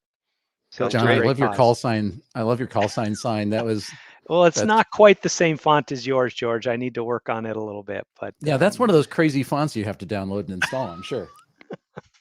Actually, it's funny because it looks like it's just being suspended in air. I have no idea what's holding the thing up. But anyway, thanks guys for the drawing. And next up is someone you haven't seen much of today, and that's Marcel, AI6MS. So Marcel's going to come up here and speaking of batteries, talk all about, well, not actually in a strange twist of fate, not talk about batteries today. Marcel is going to talk about radio propagation and how to map it. So take it away, Marcel. Hello and welcome to Radio Propagation Mapping. This presentation was originally recorded for the BayCon 2022 virtual conference for the BayNet Amateur Radio Club. My name is Marcel Stieber, Alpha India 6 Mike Sierra. I was first licensed in 2008 as KI6QDJ while I was a student at Cal Poly San Luis Obispo, where I received my master's degree in electrical engineering with a focus on RF and communications. I was heavily involved with the Amateur Radio Club at the university, and I still serve as industry advisor to the club today. I'm also involved with Cupertino Aries as a repeater trustee and involved with the Salinas Valley Repeater Group and several other groups as a volunteer RF consultant and tower climber. The slides and video for this and my other presentations, you can find them at my QRZ page, and you can also reach out to me via Twitter or on my YouTube channel for other presentations. So today we're going to be talking about the basics of radio propagation mapping. We'll be focusing on the higher frequencies, so VHF, UHF, and up. And we'll also cover some of the common programs that we use for this that I like to use. So one is Radio Mobile Online by VE2DBE, and the other is Ubiquity's free Airlink and ISP design software available online. We'll do a couple demo use cases for each of these as well to kind of show you what these programs can do and how it might help you in your next project. So first off, radio propagation mapping. Typically, we do this to get some visual representation for radio coverage. So if you've seen maps like this one on the right here, that's typically what you'll see. Repeater owners like this, clubs like this, because they can put it on their websites to show the coverage that their repeaters have. So that's quite useful. It could also be used for other things like infrastructure planning. So propagation mapping is used to figure out where to put cell phone towers or where to put TV transmitters or radio transmitters for commercial as well. You might use it for event radio coverage. So if you're doing event support and you're setting up a temporary radio, or you're trying to figure out maybe where your simplex communication coverage starts and ends for different nodes or different rest stops, that can be useful. You can also use like Ubiquiti software for more network topology development. So if you're building a larger internet service provider, wireless internet service provider, or you're building up an Arden or a HamWAN mesh system, you might want to put all the nodes down and kind of develop your network topology. You can also use it for coverage studies, which is kind of similar to just repeater coverage maps as well. You can do point-to-point links to understand which links you can make, what's line of sight, what's not, if different frequencies or power levels will work. And you can use this for interference analysis as well, using a similar kind of point-to-point analysis between, say, two different repeaters in different parts that may or may not be causing interference for each other. So that's quite useful. When we look at the basics of radio propagation, it's always really interesting to look at the history. So the fundamental algorithm that's typically used is known as the Longley-Rice model, also known as the irregular terrain model. And this was first developed by Anita Longley and Phil Rice in 1968 by what is now known as the Institute for Telecommunications Sciences. So this algorithm they developed, it's open source and downloadable. You can literally go to the .gov website and download the source code and then build your own software or play around with this. I just love these little pieces of history, like this memo from 1985. This was a little bit after they had released the original algorithm. Someone found that had some, inconsistent results in certain use cases, corner cases. So they made a tweak to the algorithm and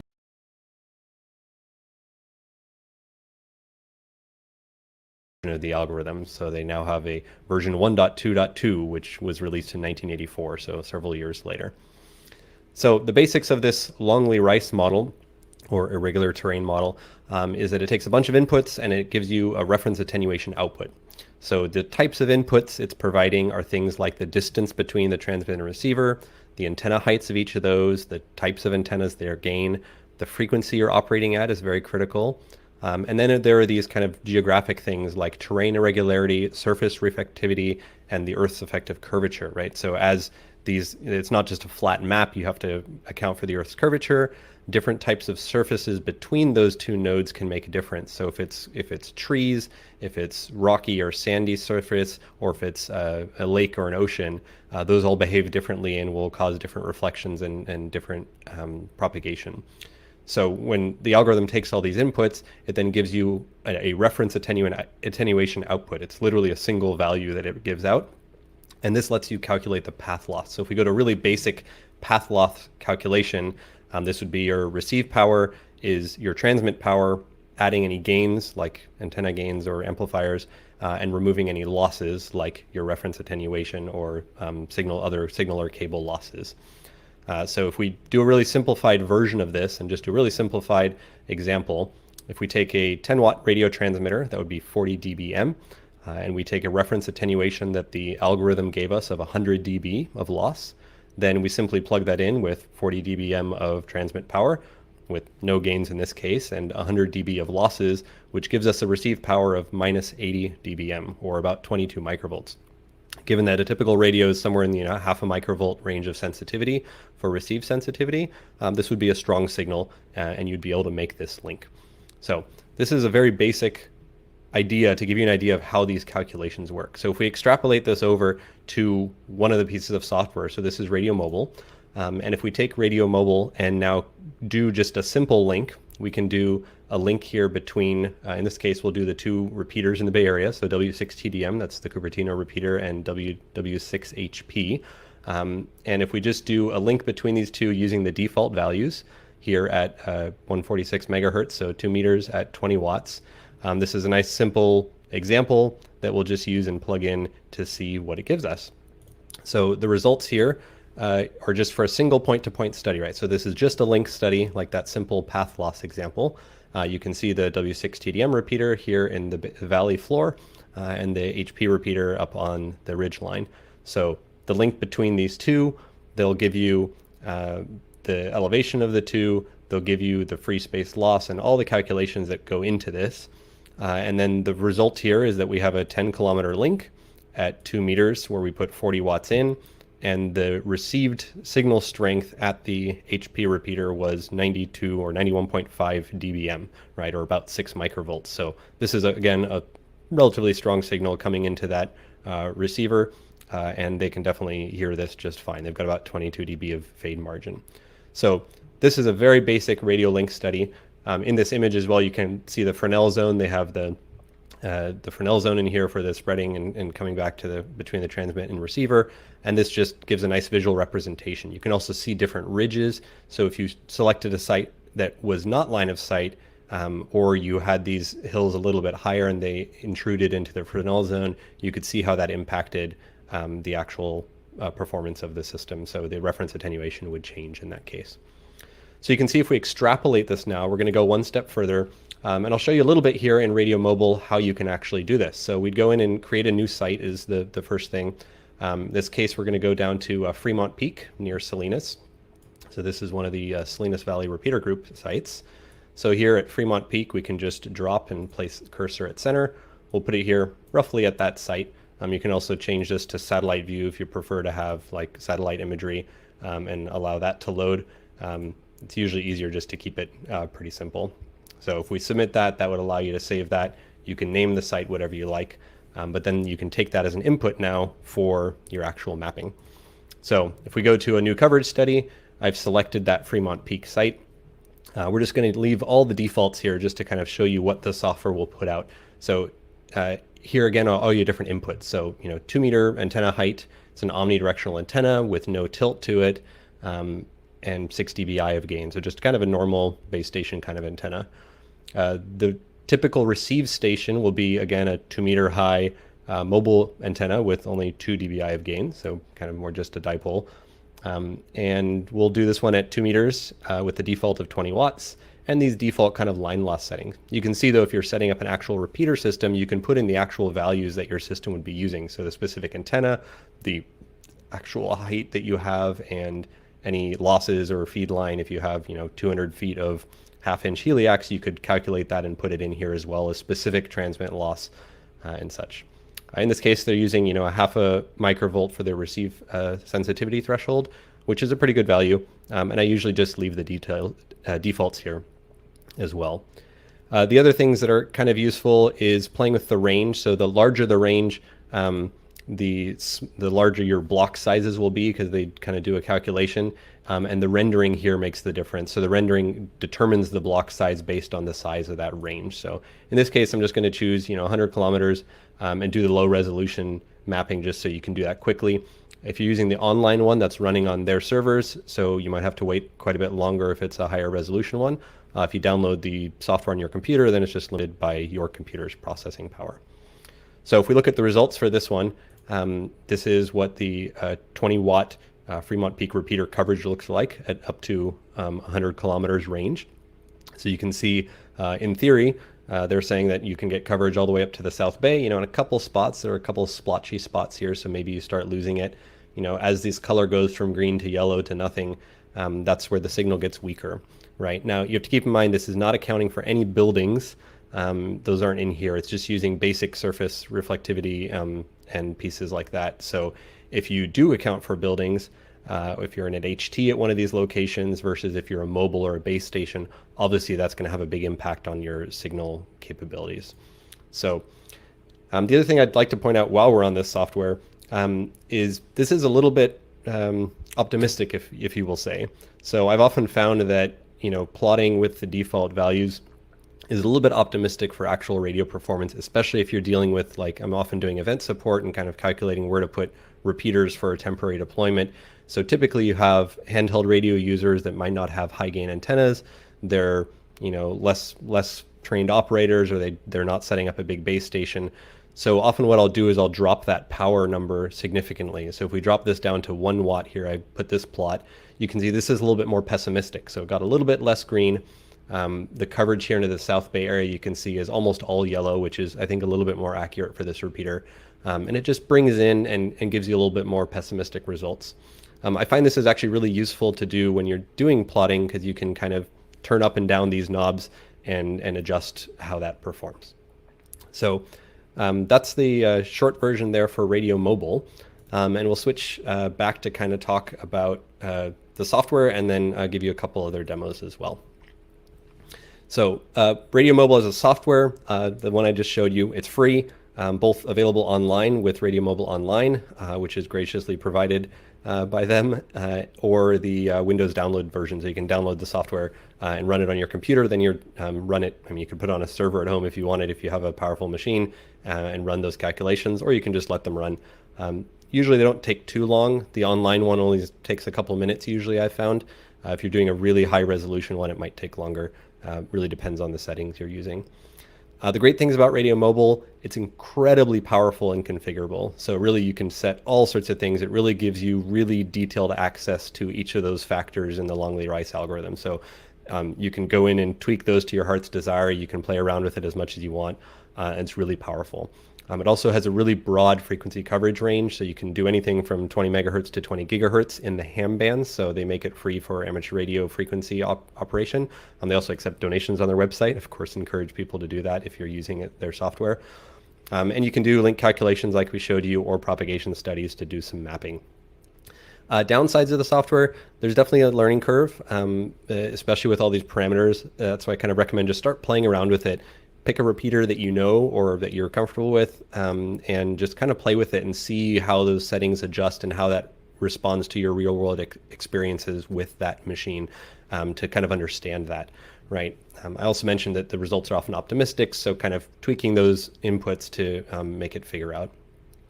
The software also does take longer to generate the results, so it's not instant, right? You do have to wait a little bit. I had these preloaded for the demonstration today, but if you're running those calculations and it needs to actually go through and do a high resolution map or remap something, you're waiting for that each cycle. So that's just one of the things to keep in mind for that software. So with that in mind, let me introduce Ubiquiti software. So Ubiquiti is a manufacturer that builds all sorts of wireless devices. A lot of people might know their access points and their Unify system, pretty common for kind of prosumer home Wi-Fi systems. And a lot of commercial systems and wireless internet service providers, or WISPs, will also use these systems. So they have two pieces of software. AirLink is their existing software. ISP Design Center is the new one they just released last year in 2021 in alpha. So it's still very new and is still getting a lot of kinks worked out of it, but it's pretty powerful, and they're likely going to switch to that fully, I'm assuming. So just keep that in mind as you're learning these pieces of software and playing with it. So both of these are free. They're available online. You do have to make a free account with Ubiquiti to be able to really play with it and save things. But it's really fast. So the nice thing is it's real time. You can plot things in real time and see these things in real time as well, which is really cool. The great thing is you can also generate shareable links. So you can generate a link and share it to other people that you're collaborating with, and they can view that same network that you've built and the coverage that you've shown to do that. So that's really useful.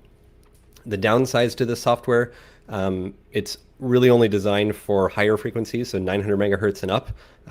Ubiquiti doesn't even sell their 900 megahertz equipment anymore, but they still support it in their tools. So that's the lowest frequency you can select. And you're much more limited with what control you have over the tool. You can't select all the individual parameters for the algorithm. You're kind of choosing one of their pieces of equipment, because of course they're trying to sell you their equipment, and using that to then create your models.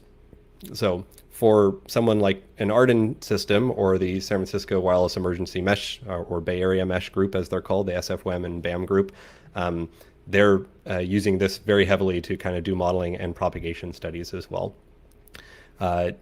So keep that in mind. I'll show you a couple little hacks that can work, and I really like to do this. So we'll switch over here to the Link UI page. So this is Ubiquiti's AirLink system. And you kind of start on a base page. Again, we're going to do this Fremont Peak repeater just as kind of a demo to show that. You can see how they load it all here. You would click on add a new point to multi-point. So I'm going to show you the hack now. This is my trick for how to make repeater coverage quickly and easily. So place that main unit where you want it. You can delete these client nodes. So these are client nodes. So we don't need either of those. So those can both go away.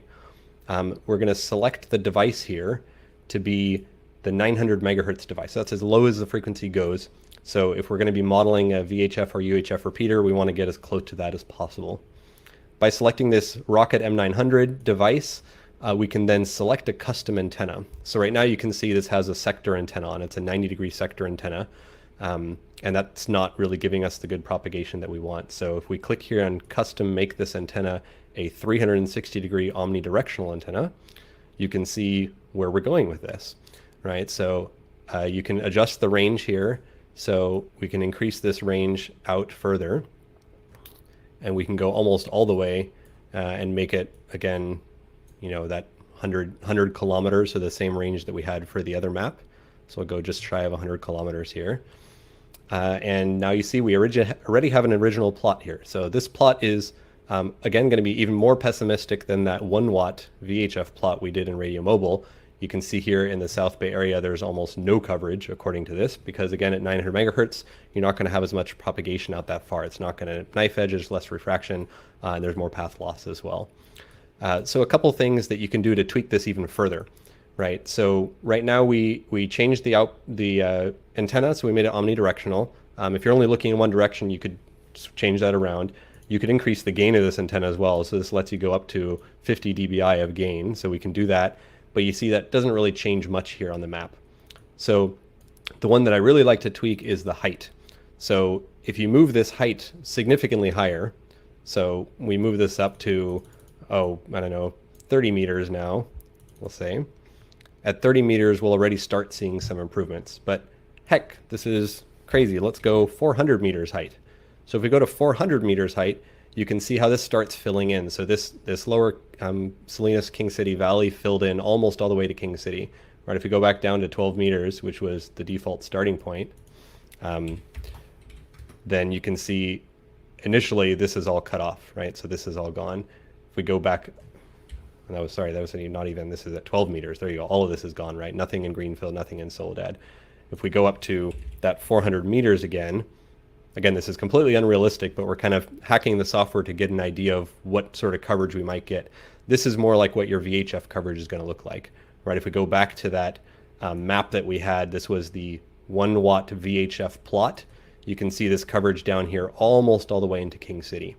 So if we compare this VHF plot to this 900 megahertz plot, but the antenna is at 400 meters above the ground, they're actually quite similar, right? So this is my fun little hack for how to get kind of the similar idea. Now, knowing, of course, there are a lot of asterisks on this, but for real-time mapping and doing quick adjustments, this is pretty neat, right? And if we want to move this repeater, hey, let's go down the ridge with this repeater, you can literally pick this up, drop it over there, and that quickly you have the new results, right? You can see it's got shading over here because that larger peak is there. So this is what's really impressive about this software, and it's just super fast to use. And if you're okay kind of with the hacks that might be there, that's just one thing to keep in mind.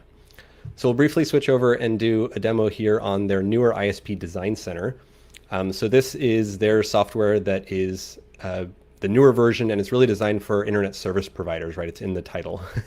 In this case, I'm mapping out the microwave link that exists between the Black Mountain repeater, so the WW6BAY repeater, and the East Bay site for the BayNet Amateur Radio Club.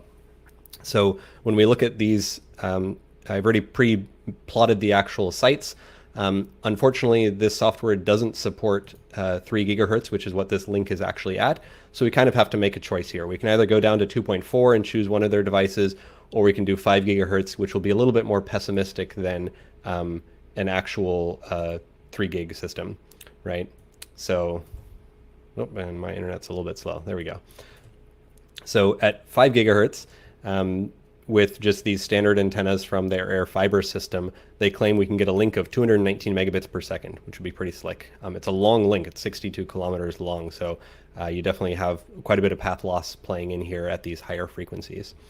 If we want to kind of compare, at a lower frequency band, so if we wanted to drop this, say, down to their 900 megahertz band, we could just go with 2 nanostation locos, for example, and you can see at this lower frequency, you have only 5 megabits of throughput with this system, right? So it's pretty neat. You can tweak all these things, right? You can adjust power levels again. You can change channel width based on how you have this set up, but it's really designed for their equipment. This is great for people using Arden and doing similar things like that, because you can really plot out your system and map that out very nicely. Okay, and the next thing I'm going to do here is, some of you might know that recently the BayNet Amateur Radio Club added an Arden node here, so they added an Arden sector at this site. So what we can do is we can actually add that as an access point to the site, and this is pretty neat. So again, we'll have to kind of hack this a little bit because the equipment's a little bit different that we're using, but at 5 gigahertz, we actually deployed a rocket, M5 rocket there. So we can click M5 rocket, and we can adjust the antenna as well to a 120-degree sector antenna, which is actually the antenna that's up there.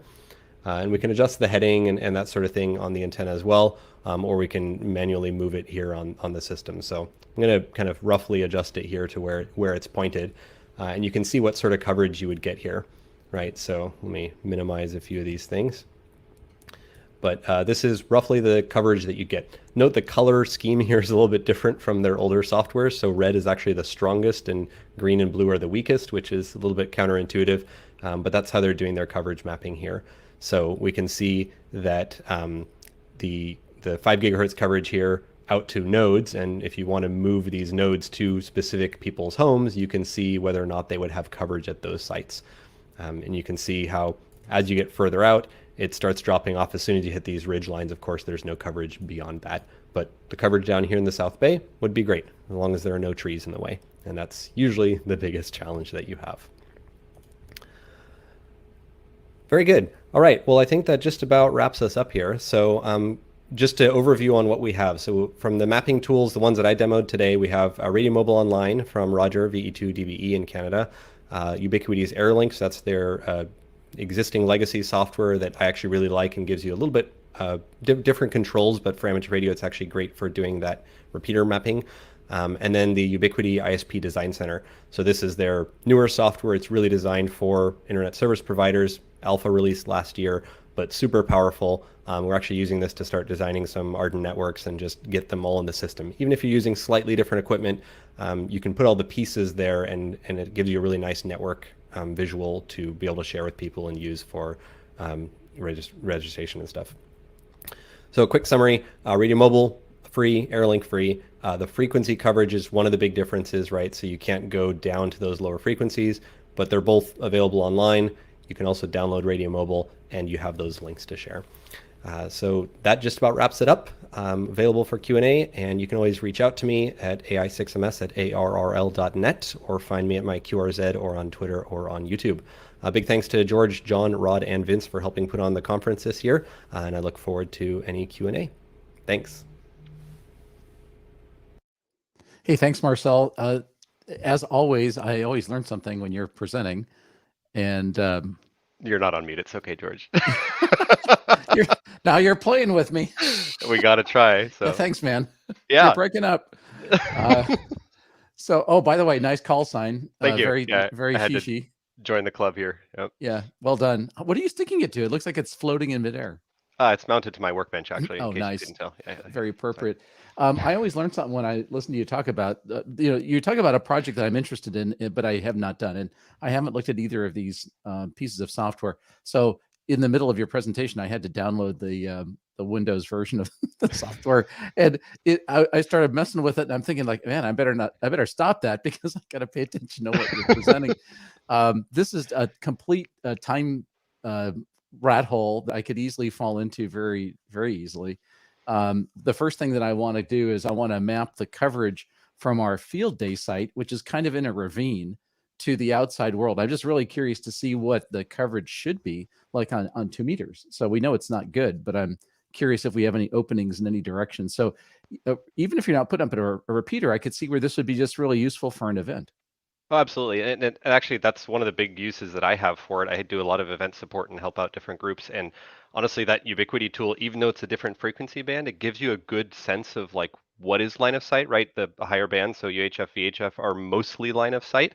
So, doing the altitude hack can get a little bit closer, but it really is a really quick and easy way to just quickly throw it out and say like, hey, how would this work as a repeater site? So oftentimes I find myself getting a course map from an event director that says, okay, here's where the, for triathlon, here's where the swim, the run, and the bike is, and here's where our aid stations are.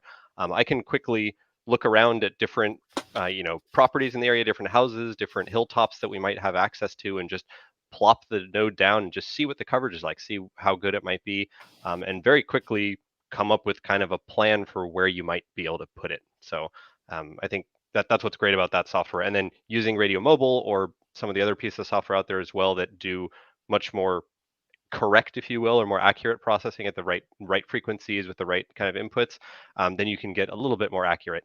I think Jim called it out in the chat as well. Coverage plotting is one of the essential things for co-channel interference as well. So if we are looking at putting up another repeater site and you do have another repeater on the same channel somewhere else in the state, you can plot those out and see what your path loss is between those two, right? So for example, the Cupertino repeater at 440-100 in downtown Cupertino, going over to somewhere in near Fresno, I believe, there's another repeater on the same channel, different PL tone, but we can see what the path loss is between those two to understand how much signal would be an interference between those, how much there could be between those. So that's really great. And Yep, one call out as well, sorry, just to jump in. Yeah, go Mark ahead. did call out typo on my slide. That's what I get for making slides last minute. So it wasn't minus 80 dBm. It should have been minus 60 on that slide. I've already updated the one online. So hopefully that'll be there. Thanks for the catch, Mark. Yeah, Jim's point about the repeater interference thing is a really excellent point, because a lot of times when people try to co-channel, they think, oh, well, I'm on the other side of the hill, I won't hear you, when in fact there's a good chance you will. But in this way, at least there's a way to prove it, as opposed to just kind of guessing that that's the case. So this would be a fabulous tool for that.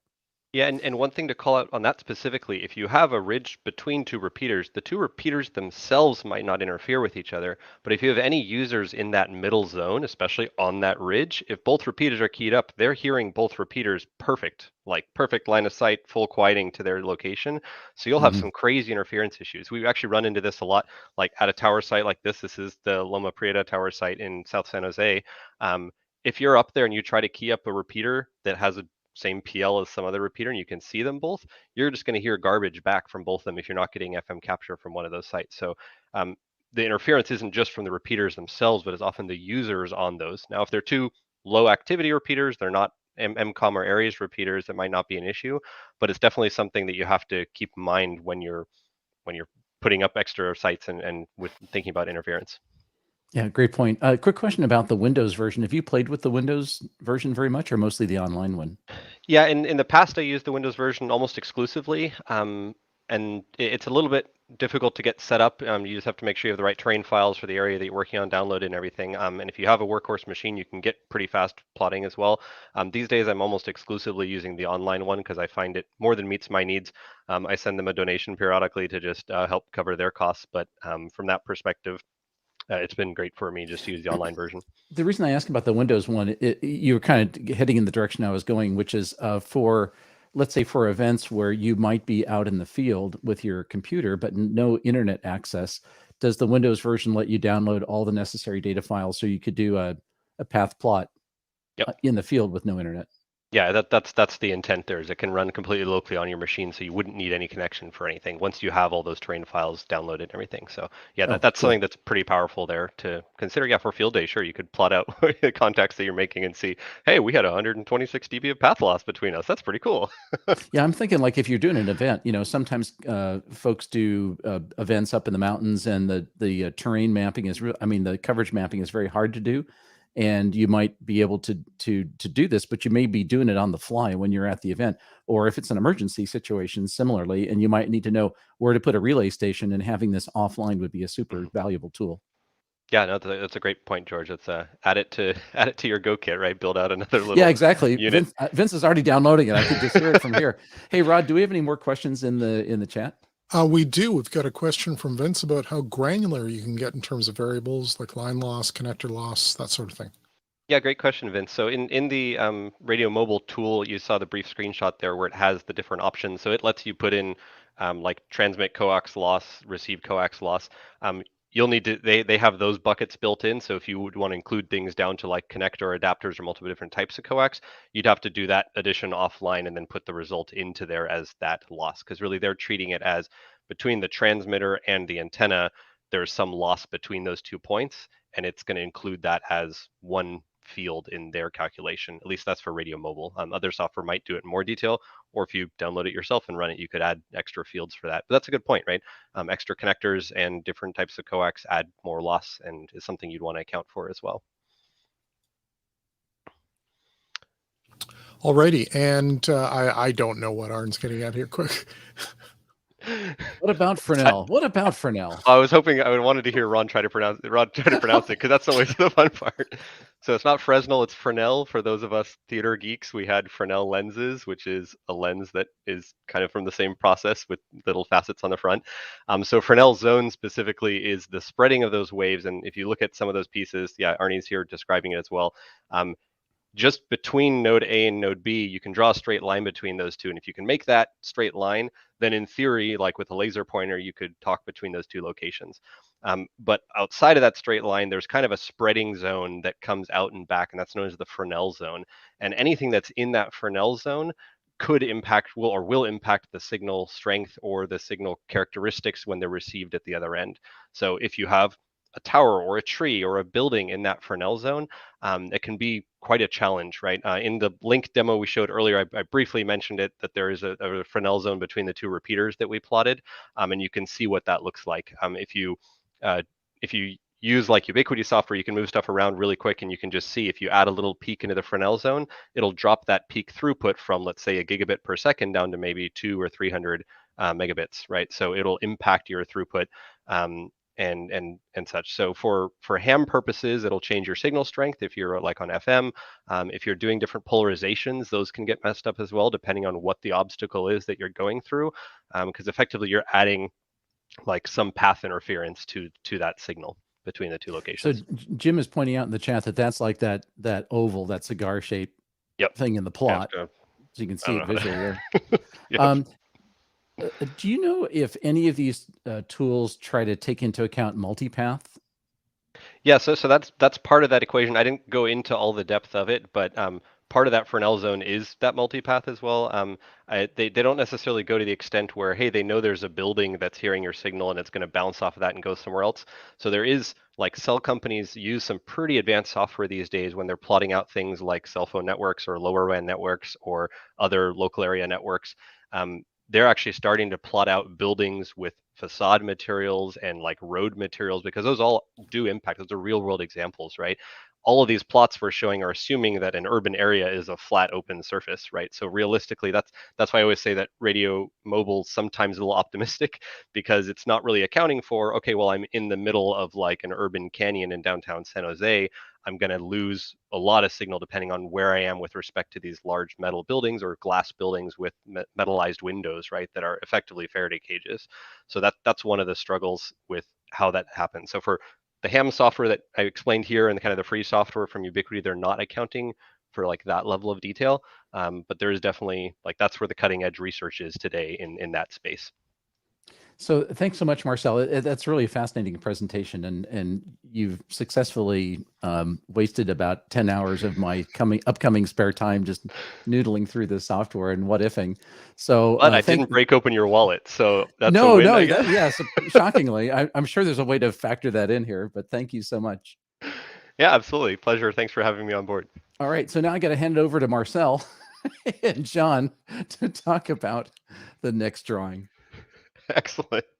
John will surely find his mute button as well in just a moment, but we're going to be drawing off another super elastic signal stick. I'm going to demo. It's probably not going to show up with the green screen, but I've got one of the glow-in-the-dark ones, which is super cool. This is their newer model that they just came out with. It has both a glow-in-the-dark tip end and heat shrink down the middle. So if you glow that, charge it up with a flashlight, this one will glow. And as a reminder, these are made in the US by hams for hams. And the proceeds support ham study and exam tools, which is the online examining software used around the world for giving amateur radio exams. So that's pretty cool. John, who's going to be winning this drawing? All right, here we go.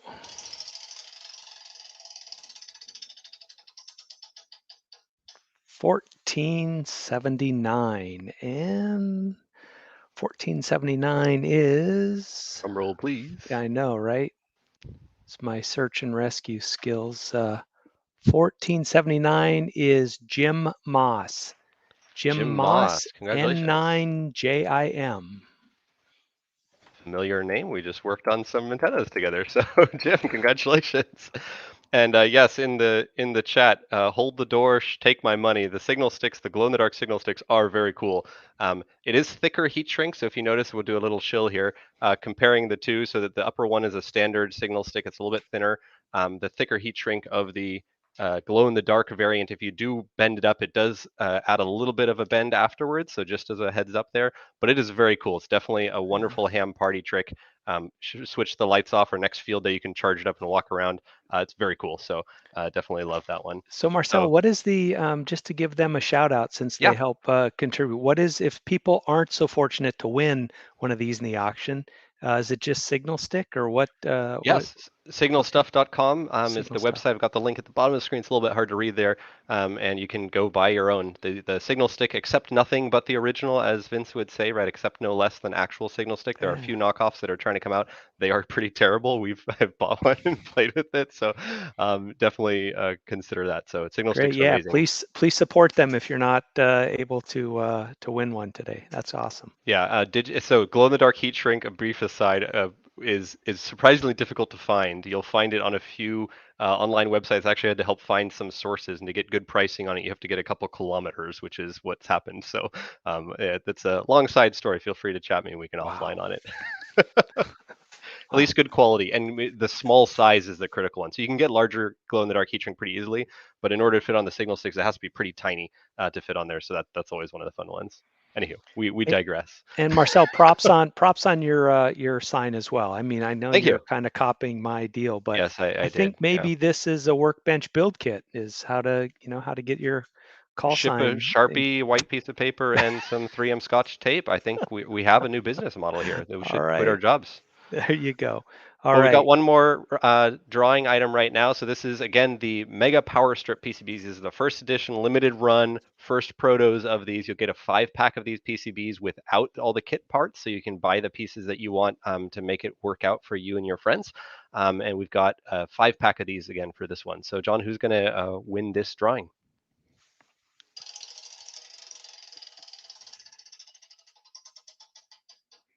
$17.26. Let's see here. 17.26 is, my screen needs adjusting.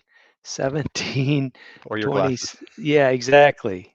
Is Joseph Raymer. Joseph Raymer, you are the winner. Joseph Raymer, congratulations. And yeah, the folks in the chat, signal sticks are almost impossible to break, and they do have a warranty on them, so it's great. They also have a signal stock mobile antenna and a half-wave signal stock that I run in my car. Now I'm really shilling it. They don't pay me at all. I do have to say that I'm just a volunteer with Exam Tools, so we'll throw that out there. And here, just a reminder, tickets and ticket purchases for the opportunity drawing are available on the website, and the bidding form for the silent auction is still live until 4 o'clock, so you got about, what is that, 2.5 hours? Can I do math this time? To actually get your bids in. We have had a couple more bids come in, so do make sure you get that in before 4 o'clock. Awesome, and we got more presentations coming up here. We do, so we'll bring George right back and have the next speaker get ready. Thanks, George. Thanks, Marcel and John. That's great. Next up, we have Christian, NV2J, who's going to talk about a project that he worked on to create a keypad to control a Yaesu FT891. Okay, hello and welcome. My name is Christian, amateur radio call sign NV2J, and this talk is going to be about a radio control keypad for the FT891. Okay, let's move to the introduction. So this is mostly a story of how I learned something through the amateur radio hobby and the community. It is covering a small project that I made in order to learn something new. My main hope here is that this presentation can help motivate others to also learn something by building something that they feel they have a need for. Please keep in mind that a lot of information in this presentation will be quite basic. So if you are a professional electrical engineer, then some things might be very, very obvious. And if you're not, like myself, then it might be less obvious. Okay, the structure of this presentation is such that after this introduction, I will talk about my journey to get this project working. I try to provide enough links so that you have some pointers to start with if you're interested in doing something similar. If anything essential should be missing, then please let me know afterwards. I will conclude with a few open points at the end that I think I could do better next time. Okay, very brief introduction of myself. I am a software engineer by training. My experience making hardware is extremely limited, and that is a euphemism.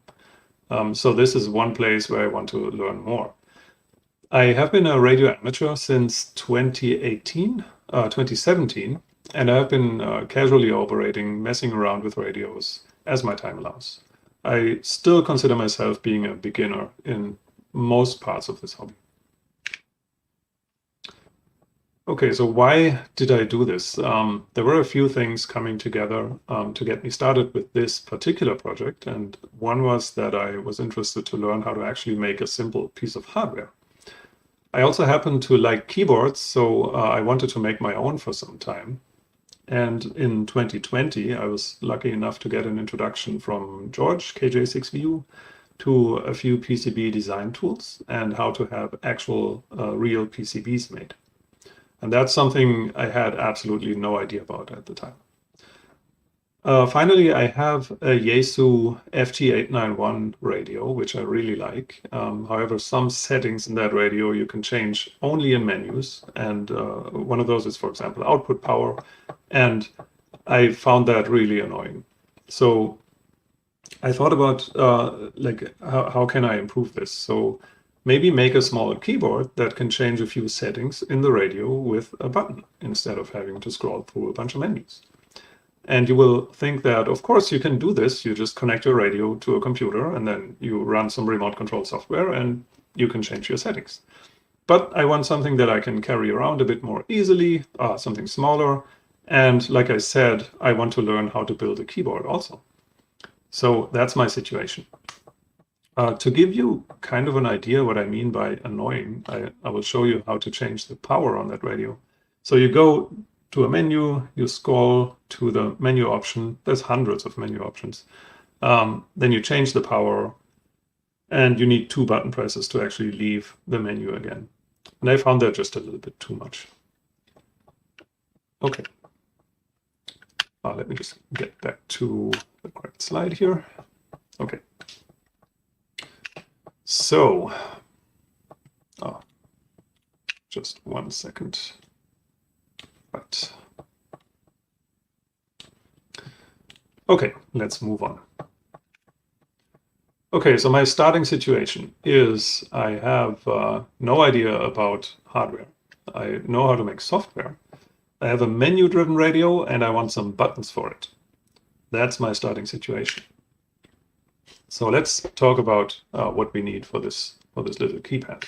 Of course, we need the keypad itself. We will also need a controller that can tell the radio what to do. And we also need software running on that controller. Okay, so that's 3 very basic things. For the keypad itself, let's start with that. That was the hardest part for me at first, simply because I haven't made any hardware myself before. So how do you actually make one? I wanted to design the PCB from scratch just to learn how to do it. There are PCBs that you can buy which might fit the bill, but that is not what I wanted to do. Of course, I was doing some reading on how keyboards actually work electrically. And then for designing the actual hardware, I chose the KiCad software, which is free and open source, so you can just go and download it, and it will work. All right. Yeah, I added a few links to resources from the web that I used that I think are very useful to understand how to actually make it like a simple keyboard matrix. Okay, so let's go step by step. Let's grab the radio part first. That's what I thought, and just make a simpler keypad, just to keep it simple and sort of start slowly.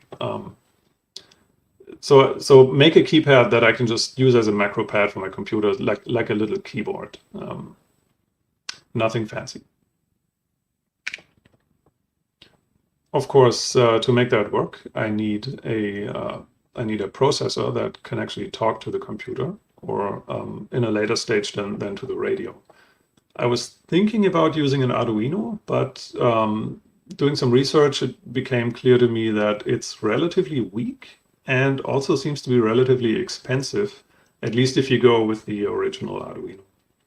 I was very briefly thinking about integrating an SoC onto the board itself, but that's where I got scared. I'm a software person. That's for the next project. Okay. Now there are similar small boards, like very similar to the Arduino in size and what they can do, but they have much more powerful microcontrollers on them. One of them is called the Blue Pill board, and that comes in several flavors, containing different controller cores and having different capabilities. All of those have the STM32 family of chips on them. I narrowed it down to what seemed like a popular choice at the time, and that was the STM32F103. And the one I bought used to be a lot cheaper. Nowadays, it seems to come at around $7.50, which is still pretty affordable, I think. And you can search around for others. There were plenty around when I did this project. For the actual radio control keypad, we're going to need a controller that supports USB host mode. And there are versions of these boards with the STM32 chips that actually support that. But this one, the F1 family, does not support that. So that's only for the initial keypad project. Yeah, so the Blue Pill seemed to be strong and relatively cheap. It comes with an ARM M3 core at a maximum of 72 megahertz, which is probably more than necessary. But I mean, why not? I also added another link here to stm32base.org, which is really helpful in figuring out what boards there are, what the differences are, and so on. Okay, so making the board in KiCad, that was the hardest part for me. So the first thing that I had to do was to learn how to actually use KiCad. There is excellent documentation on the KiCad website, linked right here.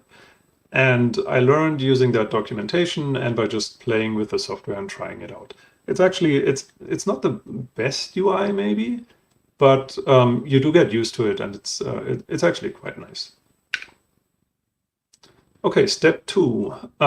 For using the Blue Pill controller board, what I needed is a schematic and footprints for KiCad, for which there are a few online, so you can just Google around for them. I added one link that I used, just for your convenience. So you can just click that link and then you'll find some schematic and footprint that seem to work in KiCad for me. The schematic contains what's used for the design of the electric circuit, and the footprint is needed for adding the actual component to the circuit board. Okay, step 3. Actually make the board. I had learned that I had to make a schematic first. So I took a few switches, in my case, Cherry MX compatible footprints, a few diodes, and just drew the circuit in KiCad. And that turned out to be really simple. The components were all provided in the standard libraries that came with KiCad, and the whole process seemed fairly intuitive to me. Then you connect the GPIO pins you want to use to the rows and columns of the small keyboard matrix, and then you set. And you can see that on this slide. That's actually a screenshot from KiCad, so that's exactly what it looks like in the program. Okay, step 4. What you then do is you tell KiCad to generate a circuit board from that schematic. However, what KiCad did for me is put the components anywhere on the screen, so pretty wildly. So I had to move everything around manually. I'm sure there must be a better way to do that. Maybe there's some form of scripting, or maybe there's even some way to tell it how to do it like in a smarter way automatically, but I just didn't find one. It was easy enough for the few components that I was using. If you have many more components, I'm not sure that is the best way. In any case, so one thing to make sure for this keyboard project is that the distances between the switches are correct, so that you don't end up with keycaps not fitting or being too far apart in the end, so it looks not aesthetic maybe. And small hint, it's 19.05 millimeters, if you're wondering. You can add a few holes for standoffs so that the board doesn't lie on the surface directly, or you can screw it into a case later on, and then do the wiring and routing on the board. That is something that I found I had to do manually in KiCad. I was kind of thinking that maybe there's some way to do it, at least for some cases, automatically. I didn't find one in KiCad. So for those components that I was using, it seemed to be easy enough. It's not too many connections. And actually, when you click on a node in KiCad, then it actually shows you where the wire needs to go. So it's pretty easy to do. You just need to do it manually. Okay. So once that is done, how do I actually get a board? So that's what I learned from George. I asked KiCad to generate fabrication files in the Gerber format, and then KiCad just does just that for you. Then you send those files to a fabrication service normally via a website. You pay, and then they will make a set of boards for you. And it was really that easy. I was very surprised. So I found a few manufacturers online, but I went with the recommendation I got, which is JLC PCB. There's quite a spread in pricing, it seemed, over manufacturers. And with this one, I got 5 boards for about $3 plus 12 in shipping. So still pretty affordable. Okay, so finally, when the boards arrived, I used some standard diodes and a set of Cherry MX keyboard switches, along with the Blue Pill board that I got from eBay, I think, and a set of keycaps that I had just lying around.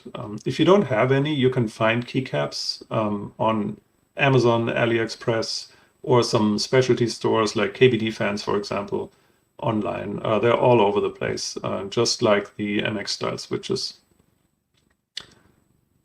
All right, and that's what it looked like for me at the end.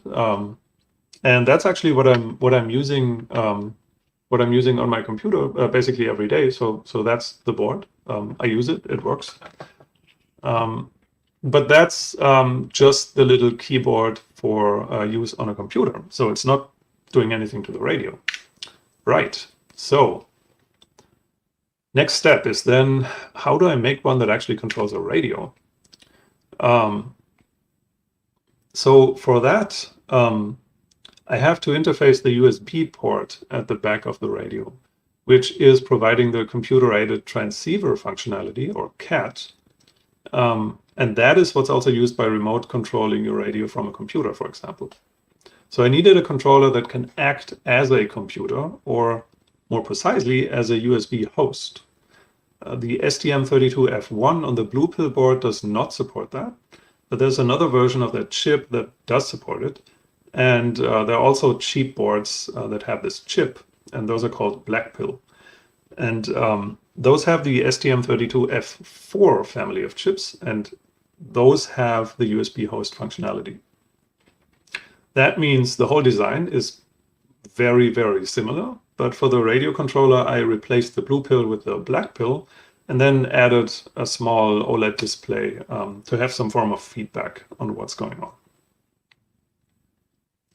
All right. So the schematics need a few updates since the pins of the Black Pill have a slightly different layout from the Blue Pill.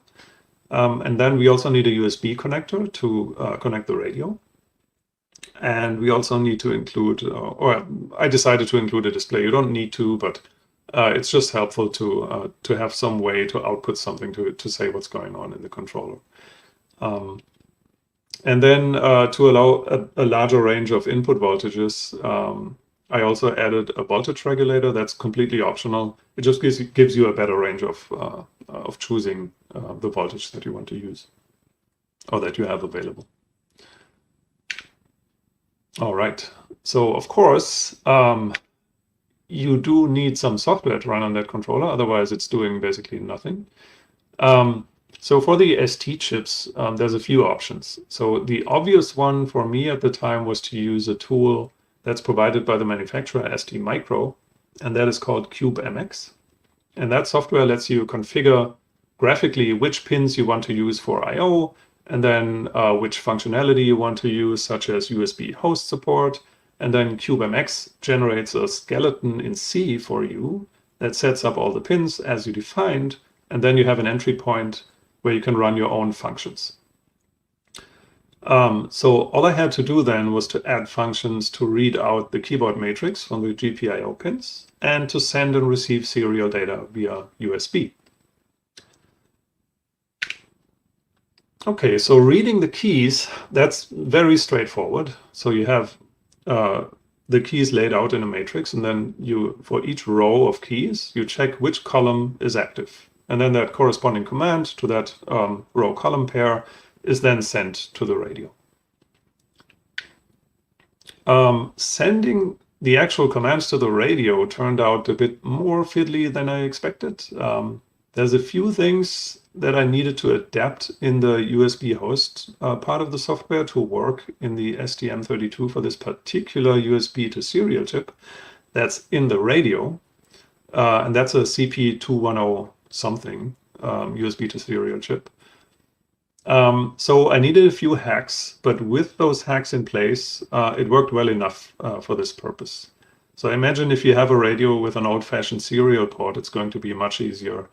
Or if you have a USB to serial chip in the radio that is better supported, then the task might also be a lot easier. It was a little bit fiddly, but it's not too bad, really. All right, so let's talk about computer-aided transceiver interface, because that's what you use in the software to talk to the actual radio.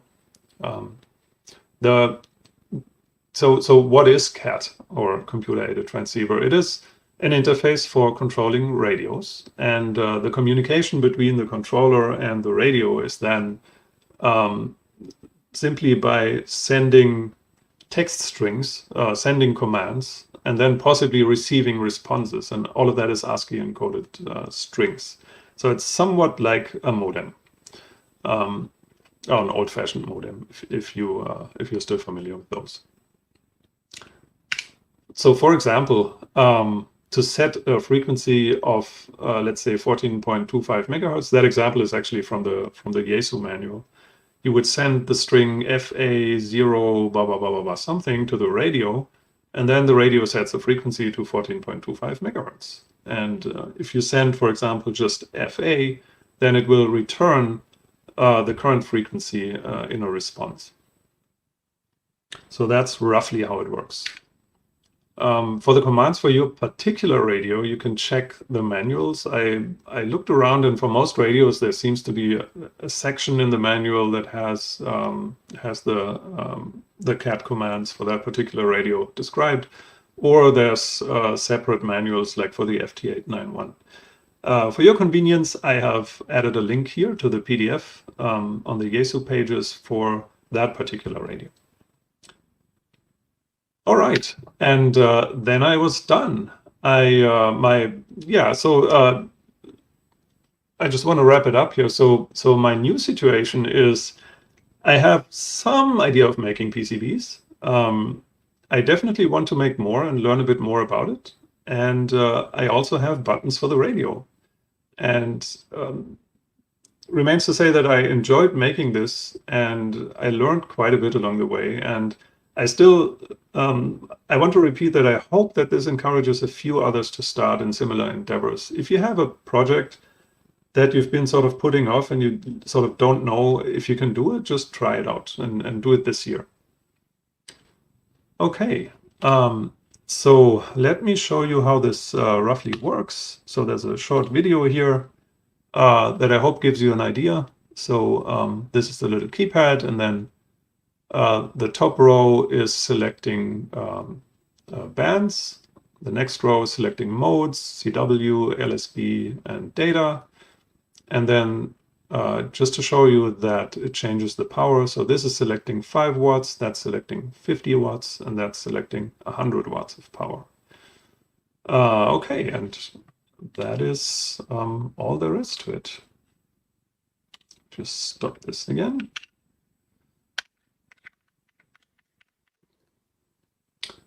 Okay, that was my final situation. And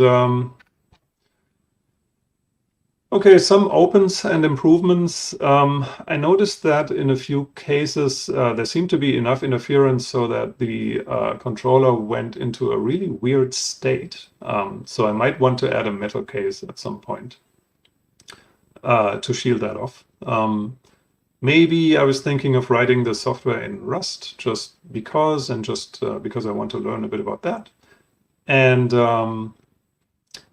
what I also think is necessary if the hardware becomes a little bit more complicated. So this one was easy enough that I think testing, well, I could just skip the testing, but then doing simulation testing is probably necessary if it becomes slightly more complicated. And that is something I need to learn about. I have absolutely no idea about that. So there's another thing I can learn maybe this year. And this concludes my talk. If you have any questions, I'm happy to answer them.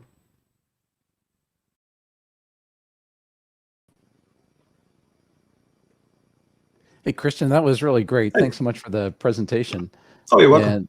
And I've got a couple of questions before we go to Rod on questions in the chat there. So very cool. I think you could apply that project to just about any kind of radio with the right serial sequence, of course.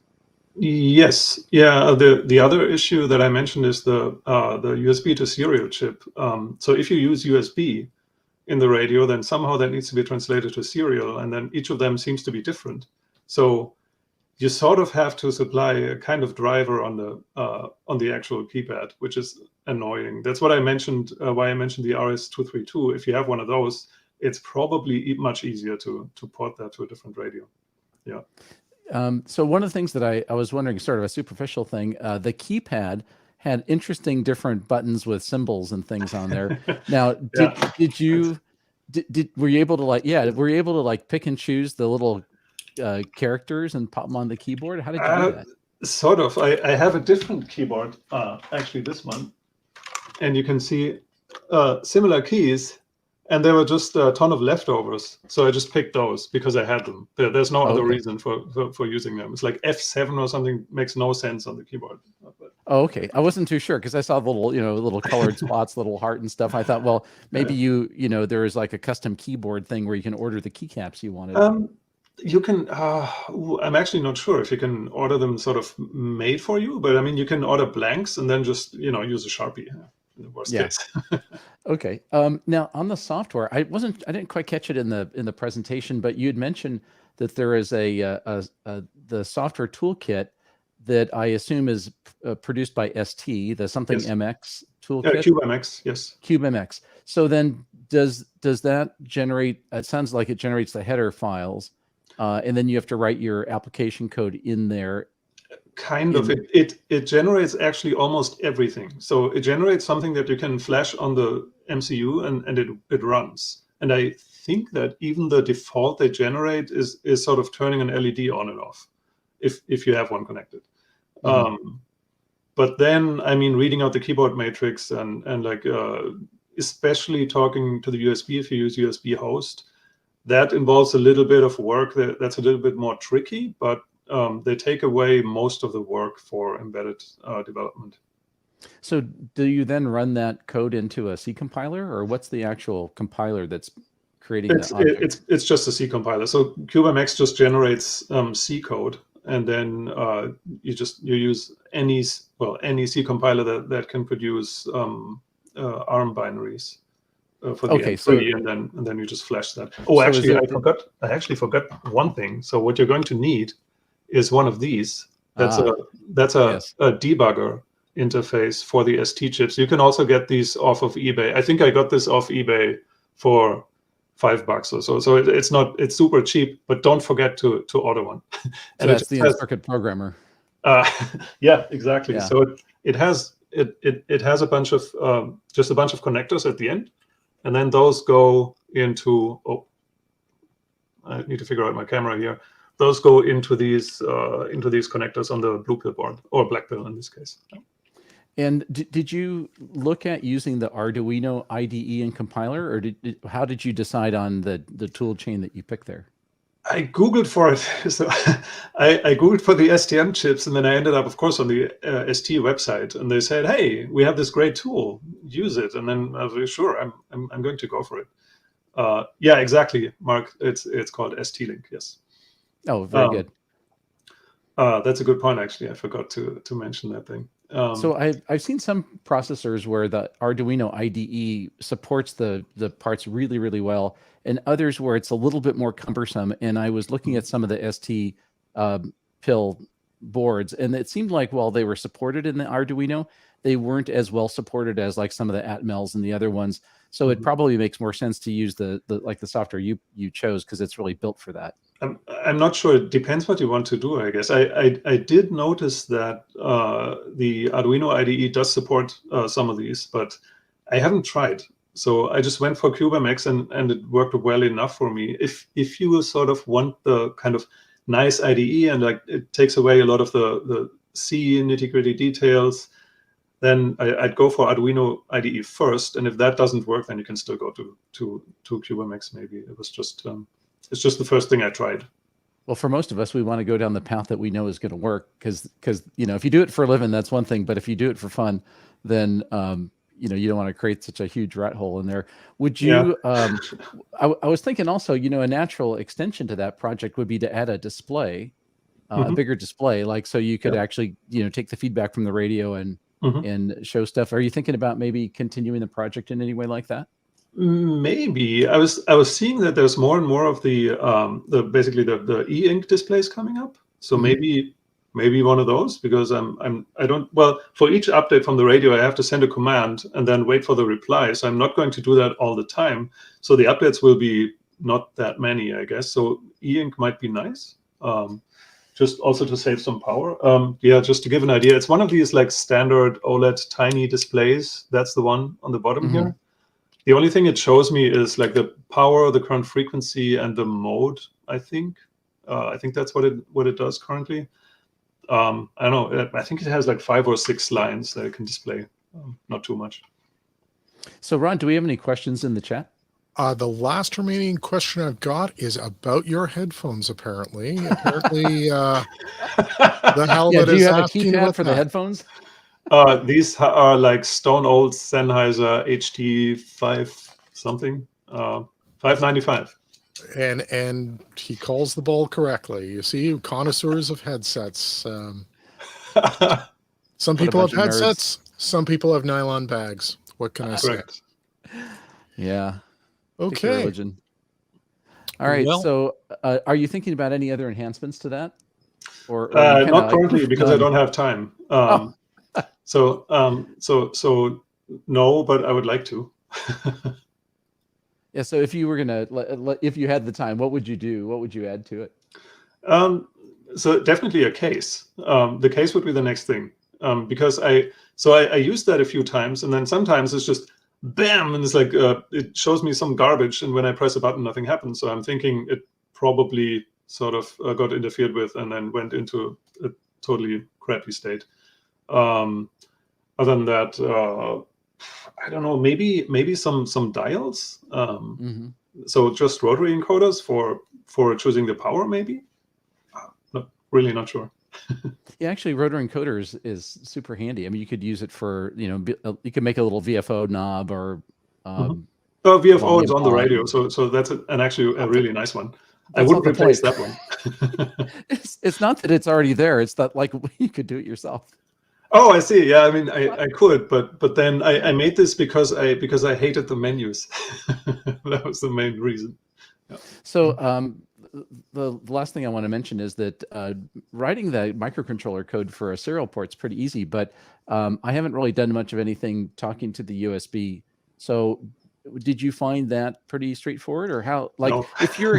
Okay. So if you're not a professional software developer, like some people I know, how difficult would it be to do like your first project talking to a USB thing? I think it depends what is the USB to serial chip on the other side. Those CP2 whatever seem to be, so after, of course I Googled around, and it's like, has anyone done this? And like some people have tried and some people have succeeded, but there was like kind of a mix of results, and it doesn't seem to be the easiest to work with. And the code that CubeMX generates when you ask it to generate a USB host doesn't work out of the box with it. So that's why I mentioned like I had to do a few hacks here and there to actually make it work. They have good documentation, so you can just write your own driver, which nobody wants to do. But I guess maybe it pays out to just check before which radio actually works. If you're buying a new radio and want to do something like that, then that pays out. Otherwise, I mean, you're doomed. If you have that chip, you have to go through it. Yeah, and those ST processor boards are pretty powerful and pretty inexpensive, actually. I think those are a real interesting platform. Yeah, you can get a few of them for like either $4 for the whole thing, which is like cheaper than most Arduinos are. And some of them have DSPs on them, like not super powerful, but good enough. Yeah, they're actually pretty nice. I was surprised that it's so cheap. Yeah, absolutely. Well, ST's a huge maker of those microcontrollers, and they probably encourage that sort of thing to fan out their platform. So and I should check out their software. I haven't really looked at it. I tried doing one project with an ST, I forget which blue or black pill, and I found that on the native Arduino IDE it was not very well supported. And maybe things have changed since then. So that's why I was super curious about using the CubeMX software instead. Yeah, so one thing I tried, but only very briefly, is that's why I mentioned Rust. So Rust has pretty nice support for some MCUs out of the box. So it's basically just a few command lines, and then you have all the toolchain installed. And then I was able to sort of create a very simple, one of those like LED on-off kind of things, and flash it just with one toolchain. So that might be an option if you're into that. Really depends. So for those of us who've never touched Rust before, what is that like? Oh, it's kind of a newer system level language that is sort of bound to replace C and C++, which technically it can, based on the user base. I don't know, but it's a nice educational thing to look at if you're into programming. Is it a bit more like Java-like? No, it's kind of a it has concepts from kind of more modern kind of functional languages, but it sticks to a kind of weird the kind of syntax that you're used to from C and C++ a little bit. So it seems like they try to sort of make it easy for C and C++ developers to kind of move over and try something new. So it's not that unusual, really. Yeah, I've heard of it, but I mean, like so many languages these days, it's hard to keep track unless you do it, do it for a living. So anyway, hey, thanks so much. This is a really interesting project, and some of the stuff I'll talk about in a little bit, microcontroller related, kind of touches back on some of these things you were talking about with the encoder and so forth. So thank you so much for doing the presentation. Oh, you're welcome. Thank you for having me. Bye. All right. And with that, we're going to switch over to Marcel and John for another drawing. And I'm unmuted this time. John, what time is it, John? Well, it's drawing time. Everybody knows when I come up, I've got one word to say, or two. I guess drawing time is 2 words.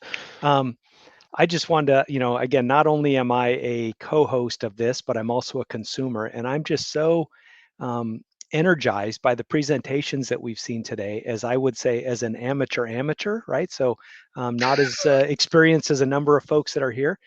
But it's just these presentations are awesome, right? Like Kyle with Node Red, and just providing enough information to allow you to get going. And Christian's was the same way, right? No experience, and he just decided to put a stake in the ground, regardless of the project, and go after it. And so, again, I want to personally thank all the presenters, because it certainly has given me some activation energy to approach. So anyway. Thanks. Enough blabbering. John, I 100% agree. I think that's what makes these talks so fun, is that they do appeal to that full broad spectrum, right? I've been watching all of them today as well, and it's just been really cool to see how like how many different things there are, right? Seeing the Vince's Go kits, like those Go kits are totally different than the Go kits I would design because we have different use cases. But it's great to see what use cases exist, what strategies work for them, and how I can apply that to my project. Same with Christian's work as well. I'm inspired to go do something like that, add it to my long Inspired list is of the word. projects, right? Right. Maybe And I'll it's have a approachable. mysterious You know, marmot. these things are out there to do now, and someone Exactly. anyway plowed the road for you. Now you pick up your you know, you move forward. All right. So it is tell drawing us about time. what we're going to give We're away. gonna It's drawing give time. away another DC Power Strip kit from the Ham Radio Workbench design kit. So this will be the full kit again. We've got a couple more of these today to give away. So John, you want to tell us? And we should be clear, we're not giving these away because we have like a closet full of tchotchkes that we're trying to get rid of. These are highly sought after things, and we wanted to thank the people for buying tickets by getting them these great prizes. So and they cost real money, and there's real money to put those kits together. So there's not that much markup. Indeed, right. Here we go. All right, drum roll. 2063. Awesome. 2060. It's worth pointing out that these have sold out. The first time they were offered on DigiKey, they sold out in like 6 hours or something. So they went quick, right? So they were limited stock. I think they're stocking now, but the lucky winner this time, John, is Rusty Hodge. Rusty Hodge. And I want to point out there were a couple questions in the chat, people asking where they can find their numbers. We mentioned earlier in the day that because of logistics and not wanting to share people's logins and names that attended and whatnot, we have a master spreadsheet, and the number at which you signed up basically puts you in a list with the number of tickets you got, and we have we've automated the range of numbers. So whenever the wheel is spun, we look it up in a spreadsheet, and Marcel captures down the number, so we have that for record, and we look it up. And anyhow, please do check the email that you registered with. If you used a spam email, please make sure for the next week you check the spam email account, because that's how we're going to contact you about getting your prize to you. Yeah, that's a great point, John. And throughout the day, if you go to the Eventbrite and you get more tickets, you still have got a handful of prizes, including our grand prize for the drawing the Digital and Analog Discovery 2 Pro bundle this year. That's a $424 value. So if you're still getting tickets now, John will be updating that list and adding your tickets to the pile for those final drawing items. So definitely get a chance. And a reminder, throughout the end of the day tomorrow, or the kind of afternoon tomorrow, we'll have the ticket sales open. So if you'd like to still give at the $100 pledge level, you will be able to still get a DC Power Strip if you don't end up winning one today. So a lot of options there. And I wanted to mention as well, and George touched on it earlier on, but a lot of companies, if you work for a company that has matching funds, BayNet is a 503c or whatever the letters are after it, corp, not an attorney, but a name that may ring a bell is Benevity. So if you've heard the word Benevity at your employer, every dollar you give will be matched, and reach out to us to get a receipt if you need one to be reimbursed. Yeah, and if you want to donate directly to BayCon, you can also do that at, to BayNet, you can do that at baynet.org. There's a donate button, and you can give through PayPal as well if you'd prefer, instead of buying tickets through the Eventbrite. So with that, we can pull down the slides and show one set of headphones. Quick, Mark, you got 10 seconds, and put the model number in the video in the chat there, and you'll see. Biggest compliment I've ever heard is when Mark comments that someone's got a nice pair of headphones. That is like, that's a good one. Yeah, that's open-ear Sennheisers. These are not open-ear Sennheisers. I'll give him that tip. Unless he wasn't paying attention, then we'll have to repeat it later. But yeah, so George, you want to come back on in and see who's next up for these presentations? Really excited for the rest of them. Yeah, thanks, Marcel and John. So the topic that's coming up next is being presented by Mike, VA3MW. Now, it turns out that Mike is not going to be able to be with us for the live Q&A session. So at the end of his presentation, we'll take a little bit of a pause and try to answer questions on behalf of Mike to the extent that we can. But if that runs short, then we'll just move ahead out into the next presentation. So what's coming up now is Mike, VA3MW, to talk about replacing the RS-232 cable in the shack with a local area network. Good afternoon. My name is Mike, Victor Alpha 3 Mike Whiskey, and welcome to the 2022 edition of BayCon. Today I want to talk about some technology and the communication of the radio to the computer or other devices. We've grown up since about, when did this come out? CAT came out in about I don't know, late 90s or so, 1990 or so. So I'm going to go through a bit of the history and a bit of the future, and maybe just get you thinking of how you can take your station to the next level. So I call this the death of the RS-232 port. Now, I'm really good about being way ahead of a lot of the world compared to other hams or in any technology, and this is certainly no different.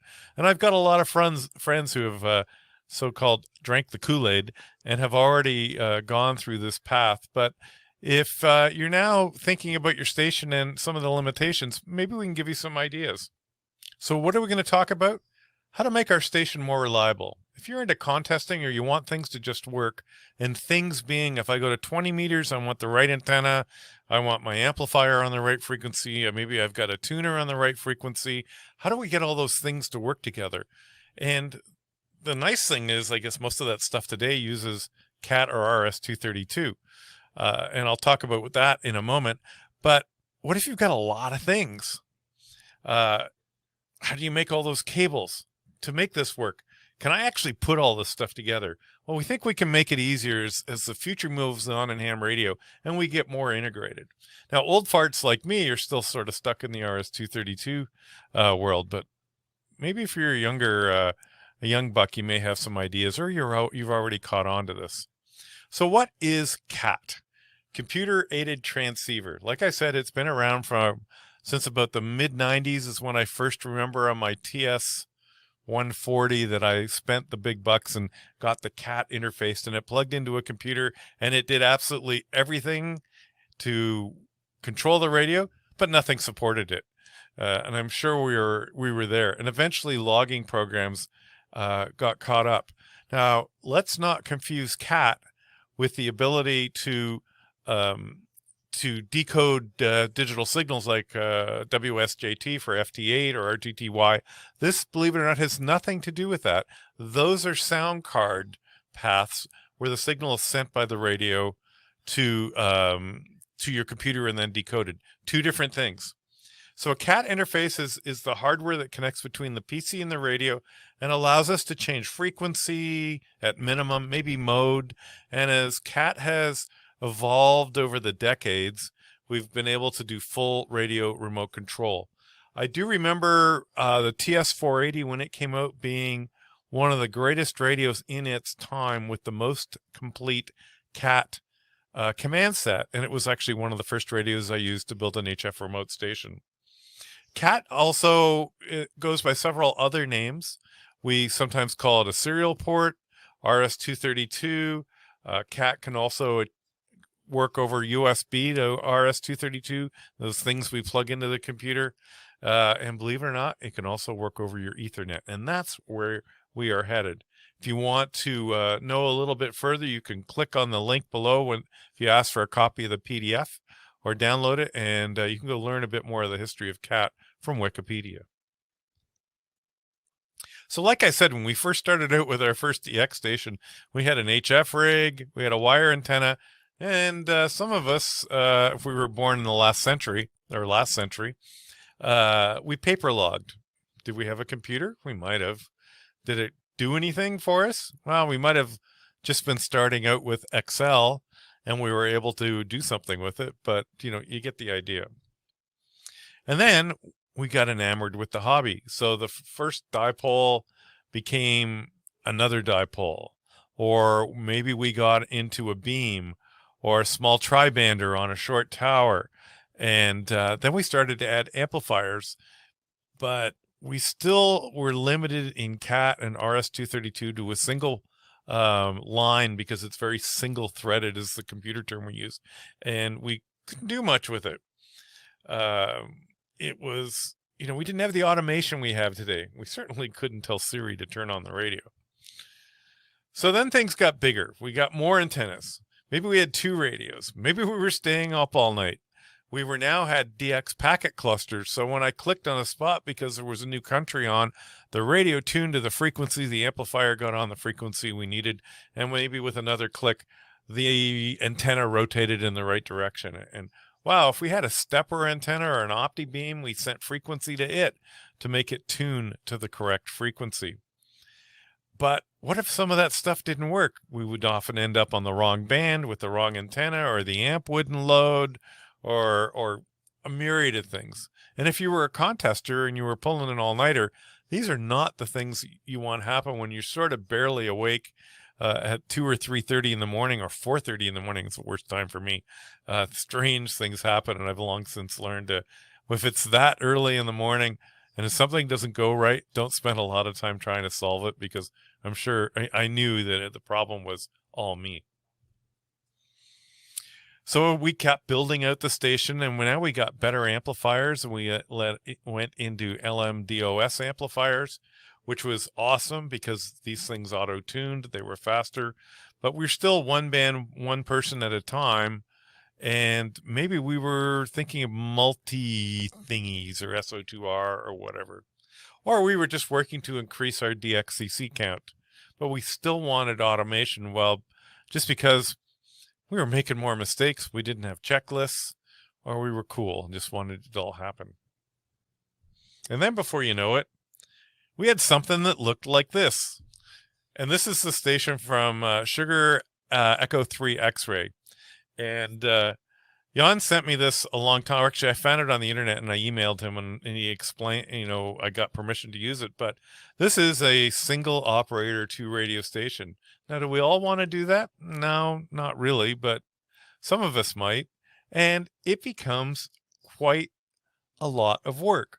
In this case, if you look closely at his diagram, he's got 2 radios, 2 PCs, auto tuners, rotators, and RX loops, and all of this stuff you want to automate so that when you change bands, you don't have to sit there, geez, I went from 40 to 20. I got to change the receive antenna back. I've got to make sure the stepper turned to the right frequency.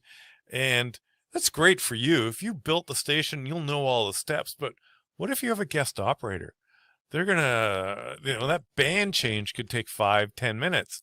And then, like I even do today, every time I change bands, I hit the tune button on the radio and I make sure the SWR is about what I expect. And if so, then it's probably okay. But, and then if the SWR meter's pegged, then I know to look that something didn't land in the correct alignment. And you almost needed a full either computer degree or an engineering degree, or you need to be like me that was 10 years ahead of everybody else, or my friends, we were the same thing, or just 100% total geek. Well, guess what? Not all ham operators are 100% total geeks. We have just wonderful people who are amazing operators, but they just want it to work, or they don't want to spend all their time configuring it. They want to get on the air make contacts. Fair enough. So some of the challenges we have with the CAT today and RS-232 as we know it, we have logging software. Well, it needs to know what radio we're on. If I have an amplifier, well, it wants to know what frequency I'm on, especially the new ones. Some of them have RF sensing, but, we like to do it right. Well, wait a minute. Where do I get that frequency from? The stepper needs to know what frequency I am on so it can tune to the right frequency and keep track. As we're tuning up and down the band, the stepper keeps adjusting its resonant points. What if I have a multi-antenna switch, like a 2x8 or a 1x6 antenna switch? I want that to be the correct set of antennas. Maybe you're using bandpass filters to help eliminate any cross-band interference. Well, you know what? Guess what? They have to be on the same correct band as well. And maybe I'm getting into SO2R, single operator 2 radio. I've got more than one receiver. Or maybe I've got more than one transmitter. Maybe I'm a multi-2 station or a multi-single station for a contest where there's just 2 operators. Wow, how do we share all that information? And there are programs to do it. And you'll if you go on any forum and say, geez, I want to do this, this, or this, you'll get 12 answers, all of them correct. But which one's the easiest for you to understand? Let's look at this diagram from Victor Kilo 4 Sugar November. Same thing as Sierra Echo 3 X-Ray. A lot of things going on. He's got full computer stuff. He's got 1, 2, 7 computer ports on the left-hand side. You can see them here. He's got an SO2R controller. He's got a FT2000B radio. He's got 2 of them, in fact.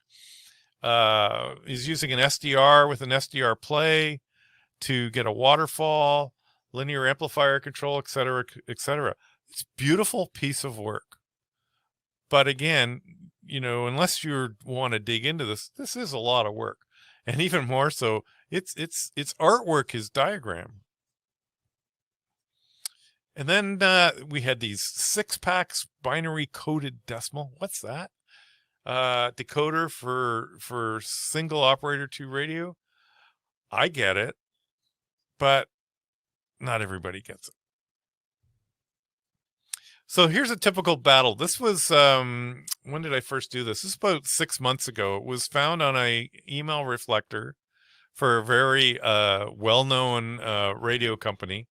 And if you can go through it. It's actually not who you think it is from the radios that are specified. It wasn't Kenwood, but he had a TS890 and a TS590 and a single amplifier, and he wanted all this stuff to play. And if you're watching this video or playing it back, pause and read the whole dialogue.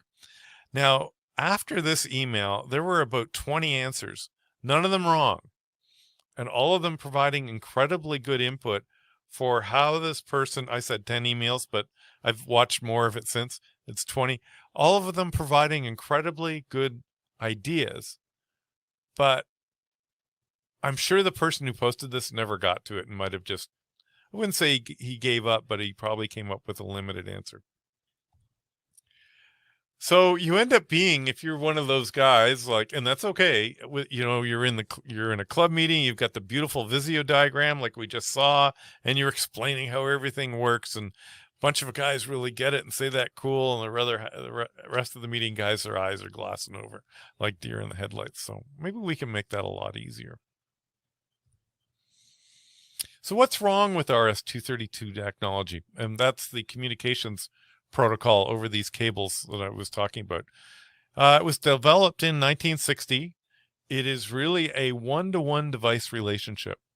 And what that really means is the radio can communicate with the computer, or it can communicate with the amplifier. Can we get around that? Absolutely. We can put in splitters or hardware or virtual serial port devices, but again, becomes complicated. They have very short physical range. The spec is a couple or 8 feet. Now, I know people that have sent it 1,000 feet, me being one of them, but that exceeds the design specs. It is susceptible to RFI. It becomes a complexity in configuration. Do you know the difference between DTE and DCE? Some people do. I know it exists. I know to check, but I can't remember which one's which. You're starting to make specialized cables. And even in today's world, new computers don't have physical ports. Well, that's not really the worst thing, because you can add USB to RS-232 devices. What's wrong with doing that?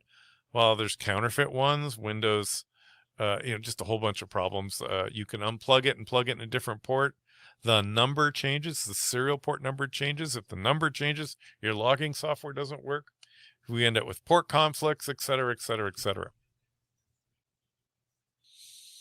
So let's start to look ahead and phase out RS-232. It'll never really go away, but there's a better way to do it. Let's start moving over to a LAN-based environment, Ethernet. Those cables we run all over everywhere, because the LAN and the ham shack today is so mainstream. And this presentation is part of a Flex Radio presentation, but you'll see me mention these devices as we go through. There are Flex Radios, and I certainly work for Flex Radio, so I'm going to say we once in a while. But I'm also a ham first and foremost, and I've been a ham since 1974, so I still love ham radio, and I still use it, and I just happen to have this great job. But we've got this Flex 1000 series of radios. We've got an amplifier, tuners, antenna switches, rotor geniuses, and you'll see why the LAN-based technology is certainly the way to go. So welcome to it. It's called IP, or Internet Protocol. We call it LAN. We also know it as Ethernet. It can be sometimes called Wi-Fi, but that's just a portion of it. At least that's probably what your kids call it.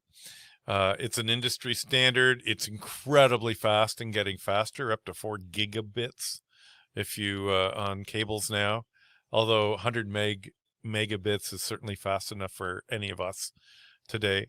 There are really no distance limitations. You can work across the world with equipment if you wanted to. If your antenna switch was halfway across the world, that's very doable. It is somewhat easy to configure. You can do a little bit of training on networking and understanding a bit about TCP IP addresses. That's that funny group of numbers. The 4 groups of 3, they're not really complicated. And you really need to know 3 terms: the IP address of which everybody has, or every piece of equipment has, and they're all generally unique. There's always exceptions, but they are unique, at least in a house. Something called a subnet mask. Well, for anything we do, I guarantee, just remember this number, 255-255-2550. For, again, most of us, that'll never change. And the third one we often deal with is something called a gateway. And that sort of says, hey, my device wants to talk to the outside world, so it needs to know where the door is. And that's what the gateway is. If you remember those 3 terms, and then one more called ports, you've pretty much got Ethernet nailed. And there's a lot of training to do available on that at a really introductory level. The nice thing about using TCP IP or addressing is you set it and forget it. So if you have a piece of hardware that the address is set either by what we call hard coding or DHCP reservation, a couple of other terms, we're almost done the course here, you'll really never have to worry about that address changing. And it also makes it incredibly easy to share our data easily. And we can do CAT over Ethernet. So I mentioned the LAN and the ham shack. It's now becoming as important as your antenna system. We all have some version of LAN because generally we get some email in our ham shack, at least most of us, or we get DX cluster information in our ham shack, or we look at PSK reporter in our ham shack to see if we're being heard on WSJT, or watching for the beacons to see if the band is open from the Whisper network. Very powerful tool, by the way. DX maps. We could have a ham shack hotline phone. We could have a DV hotspot for getting onto reflectors and stuff with their buddies on handhelds or whatever. Just so many things we do now over the Ethernet in our ham shack. And it's, almost as important as our antenna system. And I don't have a picture of it, but sitting here on a shelf beside me, I have a 24-port switch just in my ham shack alone. And it scares me. I looked at it one day and it's about 2/3 full. Now, granted, one of them's for a TV, but most of it has something to do with the radio. So we with the movement into Ethernet in the ham shack, the station construction gets to be easier. It expands, it scales. You can share information of devices from one device to another instead of just being this peer-to-peer relationship. If we want to get into remote, wow, this makes it so much easier because of the remote ability using this technology. And we even, at least in the Flex world, have the ability to control all the old-fashioned stuff as well. And I'll show you the screen that does that. And if you want to watch the starter video from a Flex perspective, you can click on the link when you get to this slide later on. So again, in the Flex world, we have the 6400 radio, which is an entry-level radio. We've got a Maestro, which is a control head where you don't need to have the radio sitting on the bench. You can clear off some bench space, put the radio in a different room, base of the tower. Why not? Ethernet cable's cheaper than Ethernet cable's cheaper than RF cable. So you're gaining less cable loss, allows you to hear more RF power out. This is where we need to now start thinking further and further ahead. The Flex radio, is not the only radio that does this, but of course I'm a little biased, I'll be blunt, but there are other radios that are starting to creep into this Ethernet black box technology. And you don't need to be a computer genius. So how do we do it? We can control, by the way, off the back of the radio, and this is, I just wanted to mention this because it's so critical, all the hardware devices. So if you've got steppers or bandpass filters, there's actually a way to hook it up back to the, right to the back of the radio. As many devices as you like, actually, not just one, so that when you spin the VFO or change bands, the right things happen. Case in point is I have this 5-band transverter that does 2 meters, 224, 40, 902, and 1296. And because the radio is a very good Ethernet type radio, or transverter type radio, when I change bands from 220 to 1296 as a weak signal person, the Q5, it's the Q5 transverter will automatically change bands. And the antenna I can be made to automatically change. So that's pretty slick. And we end up with a very clean environment. We get rid of a lot of cables. If you look behind your desk lately, especially if you're doing a lot of things, wow. And we get to add things like tuner geniuses and maybe some OEM stuff as well that will now be able to track and get rid of a lot of wire. When you get rid of a lot of wire, we tend to we reduce RFI injection points as well. And so, you know, this is what excites me, is because I can see the future. I can see where we can really go with this in the long term. So remember this diagram? This is a full SO2R station. Well, it starts to look like this when you're done. This is a Flex 6600M. It's a radio that's got some pretty cool features, but it's a standalone single operator 2 radio. What does that mean? Well, it means I can actually be transmitting on one band while receiving on another, and listening while I'm transmitting. Or I could be having 2 receivers on the same band and be maybe calling CQ on 80 while I'm dialing around up the band. Now, I obviously can't hear very well while I'm transmitting, but I could interleave this stuff, so that's really good. You can tie this right in with the Power Genius amplifier, which will handle both radios at the same time. And then the Tuner Genius, which will handle both high power out of the amplifier at the same time. And if you want the coup de grace and add a 2x8 antenna switch on the back end, I can now choose up to 8 antennas on either side of the radio, on either, you know, receiver A or B at the radio at the same time.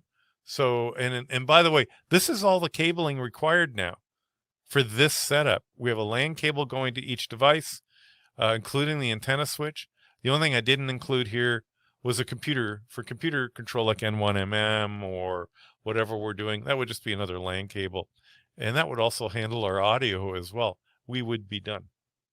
Pretty clean. So remember the diagram from Jan that I borrowed, and he had a Flex 60s. He's replaced most of it with a Flex environment. It looked like this, and it's great. Nothing wrong with it, but he cleaned that all up, and he said it pretty much looks like this now, except the amplifier is different. He's got an Expert 1K FA. He's got an LP100 dual channel watt meter. A great watt meter, by the way. And there are some great watt meters. I love it, though.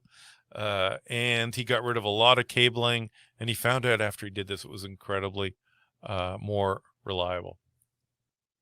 By the way, when you build a radio that's it goes on an Ethernet or a LAN, you have to communicate with it. And I give Flex a lot of credit here, because the way to communicate it, the way we communicate to it from the clients, the part you and I use, whether a Maestro or the PC program or Smart SDR for iOS, is in plain text over the Ethernet. So we actually publish how to do it. And as Eric, one of our VPs in engineering, says, we eat our own dog food. We use the same technology that we ask everybody else to use.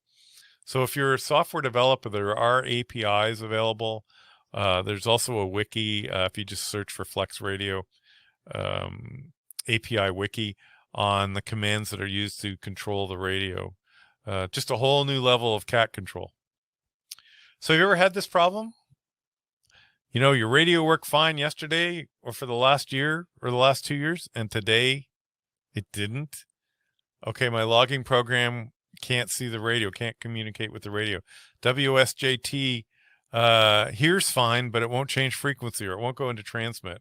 This is a really common problem. There isn't a forum I read daily that somebody isn't reporting this. And the things that can take you into this, like this happens quite a bit on Windows. I cleaned up my desk, I unplugged everything, plugged it back in, and now nothing works correctly. And one of the features in Windows is if you unplug the USB to RS-232 adapter, and if you don't plug it into the same place, then the number will change. The COM port number will change. Well, it's this number the software needs to move forward or to communicate with the radio. So there are adapters that I like using made by StarTech, and they have the FTDI chipset, which is the preferred chipset in the amateur world, and they'll say on it, with retention. So if you accidentally plugged it into the wrong USB port, the number would still be the same. Just good to know. So I started down this path, but I wanted to mention back in about 2010 or so, the engineers, Steve Hicks, Eric, Ed, the whole bunch, and Gerald, of course, saw this coming and decided, we need to get onto a different backbone. We need to have a different way to communicate with everything. And they saw the light then. And I remember the first time I saw the Flex 6300 with a Ethernet port on the back. I was at Dayton, and I didn't work for Flex. They didn't know me from Adam, but I remember Steve Hicks and he was sitting there talking to him, and I was looking at the back, and Steve, what can I do in this LAN connector on the back? And he goes, whatever you want. You know what? He wasn't wrong. This is how they also developed a tool called SmartSDR Cat here, and you can see mine on the over here in the right, and these are all the external devices I actually control with it. In some cases they're computer programs, sometimes they're raw sockets, not really anything to worry about, but some of the programs we use like WSJT, JTDX, etc., will handle raw sockets, which is generally a lot easier than dealing with USB or RS-232 ports. And not only that, I can run SmartSDR for CAT on 2 different computers. So I could be running maybe I've got 2 laptops. One laptop's my logging computer, the other one I've got WSJT running on. No problem at all. And there really is no limit to how many computers you could use. I've done 2 or 3 at the same time. So what do we do in the future? This is maybe the open-ended part of the discussion. Well, let's start looking for radios that are LAN-based, and we are seeing more and more of them come out. The Elecraft K4 has LAN ports on it. My ICOM 705 has Wi-Fi on it, but it's Ethernet has some Ethernet communications with it, and I haven't exploited it yet, but I'm sure some of you have. My ICOM 9700, I was able to put it on the Ethernet, but I had to use Node Red to do it. The 7610 has the ability to do the same thing, and the 7300 maybe a little, although I think it's got a long way to go. But and I apologize, I don't know what exactly Kenwood and Yasu were doing at this time, but I'm always open to feedback about if anybody's doing anything special on an Ethernet tunnel or communications protocol with either anything Yasu or Kenwood.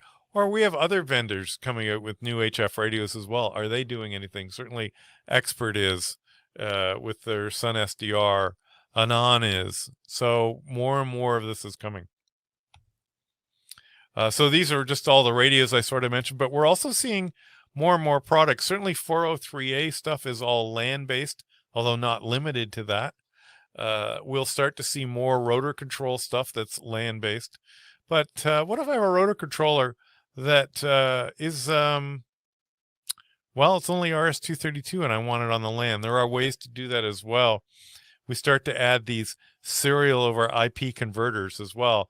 Moxa is a very good commercial one. They're not inexpensive, but the blue one in gray at the bottom, you can find those all over eBay, and they add something called raw sockets, and a little bit of a learning curve on that the first time you set it up, but then it's easy, and now you can put your rotors on the LAN or even any other devices. But has the software caught up on the back end? Maybe a little bit. But I said, this is early in this life cycle, and 5 years from now, this will be so mainstream. So in the future, we want, more ham hardware to show up that's 100% LAN usable, like a server. Again, much more stable because it won't go wrong as bad with changing RS-232 port numbers. And then we find more and more users writing applications that, ham operators that focus on ham radio stuff that can find it on the LAN or the Ethernet. And it scales, meaning you could do more without having to buy hardware, without having to make special cables. That's really important. And I got to mention Node-RED. This is sort of the glue for some of us that has tied this all together. Now, Node-RED is an application that was developed by IBM for machine-to-machine communications. Well, guess what? That's what we do. We have machines like rotors or radios talking to user interfaces on a PC or antenna switches. It's all web-based. So the user client, you can see that here in the middle of my screen, it happens to be the one I have that I built, and I'm not a programmer by a long shot. And that's web-based. It runs on my PC. It runs on my iPad. It runs on my iPhone or my Android or a tablet or anything. So I can easily change things that I want. And I developed this to do what I want. And I made it look like I want it to look like. You'll find if you want to spend some time learning it, it's a fun little project to learn. And I recommend to people who want to try it, just make a relay turn on and off, or a virtual light go on and off. And it's got a really quick learning curve. So I guarantee that within an hour of sitting down, you're probably going to be successful. And probably within a day, you're going to be more successful. And it's fun because you start to make changes. In the bottom is sort of what a flow looks like. And in this case, if you can see it, these two lines here say, send a command to the watt meter, which is an RS-232 watt meter, and get me the whatever it's going to send back, wattage, SWR. It's an LP100, so it comes back with a whole bunch of stuff. What mode it's in, what scale it's in. So that stuff comes back in, and right here in the bottom, and this is, this reads like a schematic almost. I've got one command to parse and look for my power, my RF power. And then over here, it shows it on the display, and it comes up right here in this bar graph. That's it. That's the whole thing, to send a command to a watt meter, get the result, and have it show up on a web page. And that's pretty darn cool. So we have a group on groups.io, and if you just search on groups.io for ham radio Node-RED, it'll pop right up. It's my group. I've chartered my friends with this, that we will help people with this group.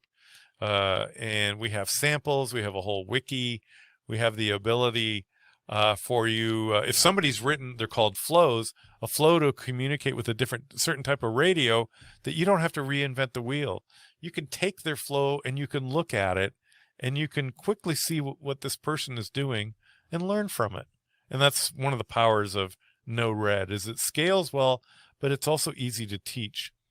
And we've had people where they couldn't control their web switch, like a digital I/O logger web switch. And so I think it was like Dave, WO2X, will say, hey, send me your flow.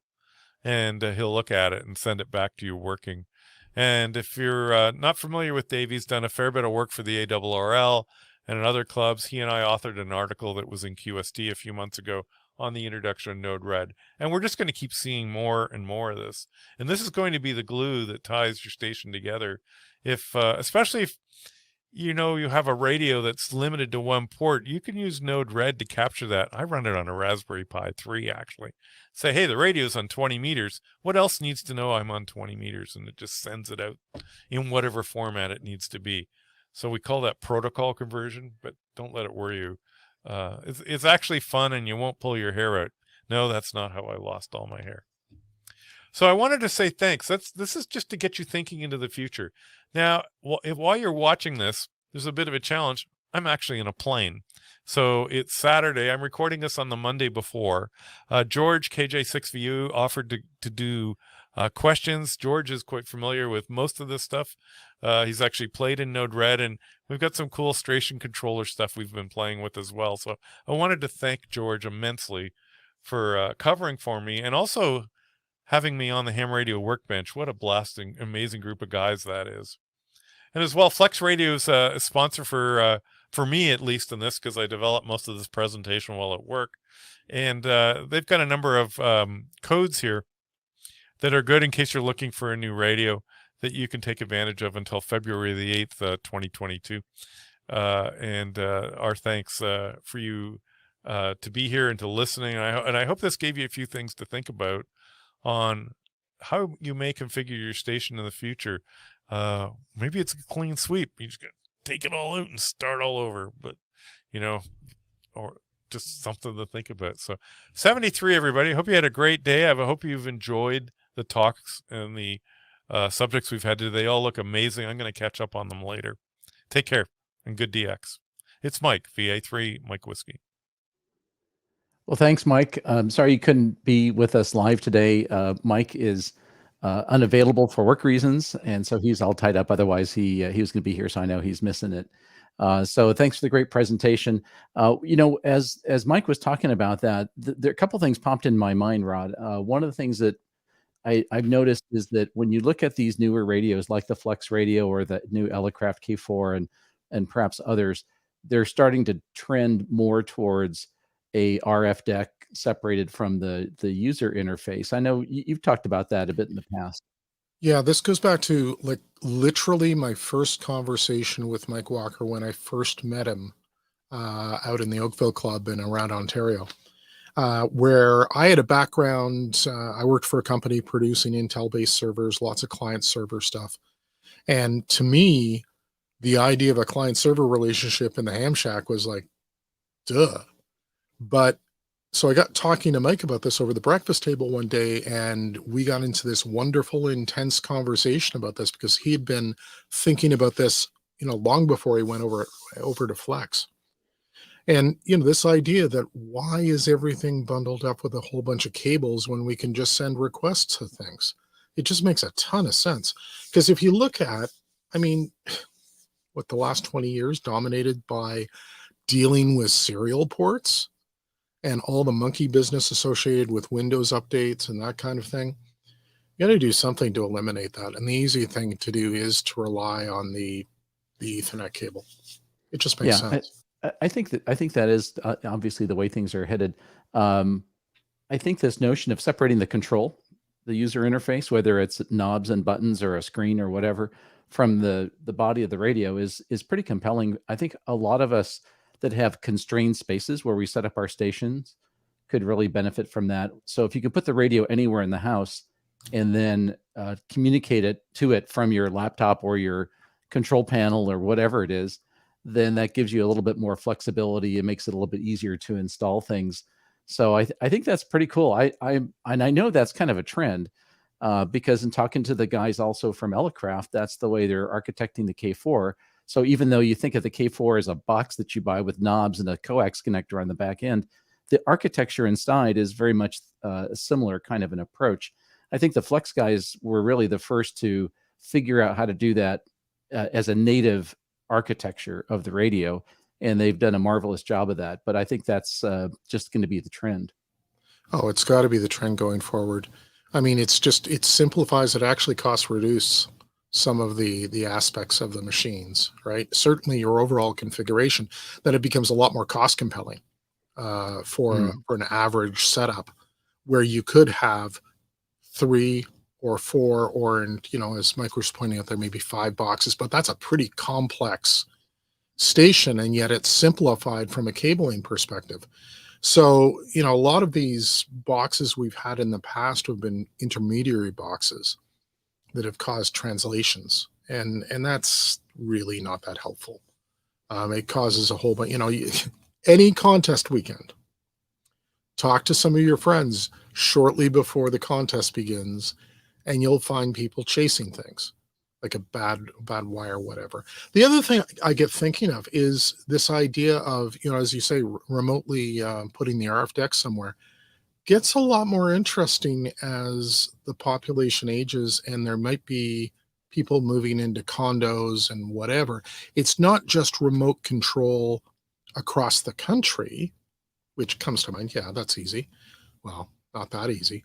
But it's also, what if you lived in a complex where there was a radio room and you can put your RF deck in there and you can sit in your condo and remote control that RF deck, but still go up to the radio room and twiddle with things and do your hobby. That's really compelling. Now, it's kind of a corner case from the condo corporation's perspective, but you could see how that would totally work. Oh yeah, for sure. You know, and even if you have the luxury of being able to put up an antenna and you can do whatever you want at home, there's also this additional dimension of flexibility. I'm just recently, when Mark was on the Workbench podcast with the rest of us, he was talking about operating, making contacts from his phone to his flex radio, kind of lounging in the, you know, in the hammock or whatever he was doing. And it's like, why not? You know, you could be sitting at the station, like, you know, kind of normal, or you could be lounging in the other room with your phone, or, you know, on a business trip or whatever. So it's that all that is just very exciting. You know, for me personally, I don't know how often I would do all those things, but the fact that you could do them is fun by itself. And then you'll figure out, like, you know, what use cases you've got, what modes work for you. It's kind of the time to fun factor. Okay.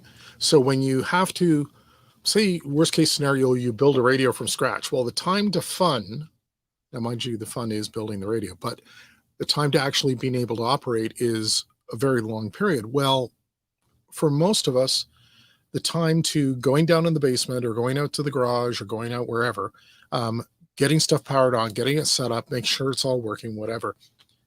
Well, with a more simplified environment, I'm pushing a button. And now with Node-RED, I'm pushing a script. And that's kind of cool. If you're a contester, that's your fun factor just went way, way up, right? If you're a person that just likes to fiddle, and that's some of us, well, you know, maybe it's about the same, but to me, it's a little pure environment. Richard says here, saves all that digital to analog to digital fun.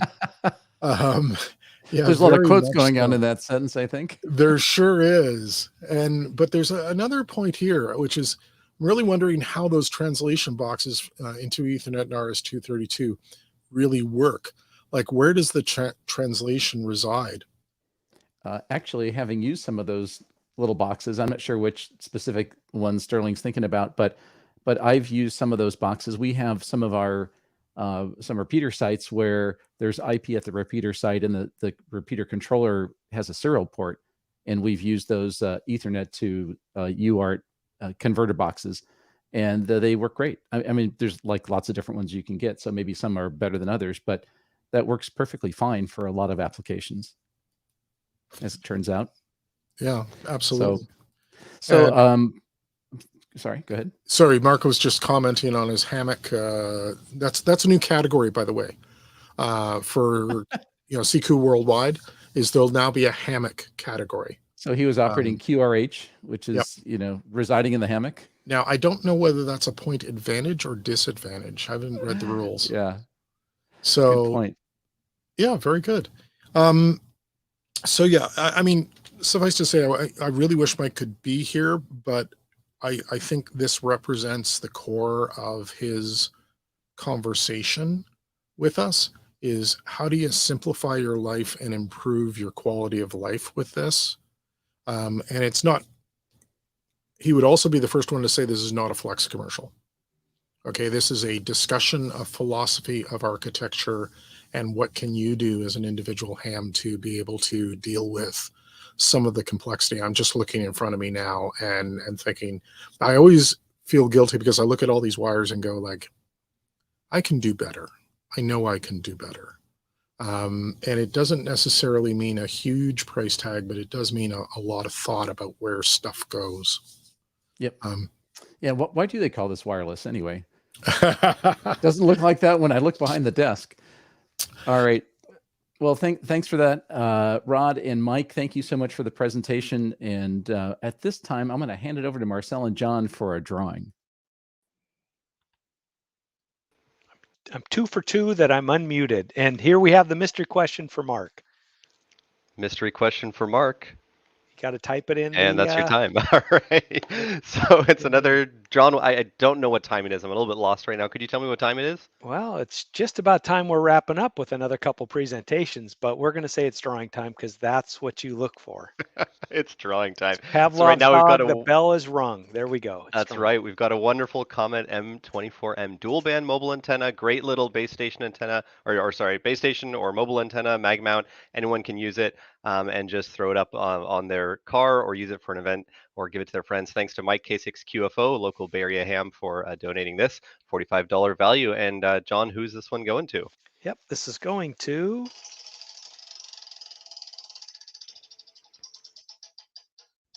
$45.05. That is a big number.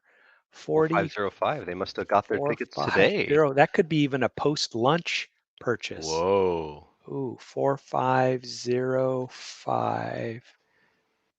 4505. Double checking. Would hate to pre-announce the wrong person. This is going to a hyphenated last name, a Harold Doring Powell. The last name is Doring Powell. First name Harold. Harold? Spelt like Harold. Spelt like Harold, maybe a little different. At least the Harolds I know, but maybe my pronunciation is just off. Well, congratulations for the mobile antenna, and hopefully that'll be a fun one for you. So we got one more here today. So this is the last one of the Power Strip, the Mega Power Strip PCBs. And the Mega Power Strip PCBs is a 5-pack of the bare PCBs. So you'll buy the rest of the components to put it together from the first gen. We talked about these a couple times. These will be coming out as kits in the near future, but that's always exciting. So John, who's going to win this one? And they're a collector's item, like you said. They it's definitely kind are. of the first rev, so it's like you're in on the ground floor. If you message George, he might even like sign them for you or something. That'd be kind of cool. Trick. He's gonna hate me for saying that, but that signature is gonna be valuable someday. So yeah, we're getting mocked in the background. I'm not looking at the screen, but I know we are. Here we go.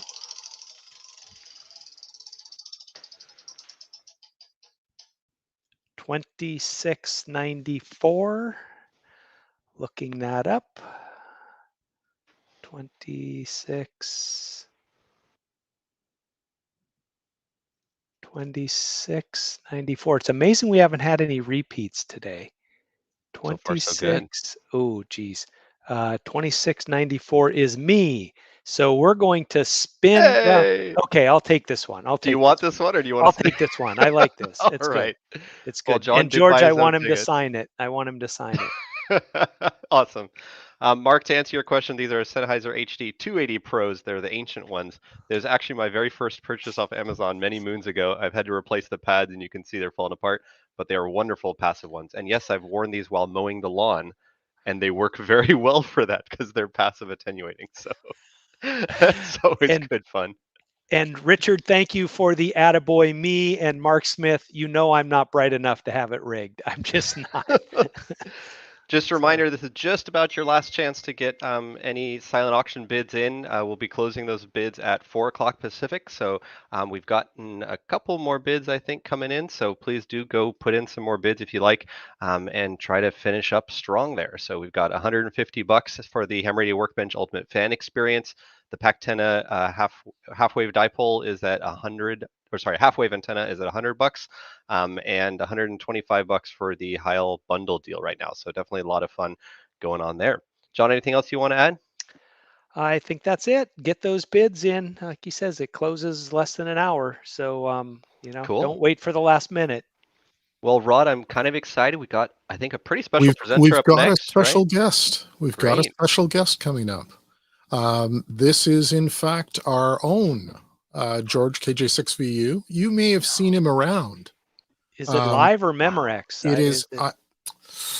I'm not really sure. You'll have to figure it out. But he's going to be talking about designing the Arduino Nano dev board. You have heard of the famous Arduino board, but this is the nano version of that. Makes it extra board. small. So, yeah, well, we're about to find out. So, thanks, gentlemen. I'm going to get him on here in just 1 second.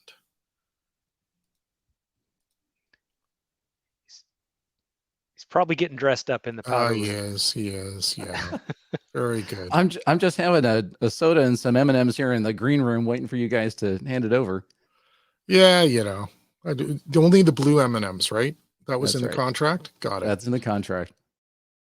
All right. Thanks a lot, everybody. So I'm going to talk a little bit about a project that I've been working on. I want to share with you that actually touches on some of the other talks in a way, similar in some ways to what Christian was doing with his keypad project, and also potentially how you can interface some of this stuff to Node-RED also. So what I'm going to talk about is a project that I call the Benchduino Nano. The original project that we called the Benchduino, we made some development boards and made those available early on as kits. And so this is a newer version of that. And so I want to walk you through the whole idea, what you could use this thing for, and how it goes together. And eventually this may be a Ham Radio Workbench build project kit or bare circuit boards if enough folks are interested in that. So let's start out with the really fundamental question here, which is, why in the world do you want a development board, and what could you do with it? And for that matter, what could you do with a project that has a microcontroller in it? And everybody pretty much knows this stuff, but there's like a limitless set of projects you can imagine where designing them with a microcontroller makes that project either easier or could give you a lot more features. And you could do things simple like a temperature controlled fan or a remote antenna switch, something a little bit more complicated like a keyer or a band decoder, or maybe a piece of test equipment like an RF signal generator control system, maybe a simple repeater controller, an ID badge. I mean, just about everything you can imagine would be made a little bit more practical with a microcontroller. So the whole point behind the development board is to make it easier to create these kinds of projects. So what's the big deal? What's the problem? Why do you need a development board? And the reason is I started out with a problem that every one of the projects that I build with a microcontroller has a typical set of hardware that I need. And different projects need different hardware, but there's usually a core that's the same. So you need the microcontroller itself. Often you have some kind of display, either an LCD display or some LEDs. You have some kind of input like buttons and switches, maybe a rotary encoder. You probably want to communicate with some external thing through a serial port. We just talked about serial ports for a while. So there's various peripherals, simple peripherals, that are common to just about every project. And then most projects need some additional special parts like a temperature sensor or maybe a magnetometer like Mark was talking about, to tell you what direction you're pointing in, or some other kind of sensor, or maybe a control relay, for instance, as an output. So every time you want to build a project, you usually have these common set of components that you want to use. And I wanted a fairly standardized form factor for that kind of stuff to be built into a single project. Now, the typical way most of us prototype this sort of stuff these days is to use breakout boards. And a breakout board is a little circuit board that has usually one integrated circuit on it and a header connector, and maybe some other device like a sensor, maybe it's a switch. And these headers are used to interconnect between the microcontroller and these various peripherals. And this is a perfectly fine way to do it. A lot of folks use this approach. It's very much the building block method where you plug wires between different things and then you can write the software and then your project works. The interconnect for these kind of boards is usually what's referred to as a DuPont connector. And these are little sockets or pins that slip over those sockets or pins that are on the breakout boards. So it makes it very easy to cobble together a project. The problem with all that is that once you're done getting it to work, you have this jumble of stuff on your bench. You've got 3 or 4 or 5 little breakout boards with a bunch of wires, and you can't just take that and use it. You have to mount all that stuff on another board, and then it's pretty big and kind of unwieldy. So the whole point of having a reusable prototyping platform is so you can more easily and quickly build these kinds of projects. So what I'm really looking for here is a way to prototype the hardware quicker so I can get to write the software quicker, make it easier and more reliable to assemble these together. And I wanted to design this specifically to support one of the families of Arduinos that's called the Arduino Nano, and there's various of those, and include some of the typical peripherals, and then also have a way to extend this out to add additional boards to that prototype. So you could pick one of dozens of Arduino software compatible processors. So earlier, Christian talked about the STM32 series of processors.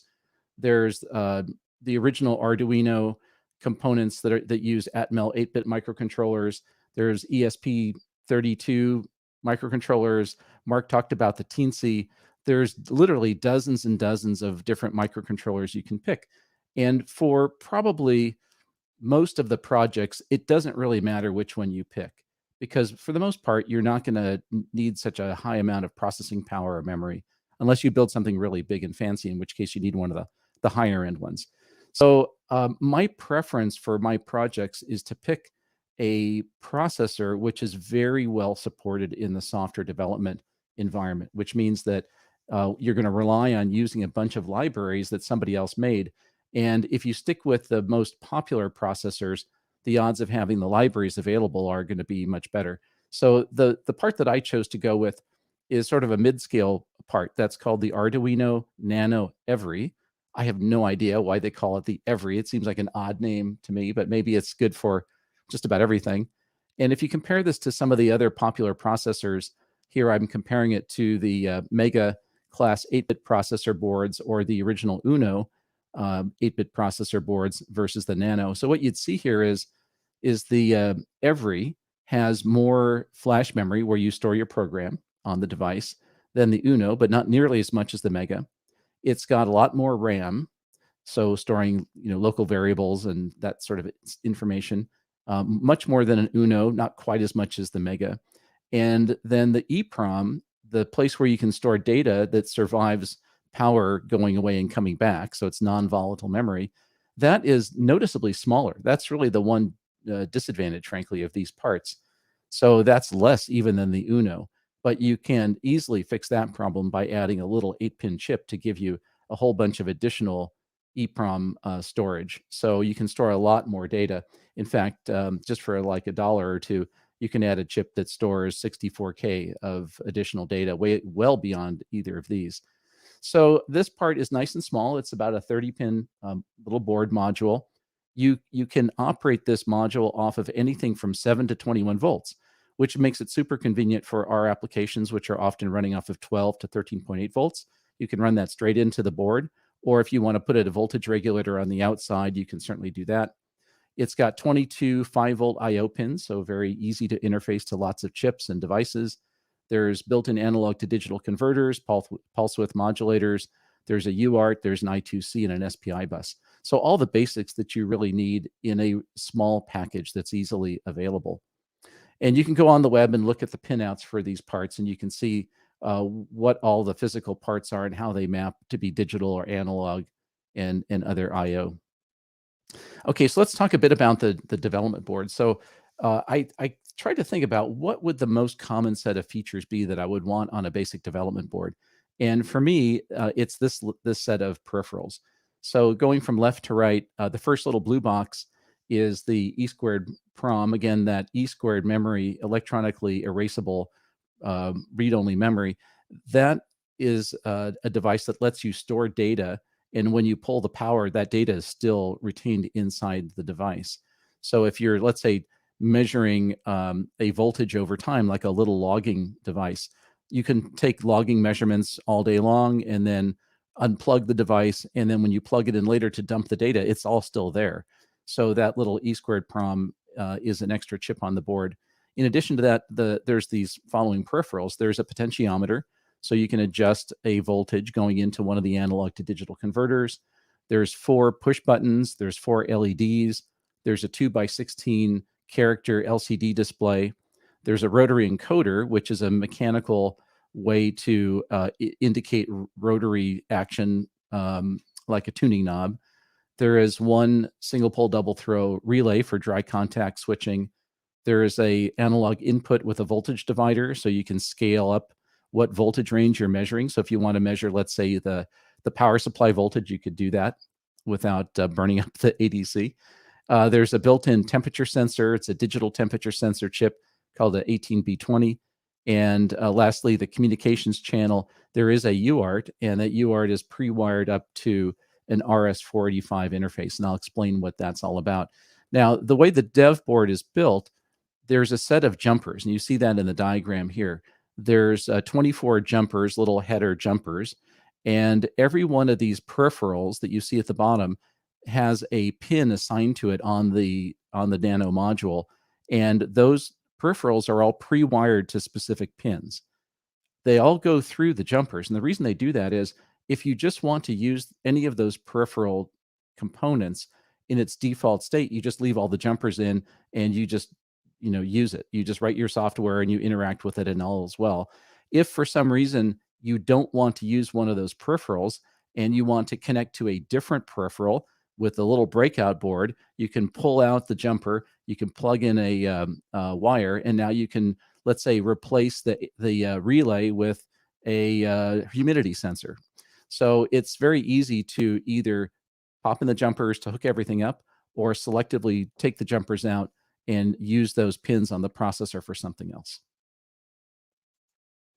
One of the things that I found along the way in designing this thing is a really cool acrylic display holder. So that's the little 2x16 LCD, and you can mount that straight to the board horizontally, or you can get this really cool little acrylic holder, and that will screw to the board. And so when the board is laying down on the table, the display is angled up towards you, so it's even easier to see.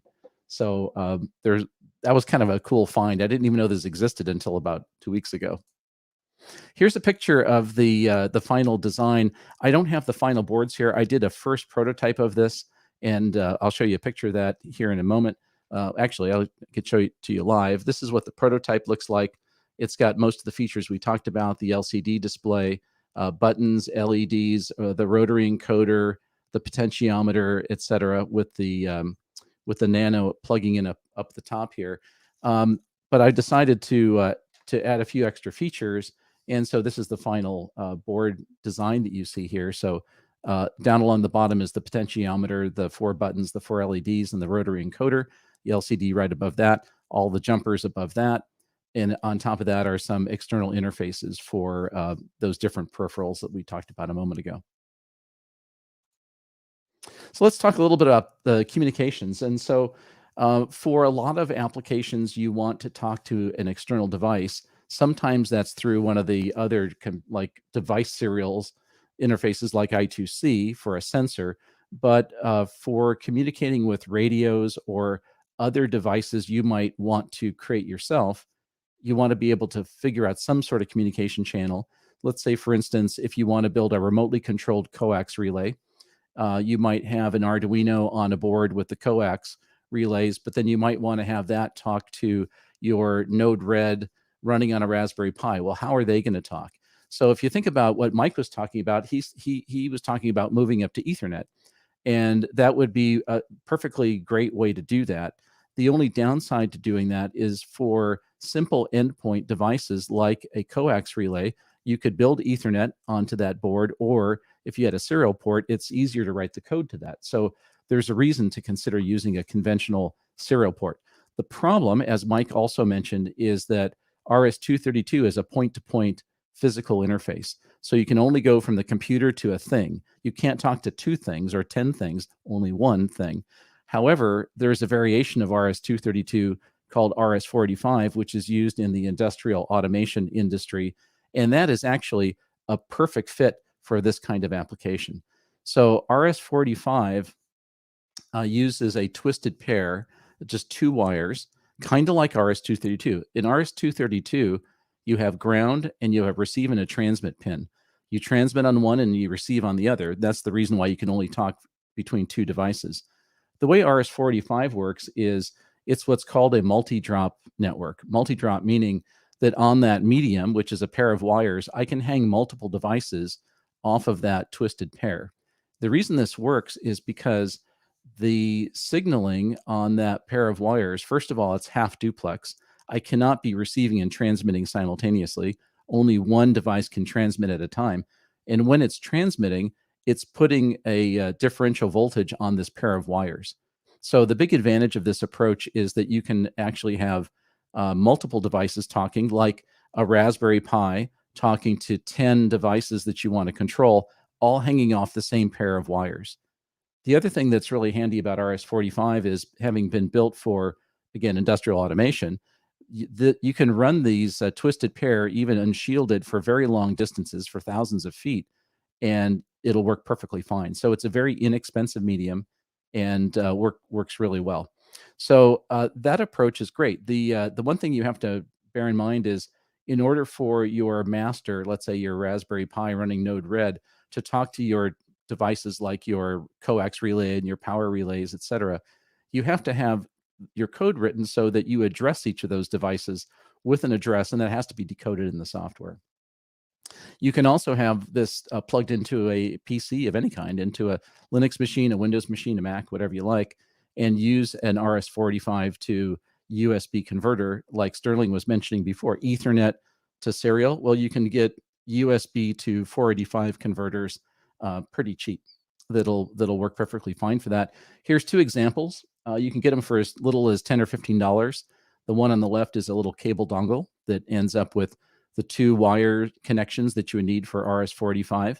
And on the right is a little bit nicer one that's a whole little metal box that does the same sort of thing. So it's very easy to convert any end devices to that same multi-drop twisted pair. One of the things that I started doing in my projects was to use cat cable for the interconnect. All you really need is 2 wires, what's called the A and B wire in the RS-485 standard. Why would you use Cat5 cable? Well, for one thing, it's very available, right? You can get it anywhere. Also, it gives you the opportunity to put power on some of those unused wires. So I stole the idea from power over Ethernet, and in PoE, you use typically 2 wires for ground and 2 wires for your positive 24 to 48 volts.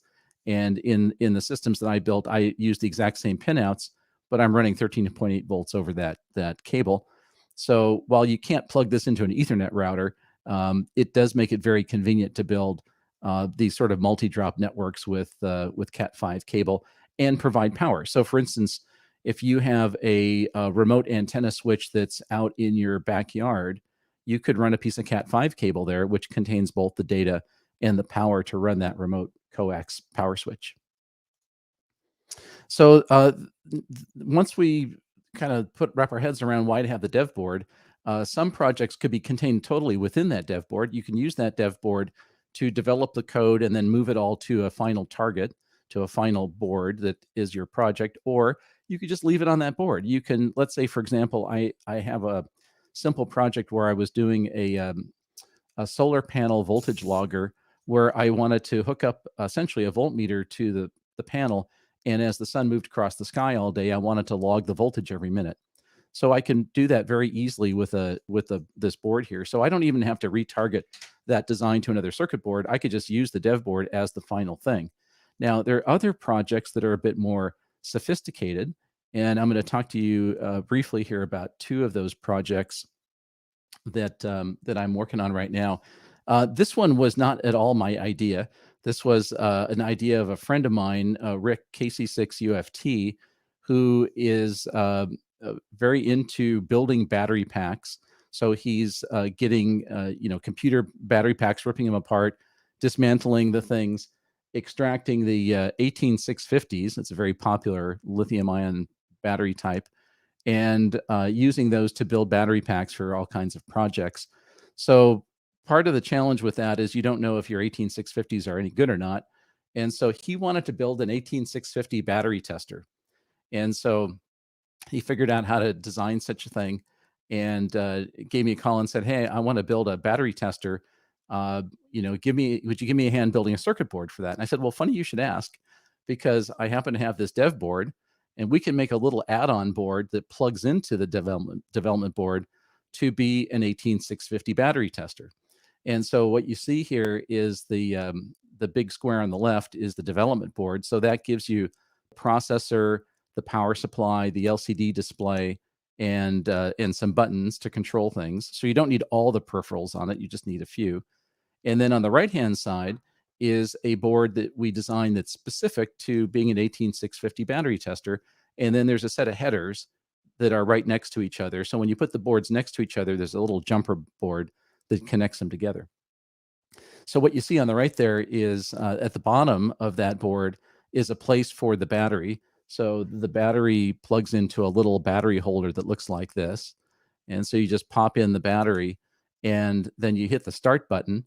And what happens is the microcontroller will control these power relays that are on the board. And the power relays apply different load resistors to the battery. And built into the board is a voltage and current meter. That's a little square on the left hand or on the right hand side. So it's an I2C bus interface, a voltage and current meter. And you can see the little breakout board like that. This is made by Adafruit. So you just solder this little board as if it were a part onto that board, and that does the voltage and current measurement very accurately. So the software running in the Arduino will cycle 2 different load resistors in and out of the circuit. And based on the voltage and current, you can determine the battery's resistance, and you can convert that battery internal resistance to a figure of merit to tell you if the battery is good or not. And we put 5 LEDs on the board, and the LEDs, additional LEDs, and those LEDs will tell you if it's new, if it's pretty good, if it's used, if it's poor, or if it's bad. So you can take all your batteries apart, stick them in here one at a time, run the test, and then now you know which batteries are good. So the other project that I started working on was to do a couple of projects, making a very simple repeater controller project, and also another project that I'm calling the Adventure Radio Controller, which we'll talk about sometime on a Workbench episode. What I needed to make this work is the ability to hook a microcontroller to a typical FM radio, FM like two-way radio, and be able to do some tasks. One thing is to read in the discriminator audio, and then pipe that audio back to the transmitter and be able to control the levels of the audio. And then I want to tap that audio and run it into a DTMF decoder, so a touch tone decoder. And so when I enter a set of touch tones on the radio, I want the microcontroller to decode that, and then if it sees a certain sequence, to do something. There's also a PL decoder circuit in there, so decoding the CT-CSS tone, and depending on which tone is received, that decoder will also tell the microcontroller what PL tone is being decoded. So it's a handy set of subcircuits that'll be the basis for prototyping some FM radio controller projects. So what you can see here is that for these two examples, the microcontroller, the display, the buttons, all that stuff is on the dev board. And then the weird peculiar circuitry that's unique to that specific project could be on this little sidecar board that just plugs right into it. And so, of course, that means the dev board is all reusable. So those are some of the applications that you could think about using this kind of a development board for. So what's the next step in all this stuff? All the circuit board designs, the final versions are done. They're all off at the fab. Like Mark mentioned earlier, it's Chinese holidays, so we're delayed for a week in getting the boards back. And we'll probably make these boards available as build project boards through the Workbench. So if people are interested, I'd love to get your feedback and let me know. And then if there's enough interest, we'll go ahead and do that and make those boards available. So that's it for the quick overview. All righty. Hey, George, there's a question from David here. Do you have a GitHub or another site to share example sketches? Good question. No, not GitHub, but any sample examples we'll put on the Ham Radio Workbench website. Okay. So we did that, by the way, with other projects where we've posted circuit board details or bill of materials or firmware source code, and anything that we open source will go on the Workbench site. So you kind of got to this, but if you've got a low volume need, say it's a 1 or 2 of a thing, does it make sense to just, okay, we're going to prototype it on this board, but if it kind of works, are you done? Yeah, could be. Yeah, absolutely. So I think there's a couple of modes you could be in. One is if let's just say everything that you need is built into the board, like my logging voltmeter, absolutely everything I need for that's built into this board. And I could just build the board and just use it for that. And by the way, maybe I just need that for an afternoon and I use it and then I reflash it with a different application. So I could just reform that board for something else. Or if it's going to forever stay in position and do that task, then I can just leave it there and just build another dev board for some other project. If I'm going to, the only reason that you would go make a board in addition to this, besides you might need additional parts, is that either you are going to do volume, in which case, you might change the layout, or if size is critical, because if you, if the proto board or the dev board is that big, but you can really just take out the parts you need and get it down to that big, and you need that space back, then you could certainly do that. Okay. Just relative to that, if, did you design this with certain dimensions in mind, or like, does this fit in a particular enclosure? No, it doesn't. And I always ask myself that question, start with the enclosure and work backwards for the geometry. And for this particular board, I decided not to do that, but rather to lay the board out so it is as user-friendly as possible, but on the other hand, keep it as small as I could make it, but still make the layout very user-friendly. So no, it doesn't fit a specific board. And frankly, the way the board is laid out, you're really interacting with it top down. And so it would be kind of odd in a way to put that into like a specific case, because you want the display on the front, not on the top. And so I just didn't bother with that aspect of it. Okay. A question about RS-45, and I think we've had this discussion before, is that layout, that pin layout, is that a standard that you'd find in another product? Like, is it a de facto? Is it would you find it in a commercial product, or is it just making good use of those pins? It's a George Facto standard. Right on. So so the answer is that there is no RS-45 over CAT standard. So I just invented my own. But the way I invented my own is I looked at power over Ethernet, and I said, well, there's no reason not to just use that. So I just adopted the same thing. So pins 7 and 8 are ground, which is the same as PoE. Pins 4 and 5 are B+, in my case, 12 volts, not 48 or 24 volts, same pins. And then I just assigned pins 1 and 2 to be the A and B data pins, because pins 1 and 2 are themselves one of the pairs twisted in the Cat5. And that leaves pin 3 and 6 left over unassigned to anything, and you could use it for whatever you want. But by the way, in my projects, it is absolutely a standard. So every time I build a project that does this, I always use the same pinout. And so I would encourage people to do that. So one thing that I'm going to advocate as we talk more about this stuff in the future is I'm going to publish this as a, for lack of anything else better, a, de facto standard. And it suggests people use it within the ham community, because that way we can build interoperable stuff. Mm-hmm. Yeah, I love that. Question about a groups IO site is to share some of this. Good question. There is not, but no, let me take it back. There is a groups.io site for the Bench2Wino, the original. So yes, there is there. Mm-hmm. There's nothing on the Nano board on that site yet. It's about the original Benchduino, but we can obviously expand the scope of that to include anything related to this. So actually the answer is yes. Okay, well, yes, you heard it here first. So go to groups.io and look for Benchduino. Nice. Okay, any other questions? I'll call for questions. No, I think that is it.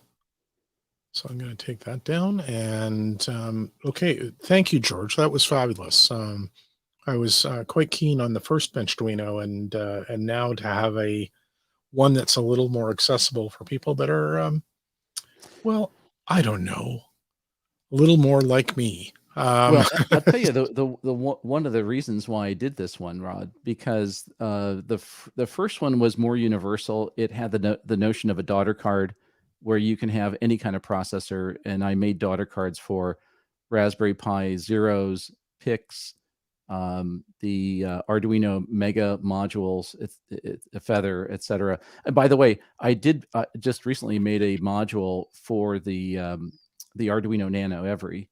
I haven't made those available, but that board's done. I have a whole pile of those ready to go. But what I found was if you were really into this, then that was great. But there's a whole bunch of functions in that original Benchduino that I felt most people didn't need for most of their projects or their first project. And it's kind of an intimidating amount of soldering to do. And so I went for a lower pin count processor and fewer features on the board, but just more the essentials, and figuring it'd be a little bit easier for people to start out with that one. Well, if you're on the learning curve, we said many times that the best way to get and be successful in the learning curve is to go drive it by a solution, right? And you're right. Soldering exercise is not what I'm looking for. I want to drive to a particular solution, which is also relative to the question about, do I just one and done it? Yeah. And by the way, one other thought on this is that there's sort of two different motivations to make something like this. A lot of times I've talked to people over the years who've worked on different microcontroller projects who wind up talking to me about well, what do you use and how did you do it and all that sort of thing. And I tend to find there's sort of two things that people are trying to figure out. You're sort of coming at this from one of two angles. You either have a problem you're looking to solve but don't know how to solve it, or you really don't have a problem to solve, but you want to learn. And so, but still the best way to do that is to have a problem to solve, right? It's exactly kind of right. Circular And thing. so frankly, for those people who are like, I don't really know what problem I want to solve, but this microcontroller stuff is interesting. And like, gee, that Node-RED thing sounds cool, but I'd like to be able to control something. And how does this work together? That's a great place to come from. And you can just say, look, the first thing you should do is just figure out how to make the relay click, right? It's the hello world of the microcontroller is blink the LED or click the relay. And then you can get more elaborate projects where now you have the Raspberry Pi talking to the Arduino, which by the way, is the whole basis of the station controller we've talked about on the Workbench podcast, which is exactly this architecture. So in that case, the master controller is the Raspberry Pi talking RS-485 or wirelessly to each controller, and each controller has this Arduino at its heart, and then whatever peripherals, the relays or temperature sensors or whatever, they're hooking up to it.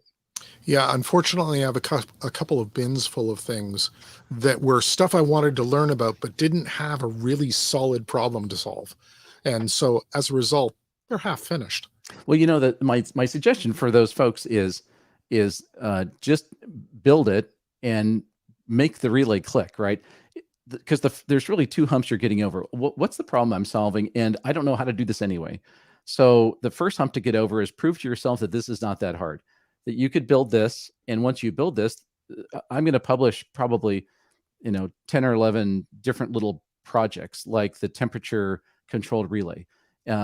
Once you solder it up, the temperature controlled relay is like a 10-line program. So it's super simple. And once you look at it, you go, oh, that's all there is to it. I could have done that.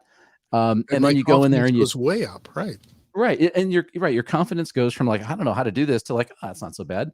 And so then you start to think, actually, I know how I could apply this. And you come up with a more sophisticated, perhaps, project, and then you learn more. Okay. Well, that's probably a good place to kind of move on. And guess what? We've got some friends coming back. Awesome. Hey, George, before you drop off and they take you away, so are these boards going to be available through the DigiKey Ham Radio Workbench site when they're kitted up? Or Yeah, great question, John.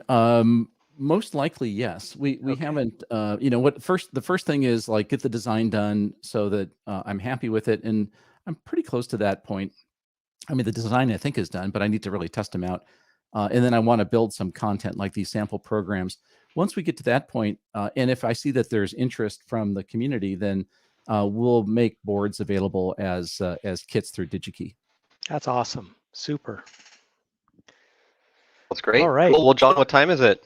It is drawing time. I think this is this the last drawing, Marcel? This is the last drawing before we finish up the day and get to the grand prizes. So this is another one of the Ham Radio Workbench DC Power Strip kits. These are limited stock and high demand items. So really excited for those receiving them.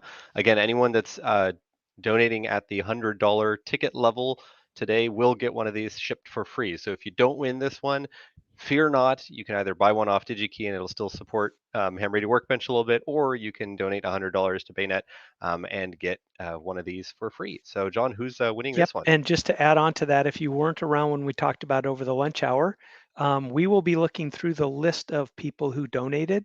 And if you gave 25 or 50 earlier and you really want one of these, again, anybody who net, or I should say gross giving adds up to $100 contribution, we'll look through that and make sure you get one of these. So this is, here we go, drawing. Another big number, 3576. 3576 goes to 30. Drum roll, please. I know, right? 3576 goes to Antonis Papasaurus. Antonis from the I know, SF San Radio Francisco Club. Radio Club. Yep. Excellent. Well, thanks, So- Antonis. Congratulations. We'll be in touch at the email that you used for Eventbrite afterwards to get this to you. And just a reminder, we will be closing bidding in 17 minutes. So make sure at 4 o'clock Pacific, we'll be shutting down the silent auction bidding. We still have a good number of folks coming in. We've had a couple more bids come in now. The Heil Microphone Super Bundle is up to $150. Still a steal at that price. So keep in mind those funds are all going to a good cause. So if you put those up and get your bids in, it's a great way to support the group. So feel free to go to bay-net.org and you can get the links there from the BayCon site for the silent auction. John, anything else you wanted to add? I think that's it for now. Look forward to talking to folks in around the top of the hour, a little after the top of the hour. Very cool. Well, with that, we'll go ahead and bring George back on the screen in case you haven't had enough of him today. And we'll be sure to introduce the next speaker. Pretty excited for this last presentation for the day. Well, I've had enough of me. I don't know about the rest of you. I think George has had enough of us, Marcel. I think that's probably the deal. direction. No, He I hears, would never- he get hears better the signs, question, right? what time is it again? We're going to get the hook. All right, so the final presentation for the day is a really interesting topic and something that I think a lot of us in our various clubs are interested in starting out, and that's looking at how we could use Wi-Fi technology to extend our capabilities both for public safety and also for typical day-to-day use. So the next presentation we have coming up is with Matheson KJ6DZE to talk about the San Francisco Wireless Emergency Mesh Network, and we'll be joined by him and also David KS6ZH Delta from the BayNet Radio Club, who is one of the key guys working on our version of the Wi-Fi and mesh networking technology. Over to Matheson. BayCon 2022. I graduated high school in 2005. By 2006, I had Wi-Fi on my roof at college. In 2009, I passed my tech license, and a year later, I was a general. I still had a few WRT 54Gs laying around, and if they weren't flashed with DDWRT, I was trying to flash them with the HSMM firmware that was just starting out in Austin, Texas. The WRT 54G was a real popular piece of equipment. Low starting price, limited memory, and very low power antennas. You had to use external antennas not weather sealed, all the memory wore out. They had a limited data rate, 54 megabits per second. Wireless speeds increased drastically. In 2016, we put one of the first networks on the air with Arden firmware running on top of Ubiquiti equipment. 4 years ago, I was appointed as a technical specialist for the ARL East Bay section. I began discussing mesh with a lot of different groups in the East Bay section. Some had no concept of a high-speed data network. Others didn't need one for their communication plan. Others couldn't make it work because there wasn't enough line-of-sight topography within the city to support data links between the sites they needed. It became apparent that not everybody needed to use the mesh the same. Take Caltrans or a county trying to contact the state of California. Counties don't need to talk to counties, but counties all need to communicate within the same OES district. Value added if we can provide situational awareness to a served agency. We may have to provide alternative means of high-speed data connectivity. We may have to provide the only means of high-speed data connectivity. Does your local agency have a plan for when the communication data networks fail or get interrupted? Part 97 and Part 15 microwave networks could help. What if 20 meters was shared spectrum in emergencies? If spectrum allocations aren't defended, there will be no alternatives. Has ham radio been left behind? Digital voice modes like DMR, C4FM, P25, amateur packet, 1200 to 9600 bits per second, Vera, low-rate data packets are okay. Data packet technology was developed in the mid-60s and was put into practical application in the 1970s and 80s. Wireless data speeds are increasing. The devices that we are using are driving an increase in wireless data transfer speeds. The packet exchange network falls 20 years short of being modern. It's based on AX25 packet framing, which is only layer 2 at the data link. Underlying AFSK lacks error correction, and its logical packet exchange network knows nothing about the rest of the network. It's a logical packet exchange network that knows nothing about the rest of the network. Packets are sent or received and then logically digipeated or I-gated or ACKed. The originating node knows nothing about the best way to send a packet across a simplex channel. BBS systems have to be accessed individually on unique simplex channels. A modern data network is a well-established means of high-speed computer-to-computer communication. Request to send. If data isn't sent, no problem. High-speed data network's there for that. Domain names, address lookups, transport connections. The routing protocol used by Arden handles where data needs to be sent across different RF and data link paths. Arden Amateur Radio Emergency Data Network. It's a custom firmware image. The firmware allows for ad hoc setup. What can you do on a mesh? Echolink, IRLP, site linking, streaming, video, surveillance, remote AQI, wind gas sensor networks, voice over IP, drag and drop file sharing, APRS, ADBS, AIS relay, remote receivers or transmitters, self-hosted email accounts, WinLink terminals, web-based reporting applications, collaborative computing like Mattermost, CAD, network visualization, network time services, satellite downlink distribution, weather data, games. Firmware allows for easy ad hoc networking.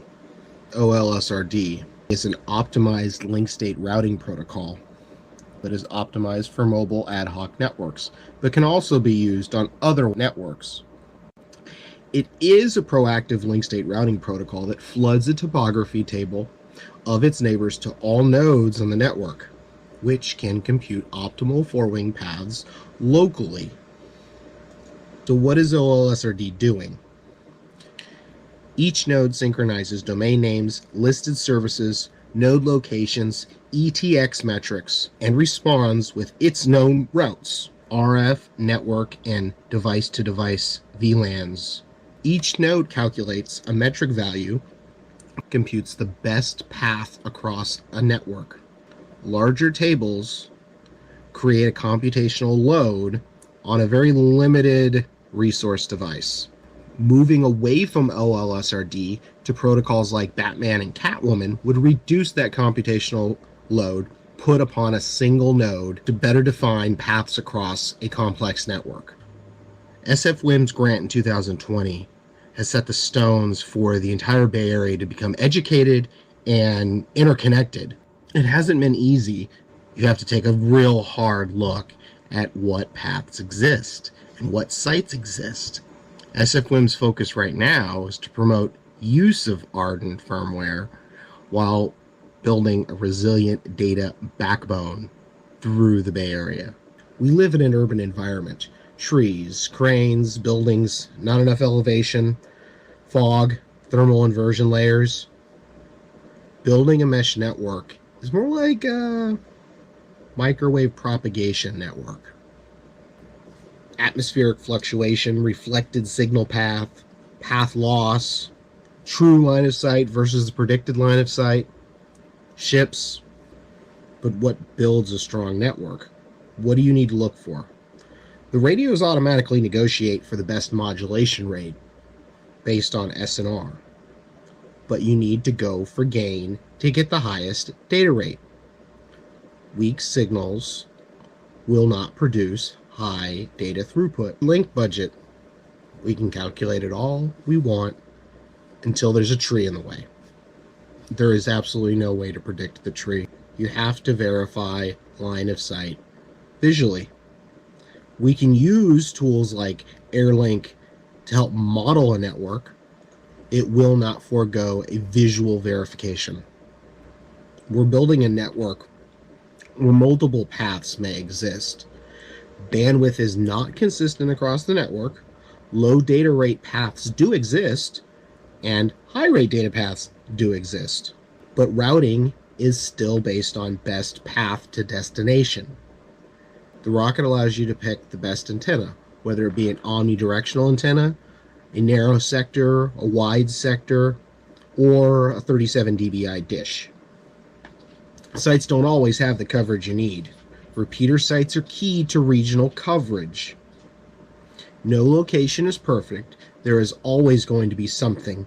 Access, line of sight, mounting, power, RFI. The web interface also depicts the radio's data rate mode.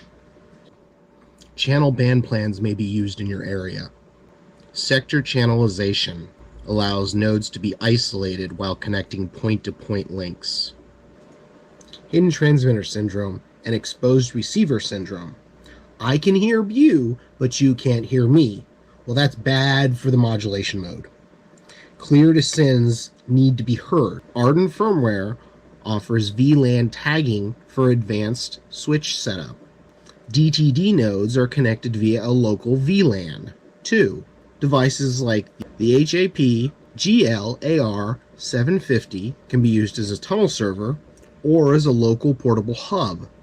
As you can see here, a managed switch simplifies the overall power distribution.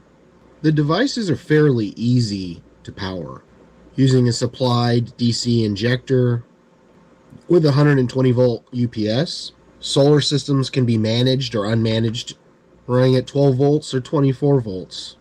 The solar and battery system needs to be scaled to the power consumption. Installations in the North Bay, San Francisco, and Berkeley were solar and off the grid. Having just a standalone repeater may be useful for you. It doesn't have to be connected to the larger Bay Area mesh network. Help us find high sites and towers to install BAM nodes on around the Bay Area. Join us on Slack, email, Mattermost, or Mesh Chat, or visit us at sfwim.net. Thanks for inviting me to BayCon. I look forward to your questions.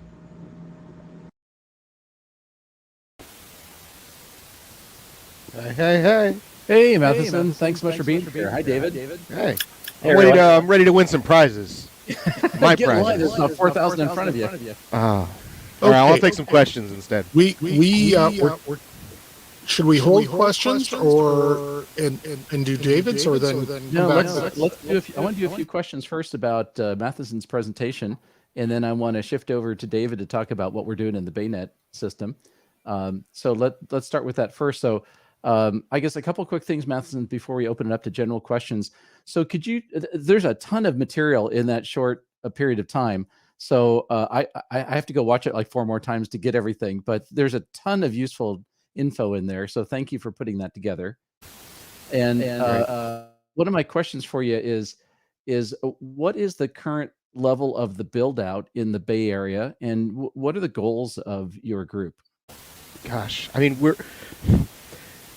COVID did so much. I mean, we were all stuck at home. So it one time it gave us a lot of time to be able to sit and think about all this. You know, how can we get people out? But now we're having to get out.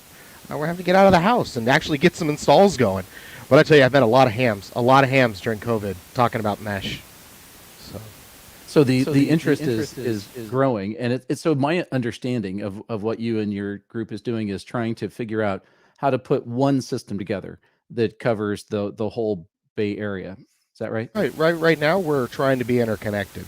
I mean, if some people had their way, we'd already have Southern California and Northern California connected. But it just isn't that quick. You know, groups have to understand how they can use mesh, how they can use this technology to support their counties, their cities first, before we can really say, hey, we want to connect everybody. And there's still some growing pains with the firmware. You know, we're really helping Arden develop this, but we don't all write code. So I guess one of the questions, if someone's watching this presentation, besides just being interesting, I'm sure some people are thinking, is this a project that's going to be used by emergency folks or ARES, RACES people, or is this something where someone who's not involved in any sort of emergency communications organization could also take advantage of this kind of a system? Yeah, I think right now it's such a new technology that CERT groups and emergency communication groups are still trying to understand how they are going to use it. I have a different understanding of how I might want to use a data network, but I'm not with the certain emergency communication group. So I think it's really up to clubs and groups to figure out how they best want to use this technology, because it's, you know, we all have Wi-Fi at home. Well, how can we use a data network to support emergency communications if that's the need? We're also talking about analog digital television. You know, we can send high throughput video through amateur microwave network links. So it's not just emergency communication that this supports. So it sounds like if this as this grows out, that if let's say I'm not in any of those groups, and but if I were interested in participating, there might be a way for me to do that. Right. And you can use it in your own shack. I mean, we're looking at all these presentations. There's your remote transmitter. I mean, there's your easy ad hoc network. You can do VPN tunnels across the internet. So if you got to set up a remote site, you can do it yourself. You don't have to join a larger network. But this is really enabling you to have an ad hoc network and a firmware and devices that this runs on. So one thing I've been wondering is when you build out a network like this, where you could potentially have hundreds of nodes in even just in the Bay Area, is it one big flat net? Well, not flat topologically, but I mean logically, one big flat network, or do you manage the network in a way? So, like for example, if you have 3 or 4 organizations, do they have their own set of sites and they run autonomously, and then at some point someone says, oh, we're going to connect it all together because there's some emergency? Or like, how does that work? Or is there plenty of bandwidth that everything is just hooked up to everything and it's all fine? No, there's most certainly not plenty of bandwidth. I think the network is as strong as the RF links that you build. And we've realized that everybody cannot be connected to everybody. There has to be segmentation. Arden's given us a little bit of a framework to do that, but we're really finding that out as how it suits our Bay Area. You know, we can't links across the Bay, you know, not everybody can see everybody across the Bay, you know, on both sides of the way. So I think right now we're working on backbone bandwidth that can really support, well, we're going to see what it supports. I mean, So there's a good level of practical experimentation and trying things out still to be done here. I think maybe this is a good time to bring David in. So let me introduce David. KI6ZHD is a longtime member of BayNet, and David's been instrumental in the installation and maintenance and design of a lot of our repeater site stuff. And this particular project around putting in a 3.4 gigahertz backhaul between our repeaters is something that David and Jim N1mm have been intimately familiar with and driving for the last several years. So, David, let me hand it over to you, and you can give us an update about what we're thinking about in BayNet. Okay. Can you guys hear me? Yeah, sound that good. Looks fancy. All right. Can you see the presentation? Yep. Okay. So let's see here. So real quickly here, thanks to N1mm Jim for kind of helping me out with this presentation. So my intent here is to kind of add on to what Matheson has presented and say, what is BayNet doing for arguably one of the southernmost SFWM nodes in the South Bay. So let me move forward here. So right here, we have deployed the N1mm test node on Black Mountain on 5875 megahertz. It's currently placed on the lower tower, and I'll show you a picture about that in a moment here. And we have some obstruction with trees. This deployment right now is a kind of a POC, but it's already working quite well. Here's a couple lists of different cities that we do believe we don't have obstructions to. I have a graphic of this that I'm happy to share here as well of where we currently stand. I have been in discussion with you, George, to see if we can move this node up onto the main tower. And if we can get out from underneath that foliage layer and have real line of sight to a lot more stations, it will really, really help. Now, I think it's also worth mentioning too that, and I think Matheson really talked about this, high-level nodes are really not necessarily the best places for putting mesh nodes. They're the best places for putting backbone nodes. So ultimately, the meshes will really want to be like little islands throughout the valley floor, and then they will backhaul up to some of these sites. So this is an evolving network. I think the real thing right now is we need to get the interest in the Bay Area so people start deploying equipment and all these other things, and then also recognize the flexibility that the network will maybe need to be tuned, maybe partially re-optimized to really handle higher bandwidths as we learn about, the weaknesses of any network topology, right? There is no perfect network topology, especially in such a diverse topology such as the Bay Area. And then again, Jim and I are still very much kind of newbies here. Jim is very much an RF expert. I'm much more of a network nerd. And then we have Matheson and we have Greg and all the other people that have been doing, ardent style networking here as part of SFWM for a longer time. So let's kind of move forward here. So just here's kind of a picture that Marcel took on top of the building, and you can see that chunk of trees here, and I'll have a better view of this in a little bit, but 5.8 gigahertz really doesn't like trees. It doesn't like moisture and all these other things. So we currently have a challenge from this lower level of the tower. So here you can kind of see what is the estimated blockage. So you can see to the north and to the northeast, we're quite good, right? And then to the south, we have a little sliver here, and I apologize that if some of this is getting a little blocked by some people, but the good chunk on a little northeast to southeast, currently right now, the signals are quite weak.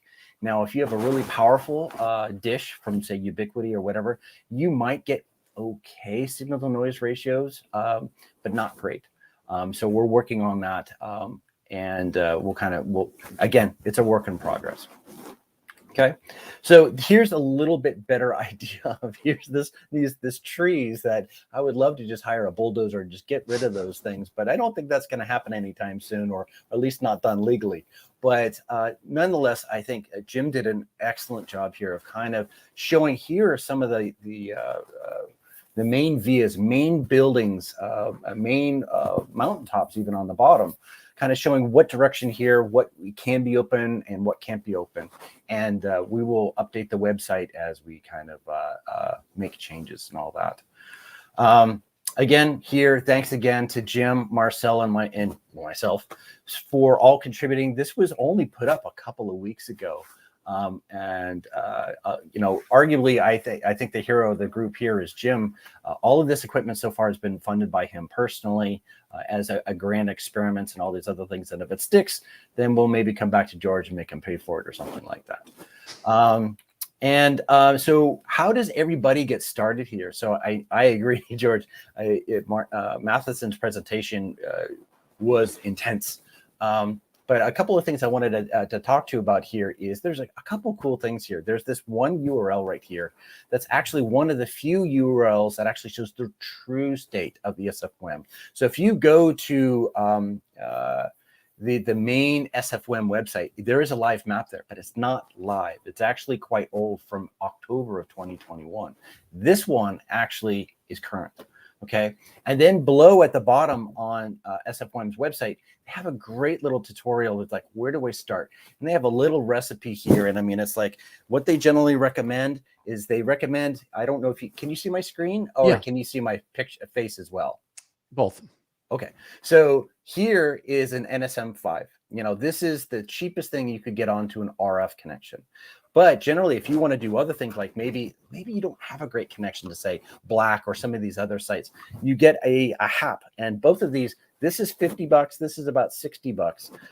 It's not that expensive. You know, I definitely don't recommend like the Linksys and all these other things of yesteryear, because these are all, well, this is outdoor rated. You put PoE in the bottom right there. You put it up on a pole, kind of aim it to the direction you want.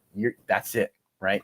The HAP gives you a lot more capability. You can get on at the SFWM network via the internet only, no RF required. But ideally, this isn't supposed to be an internet thing. This is supposed to be a local RF network, right? So those are, you know.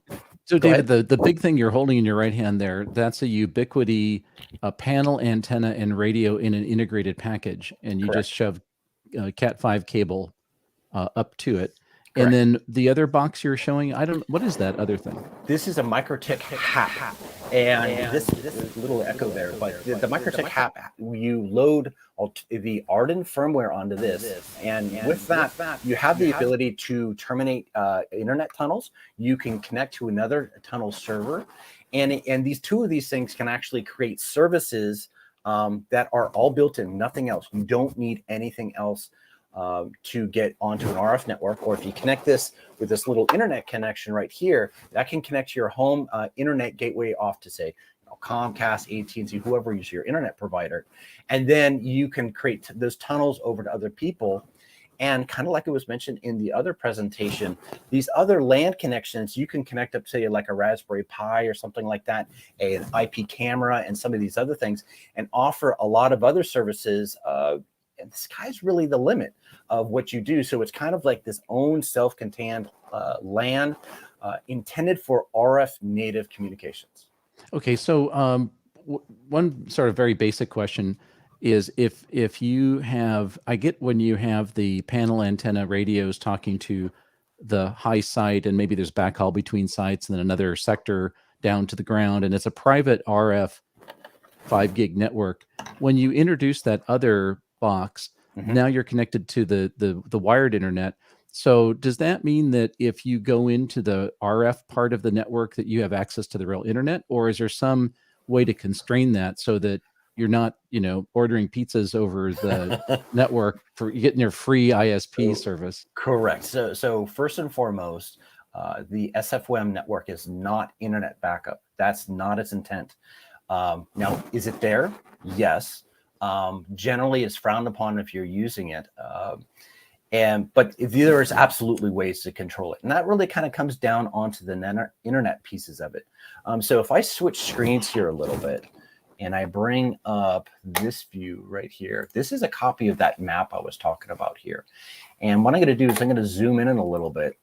And here's BayNet way down here at the bottom. You see that little dotted line that's going up in the northwest direction? That's actually our internet tunnel connection right now, because we have both that internet tunnel and we have a connection all the way over to right south of the Dumbarton Bridge, and that's called Menlo Park. And so we actually have redundancy there. And here you can see one of our first RF connections, and this is Jim's station using an RD30, a pretty high gain system. And we've had other stations come and go here. Here's another station right now, and this is KI6 TSF and all that. And again, these connections change, come and go. I mean, it's the mesh, and it's dynamically routing around connectivity, faults, and all these other things. So it seems like the network ultimately has kind of a hierarchy where you want to have some components of the network which are not coming and going. You can rely on them to be there to provide the infrastructure, and then you can have other nodes that come and go as interest and demand dictates. But you're not relying on one of those transient nodes as a key part of your system, I would assume. Well, and again, if we look down on the South Bay, right now we only have one quote unquote uplink. But you can look here, I've zoomed out on the map here. You can see the level of integration in the Oakland Hills and the San Francisco Peninsula is much richer. So we need to continue to grow the network here on both high level sites and low level sites to really kind of flesh out the network. Now, of course, the more, there is some level of spectrum management going on. We do have, each of these are using 10 megahertz channels, and being up at 5 gigahertz, gives you certain capabilities. But notice the key up here on the upper right hand, we actually have diversity in frequencies here. 2.4 gigahertz, propagation wise can go a little bit farther, but of course it has a lot more interference. 3.4 gigahertz, we're getting constrained on 3.4 gigahertz, but you can create hybrids as well, where it was mentioned earlier by you that we have that 3.4 gigahertz link going all over to the East Bay. We could leverage that and start doing backbone type things. There's a lot of flexibility that we can do. Yeah, that's a great idea. Matheson, I want to go back to some of the things that you were mentioning. One of the slides that was really impressive is here's a big list of things you could do with a network, and you listed like 30 different things. So are any of those things services that are in place? So if you're a client user in the network, you could use some of those things like messaging systems or other like permanent infrastructure pieces, or are those more like conceptually what you could do someday? No, some of them are. You can have a chat agent that runs on your node. Now you may want to have a Raspberry Pi, small services. And you also have to start thinking about what kind of service do I want to run, but how do I keep it on the network? Does it run on solar? Does it run on batteries? The power goes out. How is that going to affect its access? So the mesh chat, the video, those are things that we can plug in. Southern California, I think we're tiny compared to what Southern California has done as far as a mesh. But to be able to have, I assume you guys use Slack, right? There's an open source, was it Mattermost? You can run instances of that on your mesh. So I think it's really how do you want to try to run? Not how do you want to try, but there's so much you can do via IP. I'd spend an hour just trying to talk about all that stuff and show you the examples of what everybody else is doing with that. So it seems like one of the most useful things that we or somebody could do is to say, okay, what are those infrastructure components like a messaging service, maybe an asterisk PBX for VoIP phones, maybe just file store for information, and put up those kind of server resources in the same kind of robust setting that you'd put up your repeater system, right? So like I'm thinking, and David and I have talked about this for years, where we have our repeater sites might be a logical place to put some of those services because they're already on the RF backbone. You don't have to get to somewhere else, or they could be RF connected to a data center somewhere and added there. But the point is to pick a few of those services and put them up and run them like a real piece of infrastructure, not like, oh, it's working on Saturday, but I've flipped the power off and so now it's not working. So I think that would also get people, if they know those resources are there, people would get more involved because like, oh, I can actually do something, not just, some of that you have to be able to, some of that you've got to be able to stand up locally. How do you need a PBX? A PBX, the phone network, just imagine how AT&T was doing it. You got to have a local central office. Or all your phone, are you talking within your city? Is your city talking to, a county? And it's amazing what some of these guys have done.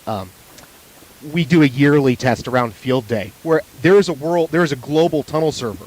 So some of these tests have also provided to allow us to really stress test the firmware. But you can call around the world, via the internet, but we do not expect the internet to be up in a disaster. I think we have to understand that. We may have alternate means of data connectivity, but this routing firmware really allows us to play with that and utilize it as a ham. That the internet can go down and there's still another path, maybe to the internet or maybe to other services. So one of the things that I remember several years ago, the first time I had a conversation with anybody about some of these ideas was with Jim and N1mm and our good friend Randy up in the Northwest. And the vision at the time, as they described it, was to have backbone infrastructure that is battery backed up and on the air, doesn't rely on the internet, and then to be able to deploy a portable package. So if there's an incident like an earthquake, and there's a site where there's, let's say, relief operations going on, you could take a flyaway case and deploy it, and that would be a combination of a local router and terminals like VoIP phones or voice repeater VoIP kind of connections with a backhaul up to the repeater site and to connect into the Bay Area wide network. And that just seems like an incredibly great kind of a target for building out capability in case of an emergency. Right. And you could remote control your robots too. It's a data link. I mean, we're looking at now being able to put a terminal on the other end of a Starlink. So we're tunneled through Starlink. Services that to provide, because we know the internet's going to go down at some point. So, or we may have to ad hoc deploy. I think you're completely right. If we've got this in our Go box, we're able to take it where we need to go. Yeah, exactly. Wow, that's pretty exciting. To set it up. I mean, it's the education. We're not used to dealing with microwaves. 2 meters HF, where we're propagating, through buildings. Well, the building's now reflecting a signal. So it's a different type of signal that we're not used to dealing with. And really, I mean, it's important that you've got to respect that signal to noise ratio. That path loss thing is a whole different ball game when you're using high-speed data radios. So, yeah, this is really exciting stuff. Rod, do we have any questions in the chat? Yeah, now I've got to pop myself in here. What tools are you using to determine the line of sight, the foliage blocking? I think that's David. So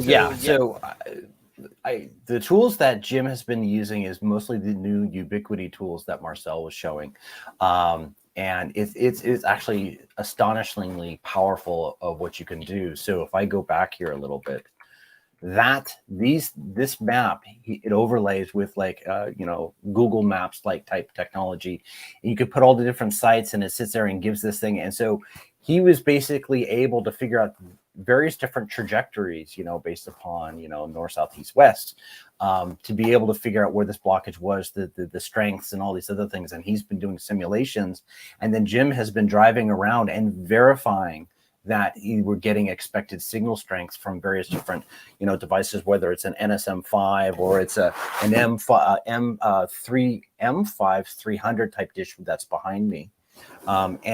So far, it's the simulations are holding up quite well. So it's a very powerful tool.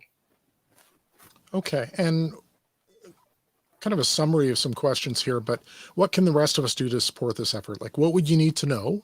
And where could somebody start? Well, and I think I can go ahead and start, and then it can go down to Matheson.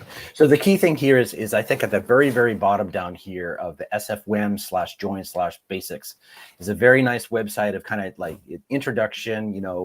It does need a little bit of money, typically less than $100. It does give some recommendations when you're running, Cat5 cable and stuff like that. Make sure it's UV rated, or it's just going to disintegrate in the weather and things like that. And then it's a combination of that. And then there's a lot of materials up on the Arden website. I would argue, while they have some very, very good materials in there, it's an excellent overview, but some depth is kind of missing. And you have to go into the forums, and the forums are searchable. And there's a lot of very, very helpful people.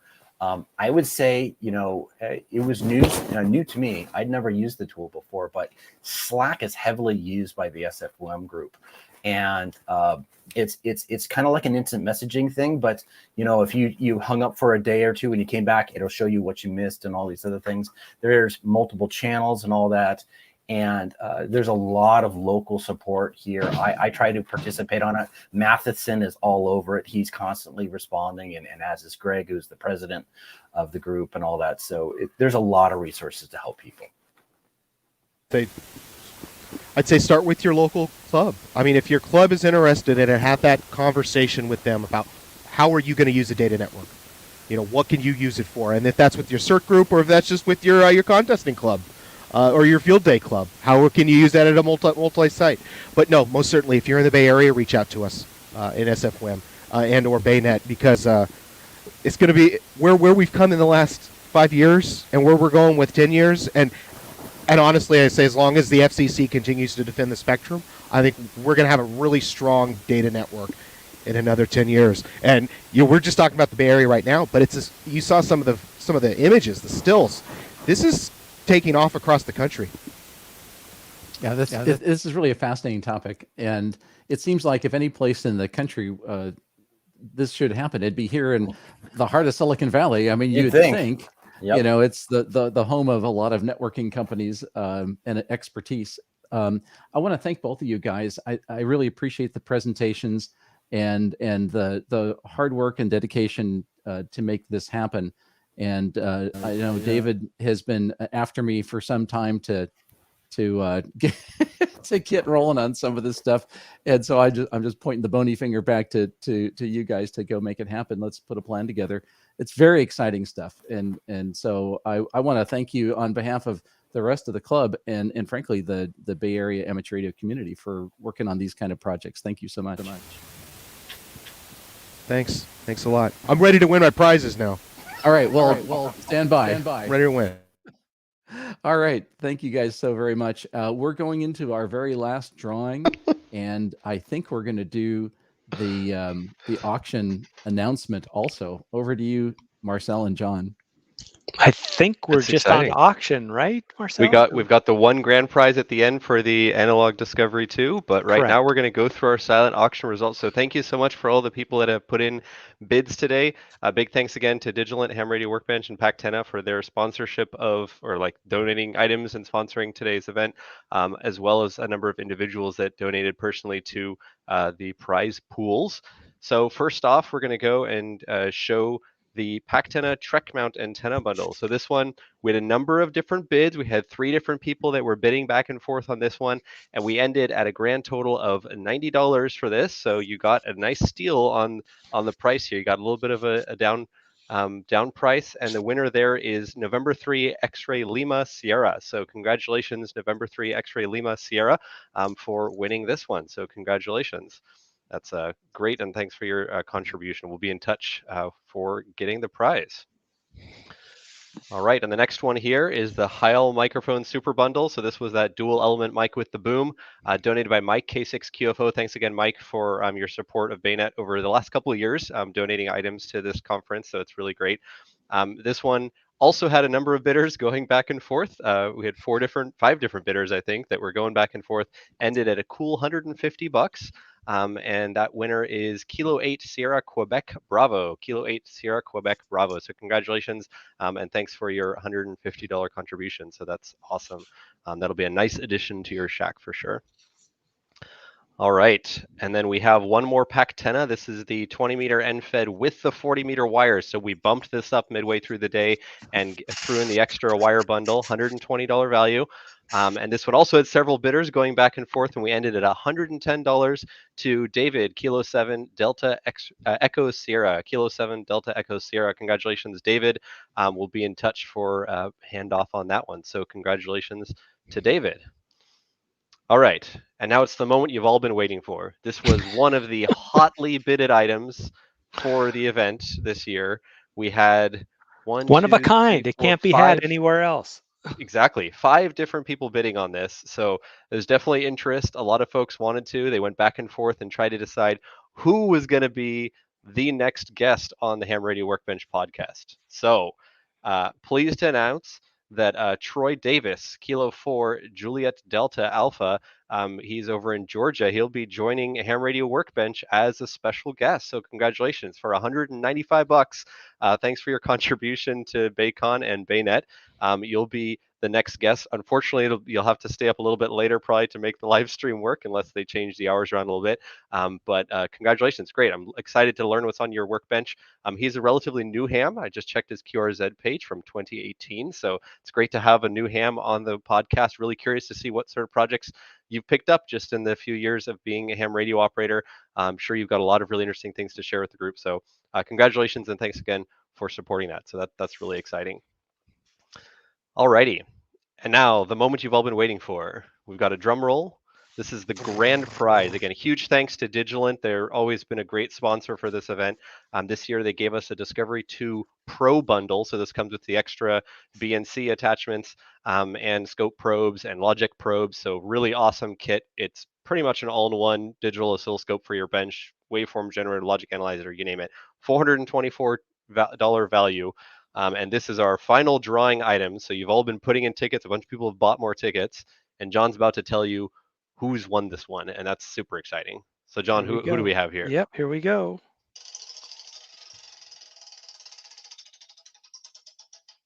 Ooh, 583, an early registrant.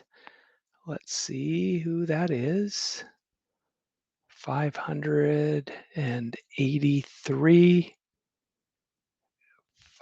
Let me confirm. 583 goes to David Kershaw. David, congratulations, David Kershaw. Yeah, great win, David. That's awesome. Well, I hope you're going to have a wonderful new addition onto your bench, and we'll be in touch to get this one shipped to you as well. A big thank you again to all the sponsors and everyone for donating. A reminder that the $100 deal is still valid. So until tomorrow, I think 5 o'clock is when we're closing down ticket sales. So if you want to visit the Eventbrite page and contribute to Ham Radio Workbench, to BayCon and BayNet, and get a one of the DC power strips as well. We'll be throwing in the DC power strip for anyone that buys a cumulative total of $100 worth of tickets for the event.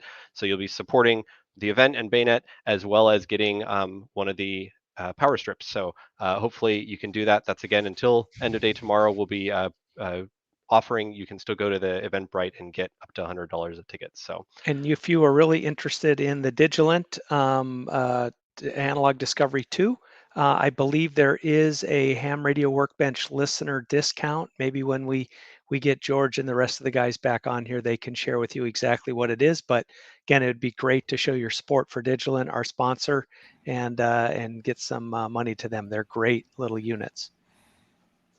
So yeah, George, great. Call out. What was the discount code, George, or was there? Yeah, if you go to the Digilent webpage and you search for Ham Radio Workbench bundle, then the Analog Discovery and the accessories come up. I think the list price value, like you said, Marcel, is around $430 in that ballpark. And if you check out with the code Ham Radio Workbench 2022, 4 numbers at the end, then you get about $135, $140 off that bundle. So it's really it's a good deal. And I love that thing. We did a video a couple of weeks ago on the HRWB Ham Radio Workbench YouTube channel, all about how to use an oscilloscope, and we use the Digilent Analog Discovery because you can show that screen easily on the video. And we did a little bit of analog design tips and tricks and showed how to use the test equipment. So that was a load of fun. And we're going to do more of that stuff on the Workbench YouTube channel. I want to make a couple other quick comments here. Back to Troy. So this is the ultimate prize. Bringing you up on this show. We're grateful you want to be there, to be perfectly honest. And I think the least we could do is also give you a DC power strip kit. So for your generous donation there, we would love to give you a kit. So looking forward to having you on the show. We'll be in touch and figure out when the best time is for you to come join us. Do remember that you have to bring an empty bladder to the event, because we do sit there for quite a while and drone on about electronics and radio. So looking forward to that. Thank you so much for your kind donation. So, and being a new ham, now that he's got one of these power strips, he'll have something on his bench if he didn't have before. Yeah, exactly. That's right. Yeah. Now this is a slippery slope, I might add, because we're also going to tell you need to buy a high-powered Hakko soldering iron to solder this thing. Oh, by the way, you also have to buy the companion desoldering tool. Anyway, we can get to a whole list. Just go back. Should have been on the Heil mic, so you can have a boom mic when you're. Yeah, see, with the mic, you'd be one and done. Now with the kit, it's a slippery slope. We'll have you buying the spectrum analyzer in no time. Alrighty, so I want to do a bunch of thanks here as we wrap things up for the day. The first thing I want to do is really thank our speakers. We had an amazing set of presenters. with some really fascinating topics. The easiest thing for us to do when we put on the BayCon event is to get wonderful guest speakers. You think that's the hard part. That is not the hard part. We are very, very fortunate that we have an amazing community of people who are not only willing to share, but are really smart people that know a lot about some really interesting stuff. And so I find every single one of those quite inspirational. And I have a whole notebook of action items for myself to go do now from all these presentations. So to all of you speakers, thank you for carving out the time to make the presentations, record them, and be here for the Q&A sessions. The second thing I want to do is I want to really thank everybody who attended, everybody who is here that bought tickets. Without you, the system that we're talking about, our repeater system, would not be on the air. It's very expensive to keep this stuff up and running. And we're not talking about the equipment. That's actually not necessarily the most expensive part. It's all of the cost of the facilities and the insurance and everything that goes with just operating this stuff. So a big thank you to everybody who bought tickets, especially for those who dug deeper and donated above and beyond the a few bucks. So it's very much appreciated, honestly, from everybody here. So thank you so much for that. Let's see, a couple other notes here. We would suggest, if you want to follow up on a lot of these kind of topics, there's a few YouTube channels you should go subscribe to. So there is, obviously, as you found today, the BayNet Events YouTube channel. You might as well subscribe to that while you're here. So that way, when we do post more things to that channel in the future, you can see it.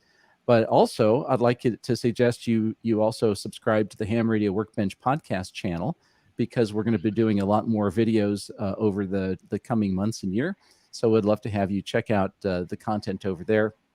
All of the material you saw today is going to be posted somewhere. So all the videos will be on the BayNet events page. All the audio will be in the Ham Radio Workbench podcast audio feed. And all of the presentations will be on the BayNet website as PDFs.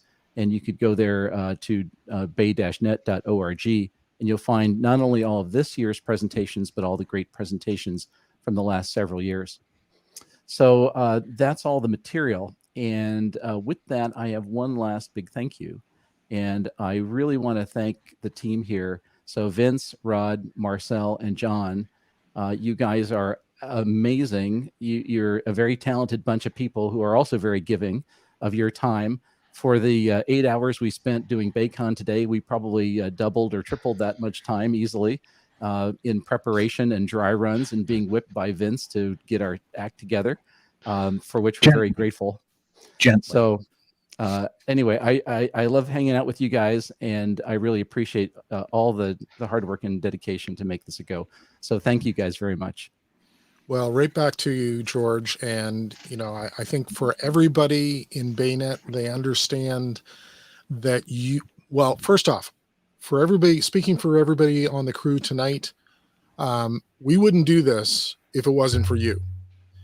And frankly, even though I'm not in California, I certainly feel the effects of what you're organizing out there and how central you are to that effort. So thank you, George, because you've made this fun. And it's a couple of nights ago, we were saying we wouldn't do this if it wasn't fun, and it's a blast. I heard you just say we wouldn't do this. I didn't hear the rest of it. Oh, yeah, I must have cut out there. Okay. Yeah. It was my squeaky chair, fun. probably. Packet loss. Packet loss. That's the truth. No, George, I mean, if it's not a fun group to work with, then we wouldn't all be spending our time to volunteer and put it together. So yeah, the 30 plus hours that we've all easily spent on this, organizing the event and putting it all together, it's great. So thank you for your leadership, and thanks to the rest of the crew. It's been super fun. Thanks to all the people that joined. With the audience live, it makes it so much fun. Of course, we'd love to be in person, but we have found a way that works in these times, so it's good fun. Well, and the great thing, like you said, the whole pandemic thing made it impossible to do this live and in person, but it also allowed us to cast a much wider net. So we're able to bring in our brothers from Canada and from other parts of California and other parts of the country, and be able to bring in a whole bunch of attendees who otherwise would not be part of this. So, All so this five of actually us are worked from out really some well. CA, right? Just not the same CA. Sometimes Yeah, it's just a Canada, different sometimes CA. it's California. You know, same thing. And it's good that we did this before the curling teams and the hockey teams across the borders face each other in the next true. week. So it's That's all good very stuff. true. Apparently, there's a game on tonight that a lot of people will be watching, right?